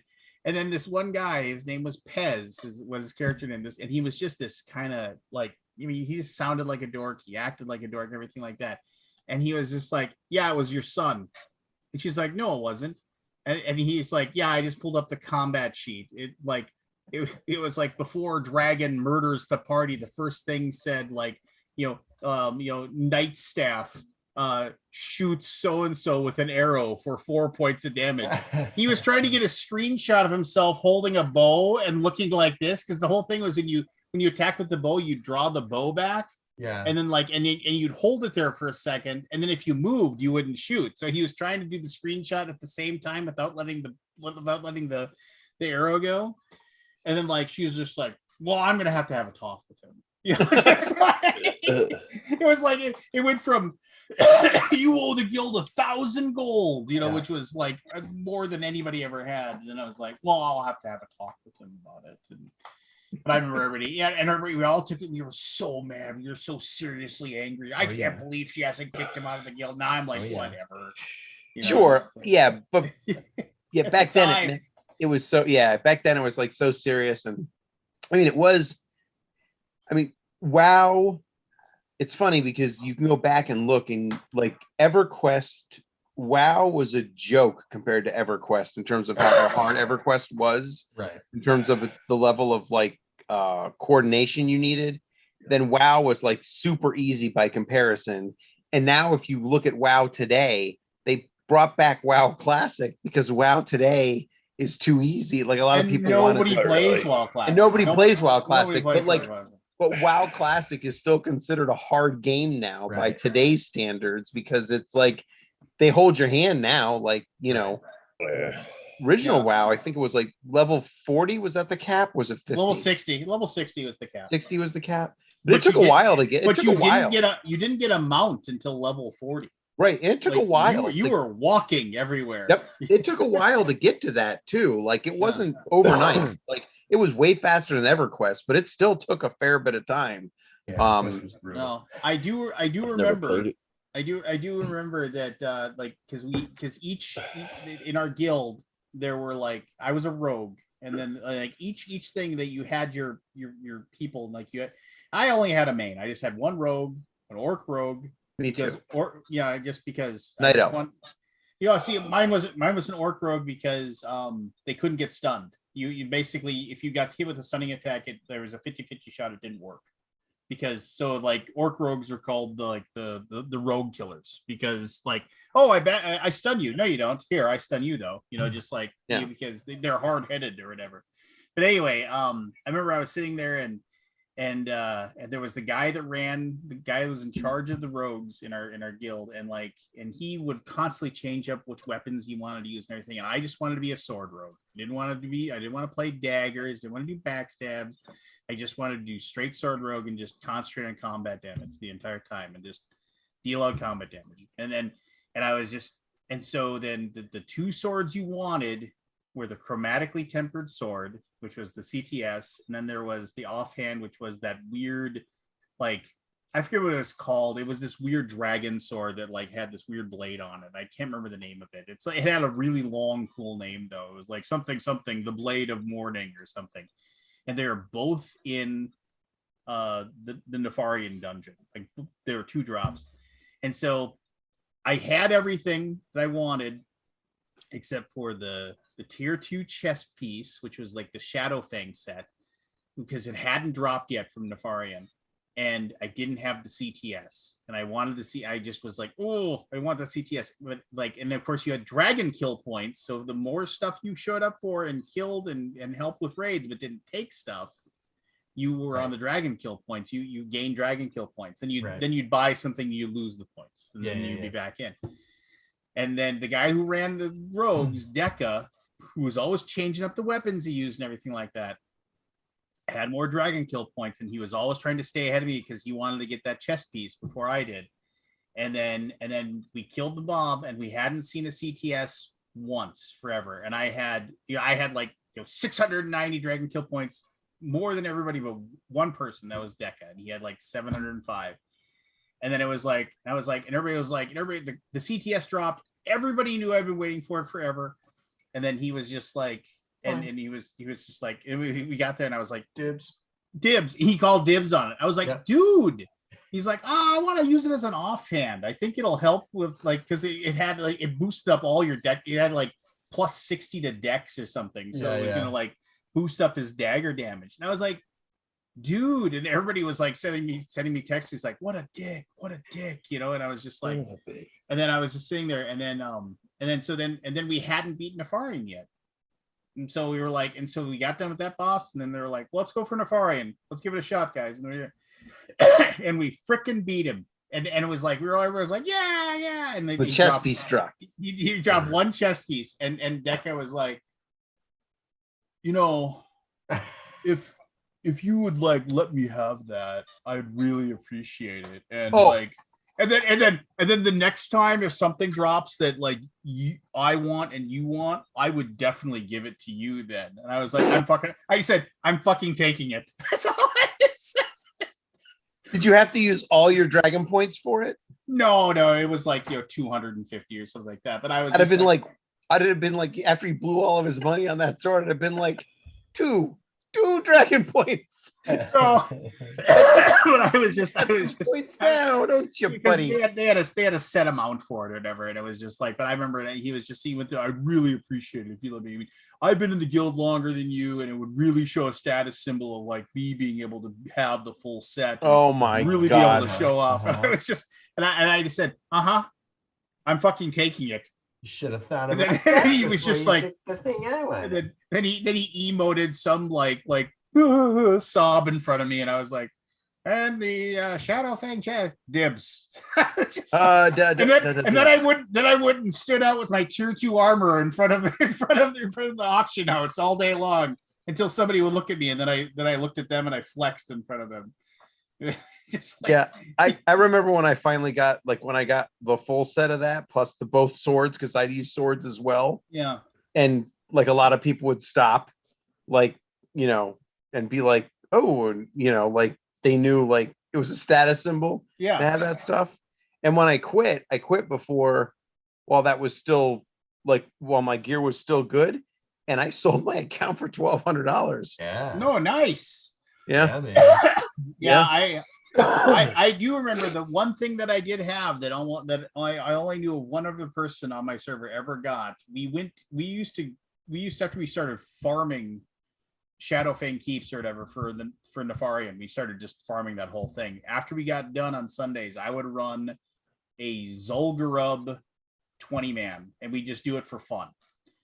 And the last boss in that Zul'Gurub dungeon, that snake boss, had a 1% chance to drop those 2 energy swords, like the right and left hand energy swords, and it was just like, and they weren't as good, even though you could spec them up to like as much as possible. They weren't as good as the other 2 swords. They were just a notch below, but they were the only 2 swords that you sheathed on your back and they glowed. And so I would just make sure I always had those on my back when those were my walking around weapons. And everyone was just like, walking around weapons. why do you have those? You don't even use those in combat. I don't know. They're just my walking around weapons. Cool. So I look cool. They just look really cool. yeah. Like, I know they're not as good, but they look pretty sweet. Yeah, So, no, man, now I feel bad. I should have sold my account. But yeah, man, it was so shitty back then. The Alliance had it so much easier than the Horde.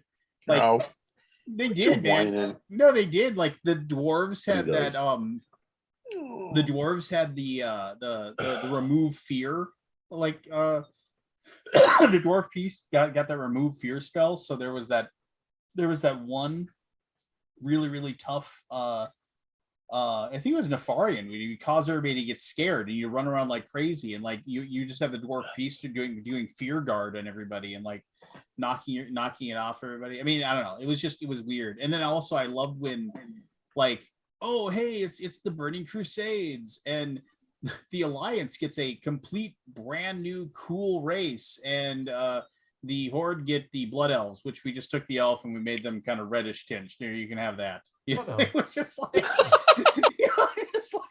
and then when they did the next one, I wasn't playing it this time. Rebecca was, my wife. But I forget what it was, but it was like the Alliance got like, I forget. I think they got that big giant wolf person or something like that. I don't know. But I remember then the Horde you get the goblins. You can play goblins now. You mean the goblins that are already running around in the entire game that you see?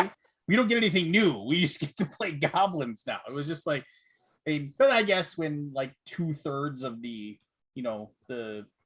their user base uses the one thing, Right. Then the other. I do remember. Man, supply and demand.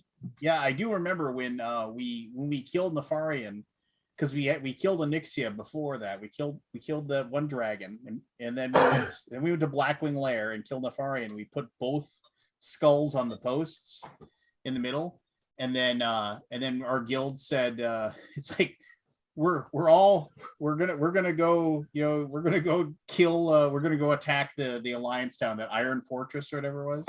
Yeah. And it was like, who's with us? And we did it to the entire thing. There were shouts. It was like everybody group up, and it was like literally hundreds, if not thousands of players all grouped on that stupid boat going across the thing. And we all got down. And I remember everybody got on their mount and we just ran right to the dwarf stronghold place. Yeah, I And- remember being in the auction house and just minding my own goddamn business. And then all of a sudden you're just dead because the horde just comes in and just decides to try to wipe everybody out. And you're like level 15 and you're just dead. How much for the cotton? You know, Exactly. but we crashed the server because there was too many people in one spot. So like the game couldn't keep up with the information, Yeah. and it just shut everything down. It crashed it and didn't come back up for like an hour and a half. Did you ever go back and play? I went back and played it for like an hour, and I was just like, how did this keep my entertainment for as long as it did? I was just like, So I did go back at one point and played for probably a couple months. And it wasn't as satisfying as I thought it was, but I had to go do it at least once, which was get my character to level 100, with whatever weapons I found around, whatever, go back to Molten Core and clear the whole place out solo. oh, I suppose, just for fun. Just I for will- fun. Remember I was that like, guy? I remember when it Yeah. took 25 people to do this, and I'm just in there just decimating everything in one shot. So that that guy Pez, like Yeah. he was just an annoying guy. I mean, he was funny sometimes. He was kind of like Josh in a way. Like he would just be very matter of fact and like you're glad when he was on your side, but when you like disagreeing with him, it was like, oh, you're so infuriating. But no, I remember we were sitting there and there was that one boss in Molten Core, which I forget what it was, but it would make somebody the bomb. Oh yeah. And then Yeah. then You basically had to run away. Yeah, And if you were the people- bomb, you had to run away. People wouldn't. No. So we had there was like 9 or 10 of us that like I on the vent server, like a guy set up a server for me where I just played like heavy metal, like Slayer and Metallica and all through the channel all the time. And it was just like it was because my character's name was Unforgiven. It was just Unforgiven's metal room, and people would just go in there and just listen to music because I would just feed the music through it. And but I remember we'd also go in there and talk, and we'd all say, okay, if any of us get the fucking bomb, you're gonna go run to Pez right away. And we'd say, he's like, where's Pez? He's over there. He's right over there in that corner. Okay. And every single time somebody would get the bomb, and like, especially if it was the rogues, you'd hit that sprint. Just run right up to him, just hug him. Boom. Yeah, you're right. You just be like, why? Why do you do that? Why do you do that? And it was like, you wear cloth. It doesn't cost any money to fix your shit. Just resurrect already. It's funny. Yeah. That's why. And then he would even say that before we fight that belt, I am not going to fight this boss. I am going to ask that I be excused for this boss because everybody else tries to kill me when I'm doing it. It was just like, and then the leaders of the group would be like, guys, you got to promise not to kill Pez during this one. And okay, we wouldn't. Like, I didn't know you were there. Sorry. Oh. I started to Remember think back you then- were Pez, Lance. What'd you say, Shane? So I remember back then you had to like bring potions to the raid to make sure you Oh, had yeah. like poison resist or fire resist or whatever. Like, Remember there was that weird, and I don't even, it was such a, you always wondered if it was on purpose that they did it or what, but there was the mob, like a trash mob in the area around Molten Core. And if the warlock ability to possess, or it might have been a priest ability, but you could possess the person. And then when you possess them, you could use their abilities. You could use them to attack. You basically take over the NPC. It had an ability called resist fire. And it was like better than any other resistance spell of the game. And so you would get to the point where you're going to face Ragnaros, and then you'd leave the instance, and then everybody would line up. One person would possess this thing, and then everybody would line up in a row, and they would just cast resist fire on each person in the whole Huh. thing. So you all had this super good buff, and then you'd go back in, and then you like basically the giant fireballs that Ragnaros would throw at you would do no damage. It was just, but it was one of the, it was like one of those things where it's like, who figured this out? I always wondered how anybody ever figured out how to beat those guys the first time, right? Because everybody read the strats on how to do them afterwards. It's like, Right. yeah, There's probably you know, designer leakage, you know, like where like Designer people, leakage. I mean, it's in my pen, where somebody like, you know, it goes long enough where nobody can figure it out, and then they're like, we should probably leak, you know, so that so that like one group gets it, and then they'll tell another group, and then, you know, like, because you don't want people to fail too long at a Well, thing. It yeah. it also didn't take very long for mods to come out to be like, they would be like, okay, we release a new thing and here's a boss. It wouldn't take long for a mod to come out, basically a mod that was made to beat that boss, that would like give you like, you know, it when you're the bomb, it like chimes for you or something, so you know that you've got to run away or whatever. Like, it didn't really take long for those things to basically be put out. So I don't know. I mean, I don't know, like you said, I don't know if it was the leaks from Blizzard or, Yeah. you know, just it was, I remember just banging our head against a wall like on certain bosses where we were just like, I remember, what was it, I think it was the boss I quit at the Twin Emperors, whatever, I think it was the next one after the after the first after the first expansion came out. Was it Burning Crusade? No. Burning Crusade was the first expansion, yeah. It might not have even been the expansion. It might have just been an update. And what a horrible expansion that was. It was like they made the most disgusting area possible. Look at all these ugly bugs and all this crap all over the place. It wasn't cool. It wasn't fun. Oh yeah, then it must have been Burning Crusade. I remember I quit because it was like, oh, you're gonna go into this bug area, and then you have to beat these poison bug bosses, and then you had to beat these things called the Twin Emperors. And I remember we by that point, like, we were trying to do it, and like, you had to like run to one side of the room or another when they were doing stuff. And I remember it was just so annoying. I remember like going, all right, like, that's the point where I basically quit playing. I sold my character and got my $1,200 and what'd you spend that $1,200 on? oh, I couldn't tell you. Probably Magic cards, most likely. Yeah, probably. No. I made way more money off of EverQuest though. I probably made like $6,000 playing EverQuest. Or like selling items and stuff. Yeah, I mean, there would be like, there was items you could get all day long, and there wasn't an auction house. There was just like, you had to like just shout in a certain area. Right. You're like, I've got this, and somebody like, I'll take it, you know. And so there were like these, like, because everything in that game was so rare, and farming stuff was so, you had to like have a group, and you had to get in the spot, like, you know, like, because there was only one, like, again, there were no instances, it was just one big world. So when you had a mob that dropped, let's say, like a bracer, right, as its common drop, people would go to that mob, and every 2 hours that mob would spawn, and would kill that mob, and most of the time that mob would drop a bracer, but they weren't there for the bracer. They were there for the other thing that mob dropped, right? So you could get the bracers kind of all day long in the auction house for a really decent price.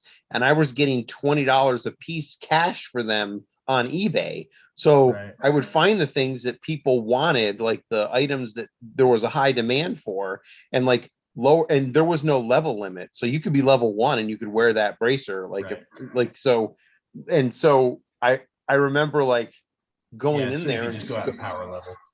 Right. So I would just go in and I would be like, okay, I can get this bracer for, you know, whatever, like a couple platinum, which was like $2 or $3 worth of actual money.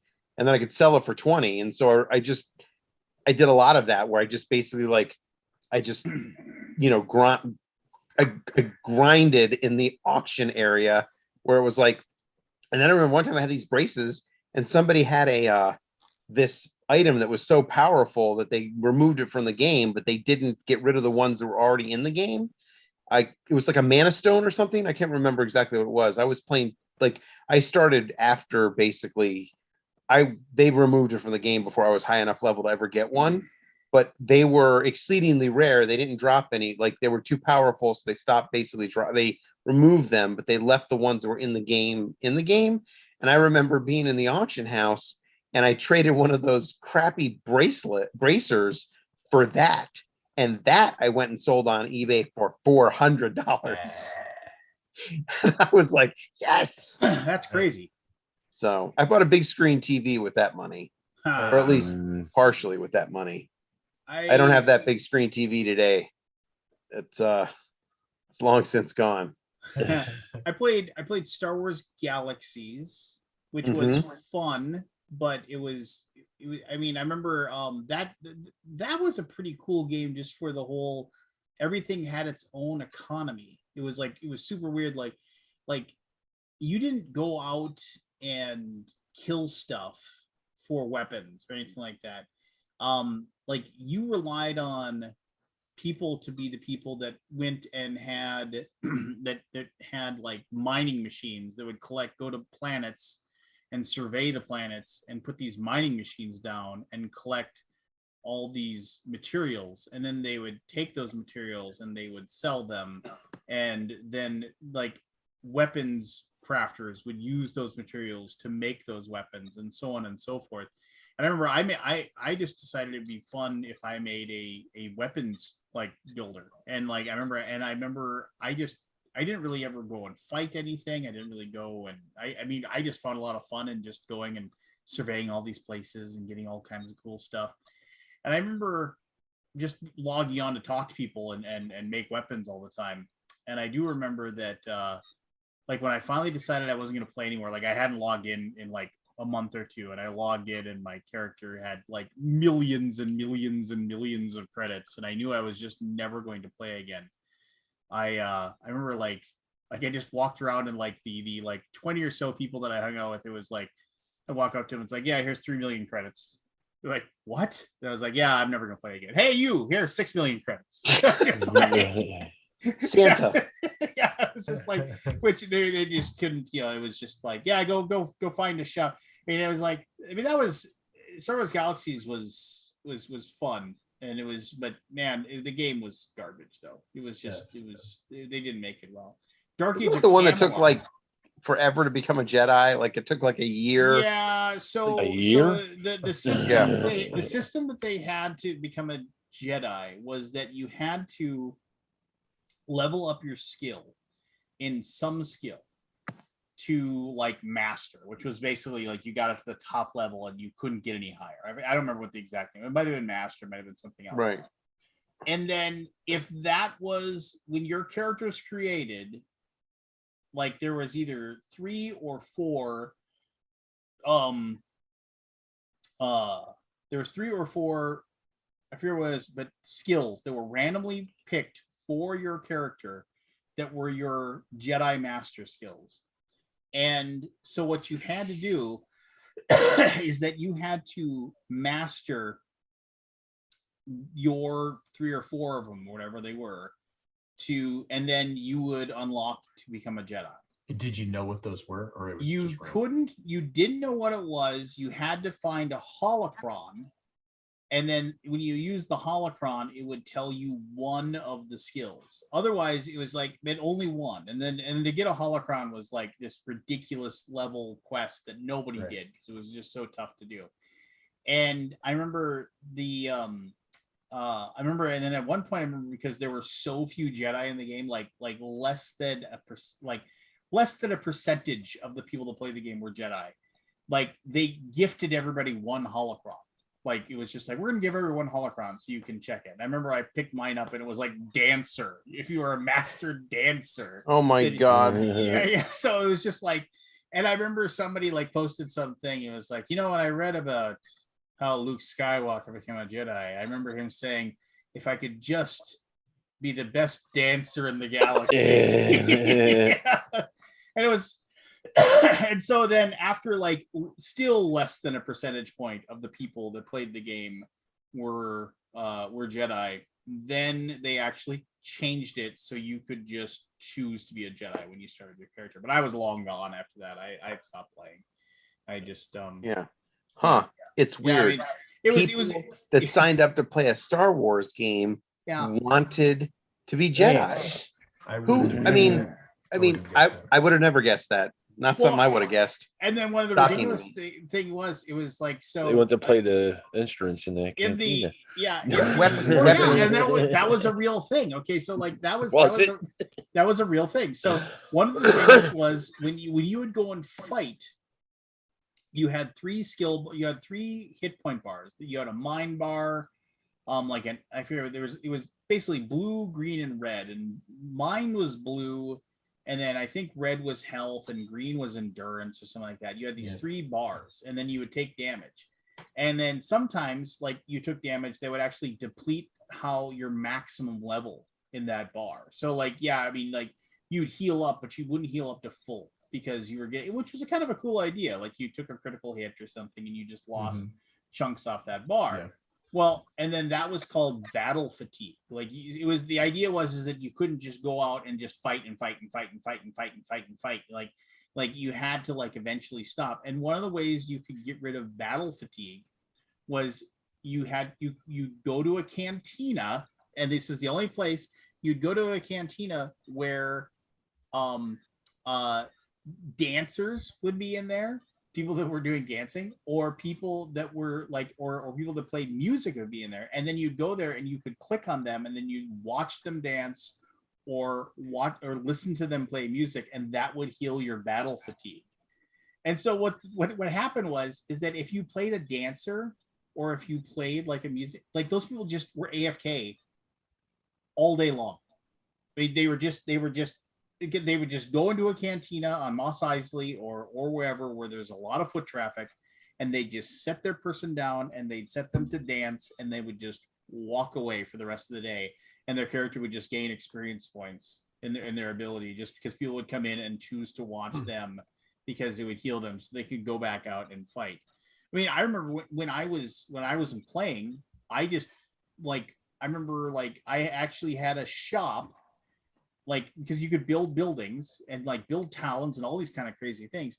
Like on Coruscant, which of course was tough. I actually had a shop in Coruscant, which was almost impossible to do, but I did because I paid a guy millions of credits for a shop, and because I had the money, and then I got it. So and then the thing was, it was like there was this one central circle where people would get off the shuttle that landed there, because nobody had any spaceships. That was another thing too.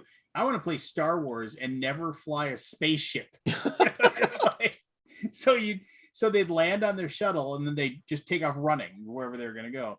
But so there was this circle where you couldn't build. It was like there was like these circles, and so what everybody did, if they wanted to advertise their shop, they would just basically have their person like sit, because if you sat, you could shout, and then it wouldn't cost you any endurance to shout. So I had a pet dog. I remember I paid a bunch of money for a pet dog. So this pet dog sat next to me, and I sat down, and then my guy just shot. It's like, these are the items that are in stock at my store right now. I have flamethrowers, I have laser blasters. And it would just be like, and I'd shout, and then people could go to my shop and just buy the stuff, and and then I'd log in, I'd go in, oh, okay, I see I need to make 17 more flamethrowers, I need to make, 20 more laser rifles, then I go and I make them, and I restock my shop. And so you played a game where you basically had to work. Yeah. You're like, Well, I gotta log in, I gotta make the donuts. And then we Gotta make the donuts. and then I'm glad I never got into because these it was things. because it was me and my friends, and we just so what we would do is like I'd purpose there were these they're called like rocket pistols that basically would shoot like little missiles, but I would make ones that were purposely just awful, like they would do like 1 or 2 points of damage, so they just were garbage. But whether your rocket pistol was like something that did 1 or 2 points of damage or did thousands of points of damage, it caused like giant explosions around it, and like the whole screen would shake and just be really annoying. And so me and like my 3 or 4 friends that played it, we would go into like the busiest parts of town where people are sitting there trying to like do business, or they're trying to like, go to a cantina to like, you know, talk or like watch a dance or something like that. And then you had a choice where like you could challenge somebody to a duel. And then if they accepted the duel, and we all wore like the same colored combat armor and stuff like that. And we race in there and we'd have these combat pistols with these rocket pistols that couldn't hurt each other. But everybody's screen was just shaking like in the room. And smoke and fire, and people were like, "Get out of here, leave! Don't, we're trying to role play. Stop it!" We're just like, we called ourselves a biker gang called the Black Widows, and Black Widows. Run! We'd run out of there, and it's just like, I hate those guys. We had black combat armor but red helmets. We called ourselves the Black Widows. We go outside and jump on our speeder bikes. I don't know. At the time we couldn't stop laughing. We thought it was just the best ever. You know, probably the most fun MMO I ever played was Dark Age of Camelot, because that was just all PvP all the time. And they set it up for there were 3 factions, and they all through like they never worked together. They were always against each other, just giant battles all day long. And they had cool battlegrounds with siege equipment. And man, I had a lot of fun with I tried that game and I just never got into it, but I think it was because graphics were horrible. They were horrible. Yeah, I think like the setup was confusing to me or something, or maybe it was like one guild would like one faction would just be like super powerful because like they would gain like oh yeah, if you took over it would have to like areas, it reset, I think every like 24 hours or something, didn't it? Yeah, or something like that. Yeah, there was a certain period of time then everything reset. But if certain like factions were able to like control certain parts of the map, like everybody in that faction would get bonuses, and so you'd have to like, you know, but then it would reset and things like that. It was, I don't know. There was this class in the Albion faction that you could be a rogue and go invisible, but you were a bowman. So it was just like, it was really fun just to be a sniper and run around, and you see a couple of idiots using a siege engine, you know, being about 500 feet away and shooting arrows at them, and they can't do anything about it. I will say, now that you talk about it, I think one of the best things WoW did when I went back to it is they had a bunch of like PvP event, like PvP things you could do, like capture the flag and like that was a lot of fun actually. That was actually a lot of fun. Like I really enjoyed doing that. You see that everybody's mad at the Elden Ring PvP world now because there's all these people that are like griefing it, and they don't know what Elden Ring is going to do about it. So like the whole thing with PvP is that like if you want a PvP, you basically set yourself up to like you want to invade. You get that one little bloody finger and you just set it up, and it's just like, I want to invade anybody. I want to fight. You know, that's just what you do. Right. You know, and you can't lose anything by fighting. It's just, even if you get killed, when you go back to your own world, you lose your runes, but your runes are sitting right there. So people just like sit by the Church of Ella and just, I want to go fight. It's just, I want to fight. Well, the thing is what people are doing is that they are putting themselves in these like secluded spots where you can't be found. And then they're declaring themselves open to like, and there's that one thing where you basically say, come get me. I want to fight. And so people that want to invade will invade you. Well, what they'll do is that they come into that person's world, and usually there's like a little beacon that tells you where to go. But what they've done is they've like figured out a way to like use one of the big giant wind spout things, or found a place basically to wedge their character into a corner or on top of a building that and using an emote to just lie down on the ground so you're not standing either, so they can't see you. And these people are going in there, and like these are like level 140 people, and they're trying to find this person, trying to get him. They can't find him, so they end up either leaving, meaning that they lose the battle and that person gets a ton of runes because all they did was lie on the ground and they can't find him, or Mhm. B, they use that other ability that says, I want other people to come in and help defend me. And so other people come in and kill the guy that was trying to find you, and then you get the runes as well for the win. And like, and so that's what like most, so now people can't PvP anymore because everybody's just trying to do that tactic instead of actually fighting. So That's so dumb. Why would you waste your time doing that shit? because People are so literally like stupid. there's videos of people doing it that Yeah. like they literally go AFK and they come back and they have 27 million runes. Right. And so it's like, oh, cool. Now I can just overlevel my character and go fight in this area. I'm sure if they had YouTube back when you were playing the War of the Warcraft and all that, you do the same thing. Watch the videos, figure out the cheats. Yeah. Oh yeah, totally. Probably. Oh, did I tell you guys about my Halo competition? When we were in college, Halo came out. We thought we were good because we played every night for a couple hours. Yeah. And then we went and played some 14-year-old 14-year-olds. came in, yeah. I know where this is Whooped going. your ass. And they like found, you know, like there was like the blood gulch or whatever it was called. There's like there was a base on one side. Oh a yeah, base yeah. on the I other remember. side. I remember that map fondly. There was like a spot where you could like shimmy up in the side of the screen, get way up high. Like you weren't really supposed to get there, but like you could, Oh yeah. and just sit up there with sniper rifle and just Yeah. just And like- nobody can see you. and nobody can 'cause- see you. Yeah, Yeah. I remember. silliness. We were so demolished so Oh no, trust me. efficiently. Like it was like, oh, and the game's done. We're all dead. Okay, great. My son is 10 and plays Fortnite with his friends like every day after school. And like they don't, sometimes they play matches and sometimes they play like the mini game stuff, and like sometimes they play like little like battle arenas, and like every once in a while I say, Dad, do you want to play? And I'm like, yeah, sure, I'll play.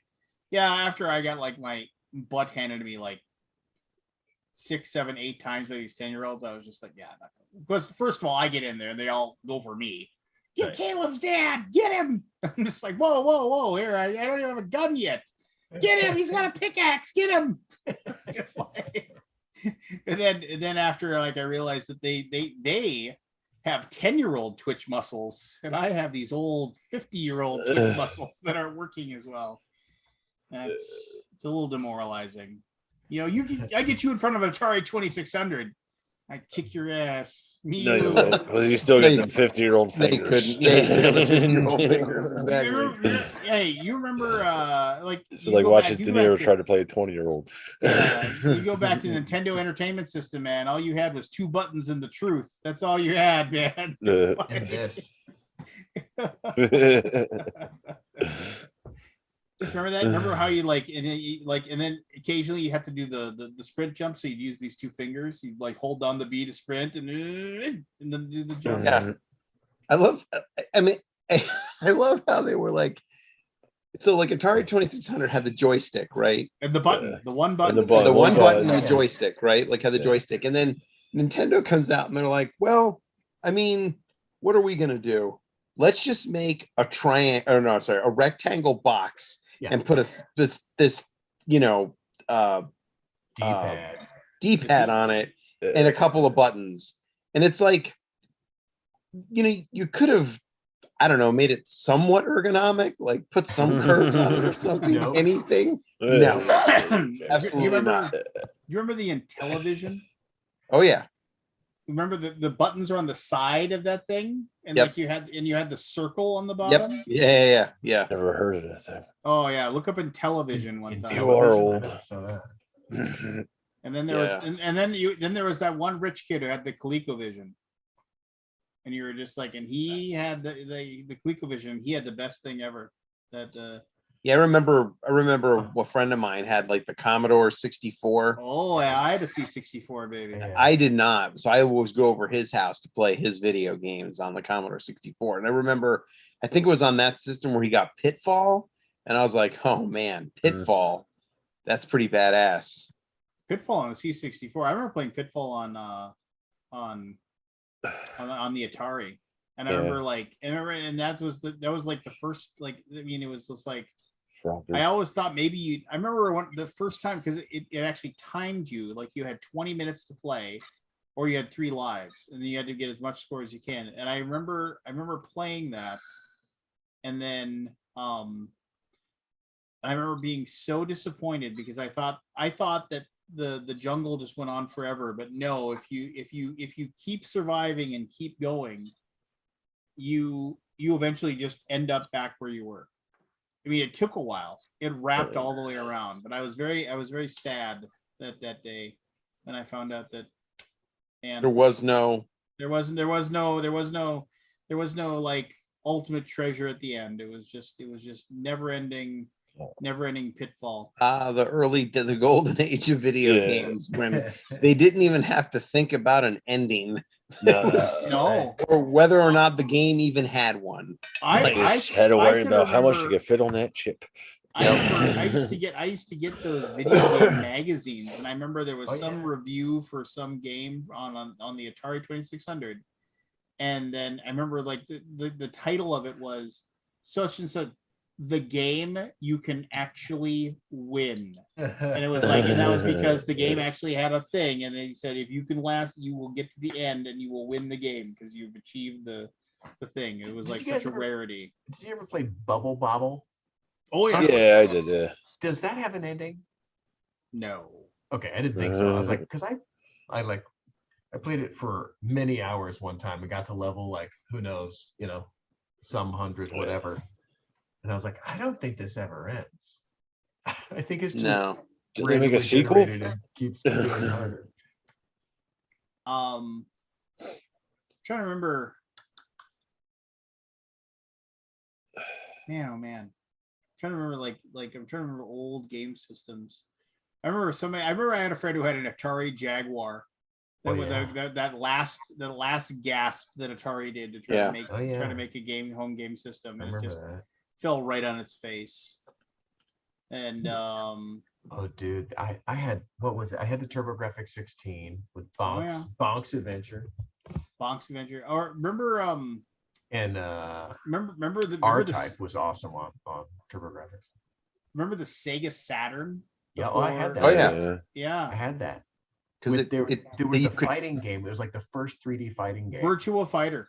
It was awesome. Yeah. Yes. that Yeah. system was so great because from day one you could pretty much put ripped CDs yeah. in it. Yes. Or like Yeah. it was like instantly it was like, oh, you can just play games for free on this. Like Yeah. you didn't have to buy any games. Yeah. I really enjoyed, like, Panzer Dragoon was awesome. Sega Saturn was a great system. It was. And it was too bad Sega just didn't know how to market themselves. Yeah. I mean, I still remember. I mean, I've never owned an Xbox, but I've owned every single version of PlayStation, every single Yeah. one. Oh, And PlayStations. I mean, I still remember the first time when I got my first PlayStation, I was just like, this is ridiculously like I just remember just saying, I can't believe how good this system is. This is so good. I mean, the games on this are so amazing. This isn't legal. I mean, this is like, games like this. And then you go to, and I remember, like, I had a girlfriend. I remember for Christmas, I don't know if she stole it or what, but she got me a PS2 with everything.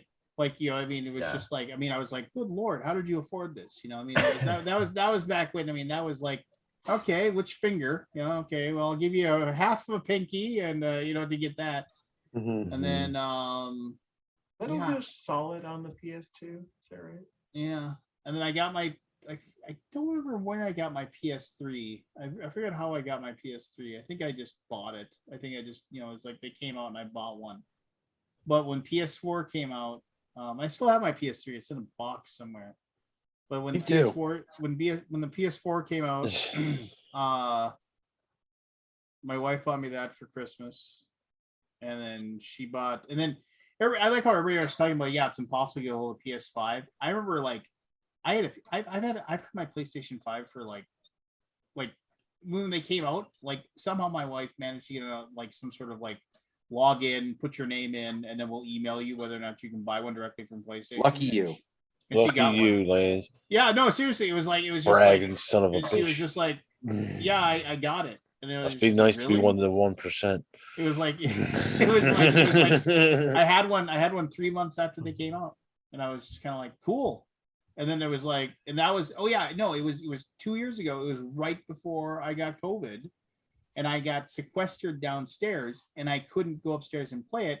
And my son was telling me how awesome the Miles Morales Spider-Man game was all day long from upstairs. And yeah, like, yeah, the game's really awesome. I was just like, that's great. Getting even That's with great. just great. I'm so happy for you. Yeah, good for you, you little brat. you. Yeah. I remember when I got the PlayStation 1, and I remember, I think it was Virtua Fighter, one of the fighting games, whatever. Yeah. Yeah. And I remember bringing it and going, well, this is the pinnacle of video games. It's never going to get better than this. Tekken 2 on the PlayStation Yeah, 1 was, yeah, it was Tekken too. oh man, I would go before I got my PS1.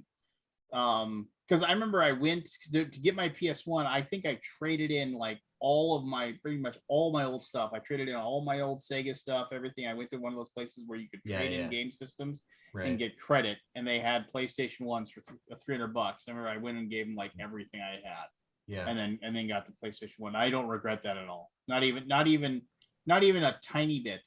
But I remember I went over to my buddy's house, and like literally 4 or 5 of us sat there playing Tekken Mhm. all day, and it was Yeah. like, and loser out, right? Yeah. You had your and we did best 3 out of 5, so you Oh, got yeah. to play a little bit. No time limit, so you couldn't. And it was just and maximum health bar. We like Yeah. we did all the stats, and we just go. And then when you got knocked out, you were out, and then the other person got to sit down. I remember being so mad if the person that got knocked out was the fighter that was on the right, because I couldn't fight. I couldn't attack the left. I couldn't. But if I was on the left hand side, man, that guy was over. I had the like 5 move thing that King had, where he did like the 5 throws, where like you the chain throws or whatever. What was how the to do guy that was it Liu Kang? Was he the like the Bruce Lee? That's Mortal Kombat. It's Oh, that's Mortal Mortal Kombat. Kombat. Who was the guy that was Bruce Lee in you Tekken? idiot. Tekken, there Tekken? was. Well, which one? I mean, Son of a- He was probably Tekken 2. the guy I really like The good one. The guy I really like playing on Tekken was Baek Do-san, which was the Taekwondo guy. They had Oh, he would just kick. Yeah, yeah. He had that 120 kick combo that if you got somebody into it, it was just do. Yeah. And then that old guy Wang was he like he was the drunken boxer. The drunken master, yeah. Yeah. And then I would always do the alternate costume for him, so he wouldn't wear the green costume, wear the red. And I would say, care for some red Wang. I don't know why I thought that was funny, but I said it every single time. Heihachi was the guy that was like the guy with the spiky hair, and he had those giant clogs on. He was a good character in Tekken 2 as well. Fei Long, Martial Law, or Forest Law. One of those guys. I mean, I don't know, man. It was just like that game was so good. All the Tekkens were good games. Yeah. I mean, you can't go wrong with Street Fighter 2. I mean, Street Fighter 2 was the pinnacle. With my son, he was like, "Do you want to play Super Smash Brothers?" I was like, "Yeah, that's fine." And then Ryu is on there, and I was like, "That's cool." Super Smash Brothers Ryu, and I was like, "I wonder, is it still the same thing to cast a fireball?" Yeah, Hadouken. Yep. Oh yeah, it is. Is the dragon uppercut still forward down forward? I was like, "Oh, you're done, Caleb." I was just like, my guy's just walking toward. and then back down back. Shoryuken. Yeah. The spinning kick. And then he would just be like, "How do you do that?" And I was like, "I'm not telling." That was when he rage quit against me. He like literally like stood in front of the TV to block so I couldn't see what my character was doing. He was still trying to beat me, but I just kept on doing dragon uppercut over and over. And then so finally, then like he was like 7 seconds left, and I was up on him like 7 falls to 0, and he just went to like click. Like something like end combat or whatever. And it went to the thing where it said no contest, and both of us are just standing there looking.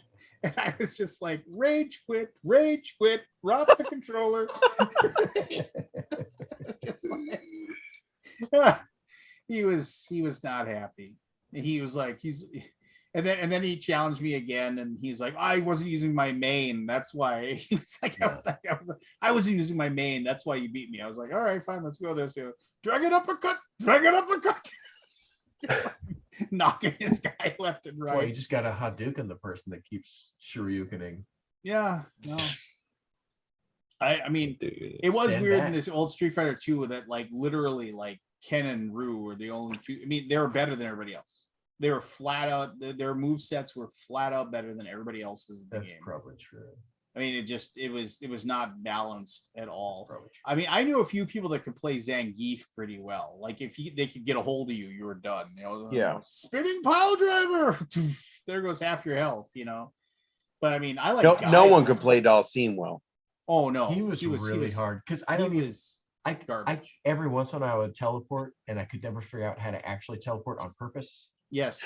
And like, He had that one cheesy like low slide kick thing. Yes. Yes, you, that was you, really you could good. His catch people legs. pretty well with that. Yoga flame, yoga The one Fire. I was a Guile player forever. I He was good. liked Guile. Sonic good. Boom, Sonic Uh-huh. Boom. You know, just He was like I liked it, but the moment I stopped playing Guile and started playing Ken was Right. when literally I was in the middle of my flash kick. Like I had done the flash kick, I knew I was going to win, and the person playing Ken just did dragon uppercut and dragon uppercut me out of the flash kick. I was like, so literally I'm I doing think- my best move possible, and you Yeah. just get to set me on fire with your dragon uppercut and just knock me out of it. Okay. I'm pretty sure the gonna- consensus Jealous. is Ken is just better than everybody else. Like he's well, even you get better to than set Ryu. you get to set the person on fire when you with your heavy dragon uppercut. I mean, it's just obviously better. because he's but I- he's a True, touch but- slower but- than Ryu, but way stronger.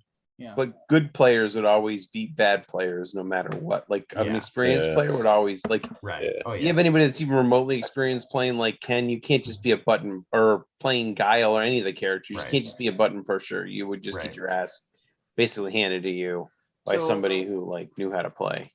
Yeah. So the two things were like the one reason why they said Ken was good. One of the reasons why was your strong kick throw was the grab you by this and then judo throw you over. With Yeah. Ryu, he just dropped and threw you over his shoulder. With Right. Ken, he rolled with you Right. for a little while and then threw you. So the idea was that you could get somebody locked in a corner and then Oh, you yeah. immediately popped up and dragon uppercut. You know, just like and so you. Well, also just all of his punches were stronger. Like And every time and he then- hit you, you took more damage. But I remember one person. But I remember I saw somebody like post. It was like like Ryu is better than Ken because the wind only blows for him. Because whenever he won, he'd turn and look That's away, true. and the wind would blow That's it, and he would just he looked down and the That's wind true. only blows for Ryu. He was a little bit emo. Yeah, no, I just I have so many memories of like sitting at like gas stops and sitting there pumping quarters into those things and playing them. I do remember there was like a buddy of mine, kind of piece of crap, but I mean, he was sitting there and he wanted to be good at it, and he played Chun-Li or something like that, and he was playing and playing and playing, and he was just getting his butt kicked over and over again. And there was one guy that we knew that was he was just really, really good at I mean, like better than anybody else. And he was sitting there fighting and like literally like he perfects him, the guy perfects my buddy perfect, right? And then he's still going, and it's like Ken versus Chun-Li, and like they're going back and forth, and like literally like he's down to like just maybe a third of his bar, and he catches Ken with like just like a weak punch, like, and you see this little like tink, like that, and I just thought, you cut him, Rock.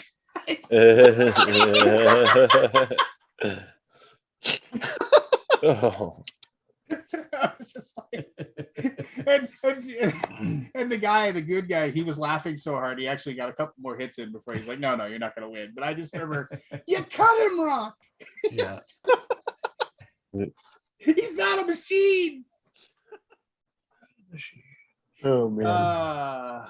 Yeah, no. good times in the old Street Fighter 2. They ruined Street Fighter after Street Fighter 2, in my opinion. Street I Fighter don't 2 think I- oh, there was Championship, Street Alpha, Fighter, it was like- Are you kidding me? Third Strike was amazing. I don't know. Now it's like all those games where it's like, setting up to do some like ridiculous like 79 hit combo, which is whatever.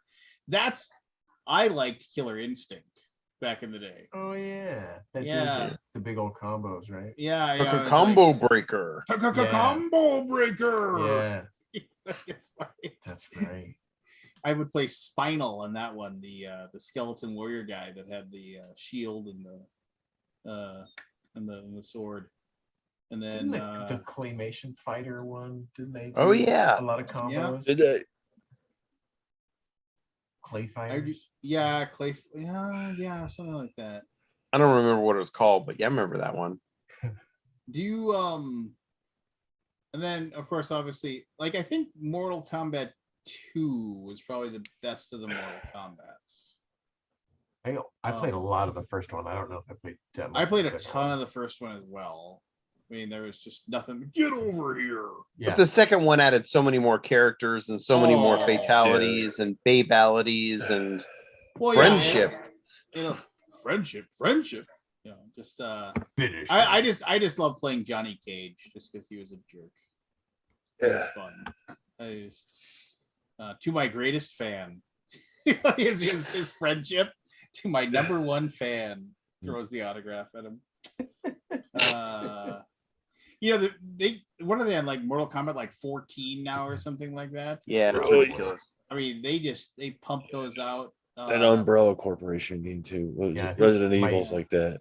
My highest But- two played video games ever, like arcade boxes Oh. ever, are probably the first Mortal Kombat and NBA Jams. Oh, NBA Jams. He's on NBA fire. Jams. No, NBA Jams. You take the Sacramento King. First NBA Jam. Yeah. Jam. I think Yeah. it was like you took the Sacramento Kings, and before the game starts, you hit the defense button 8 times or the block button 8 times. So you get improved defense. And if you had the Sacramento Kings, you had Wayman Tisdale. You didn't play him because he was a stiff, but he could hit a 3-pointer every once in a while. But you took Spud Webb because he had dunking 10 Yeah. and speed 10. Yeah. And all you just was like, dig, dig, dig, dig, dig, dig, dig, dig. And then as soon as somebody comes in here, just hit the Run turbo around him. boost, run past him, and dunking. That's Just awesome. Like Bo Jackson and Tecmo Bowl. You just outrun whoever. And I remember I was playing somebody who was like a big like Shaquille O'Neal fan. He was like took the Orlando Magic and like and like because I had heightened defense, it's like here comes 7'2" Shaquille O'Neal with the big slam. Just Spud Webb block. Just takes it out of his hand, runs the length of the floor, breaks the backboard. He's on fire. And I'm just going to shoot 3-pointers all day long because you can't score any points. Oh, look at that. The score is 97-30. And just like speed 10, dunking 10. Could dunk from the 3-point. Could dunk from the 3-point line. Just was absolutely stupid. But yes, NBA Jams. I once, so we would, I got to tell this story, then I got to go to bed. It's late.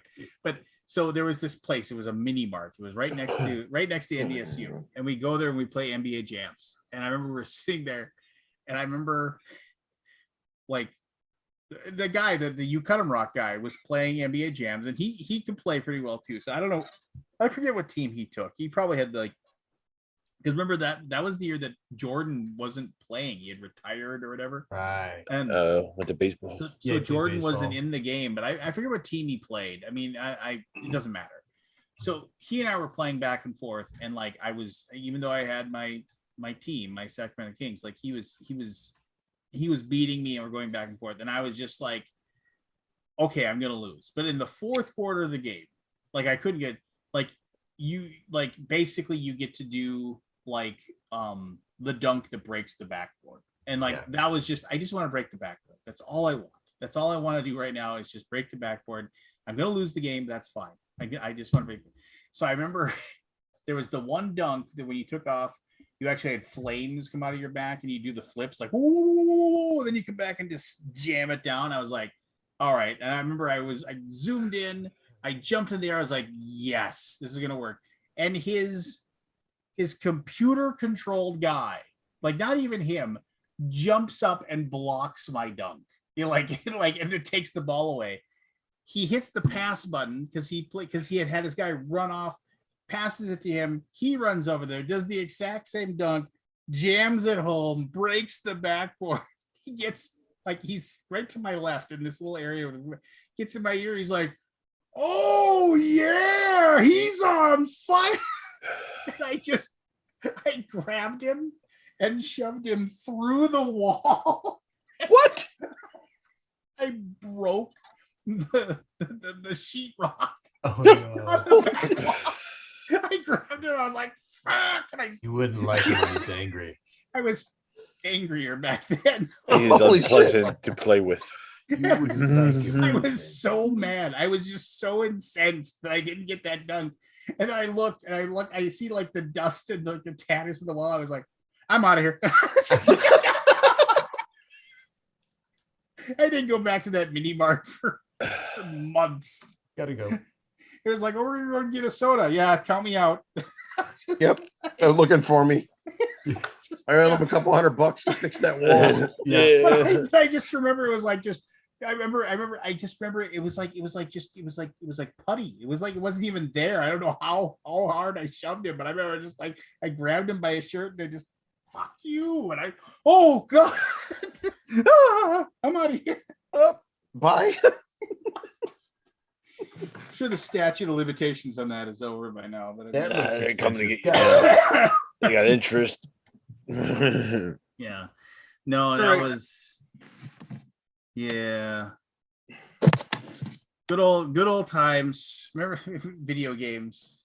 Video Yep. games are amazing.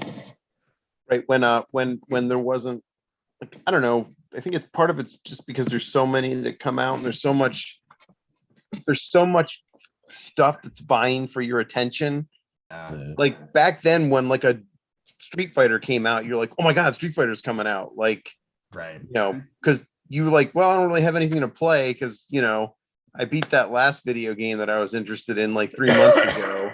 Yeah. You know, now you're like, there's so much media to consume that it's like, I don't know, it's like not the same. Well, and also I worry about like beating. I mean, even though I've got my money at Elden Ring, I worry about beating it because then I'm like, well, then what am I gonna play? You know, I'm just like, You start another character and you Yeah.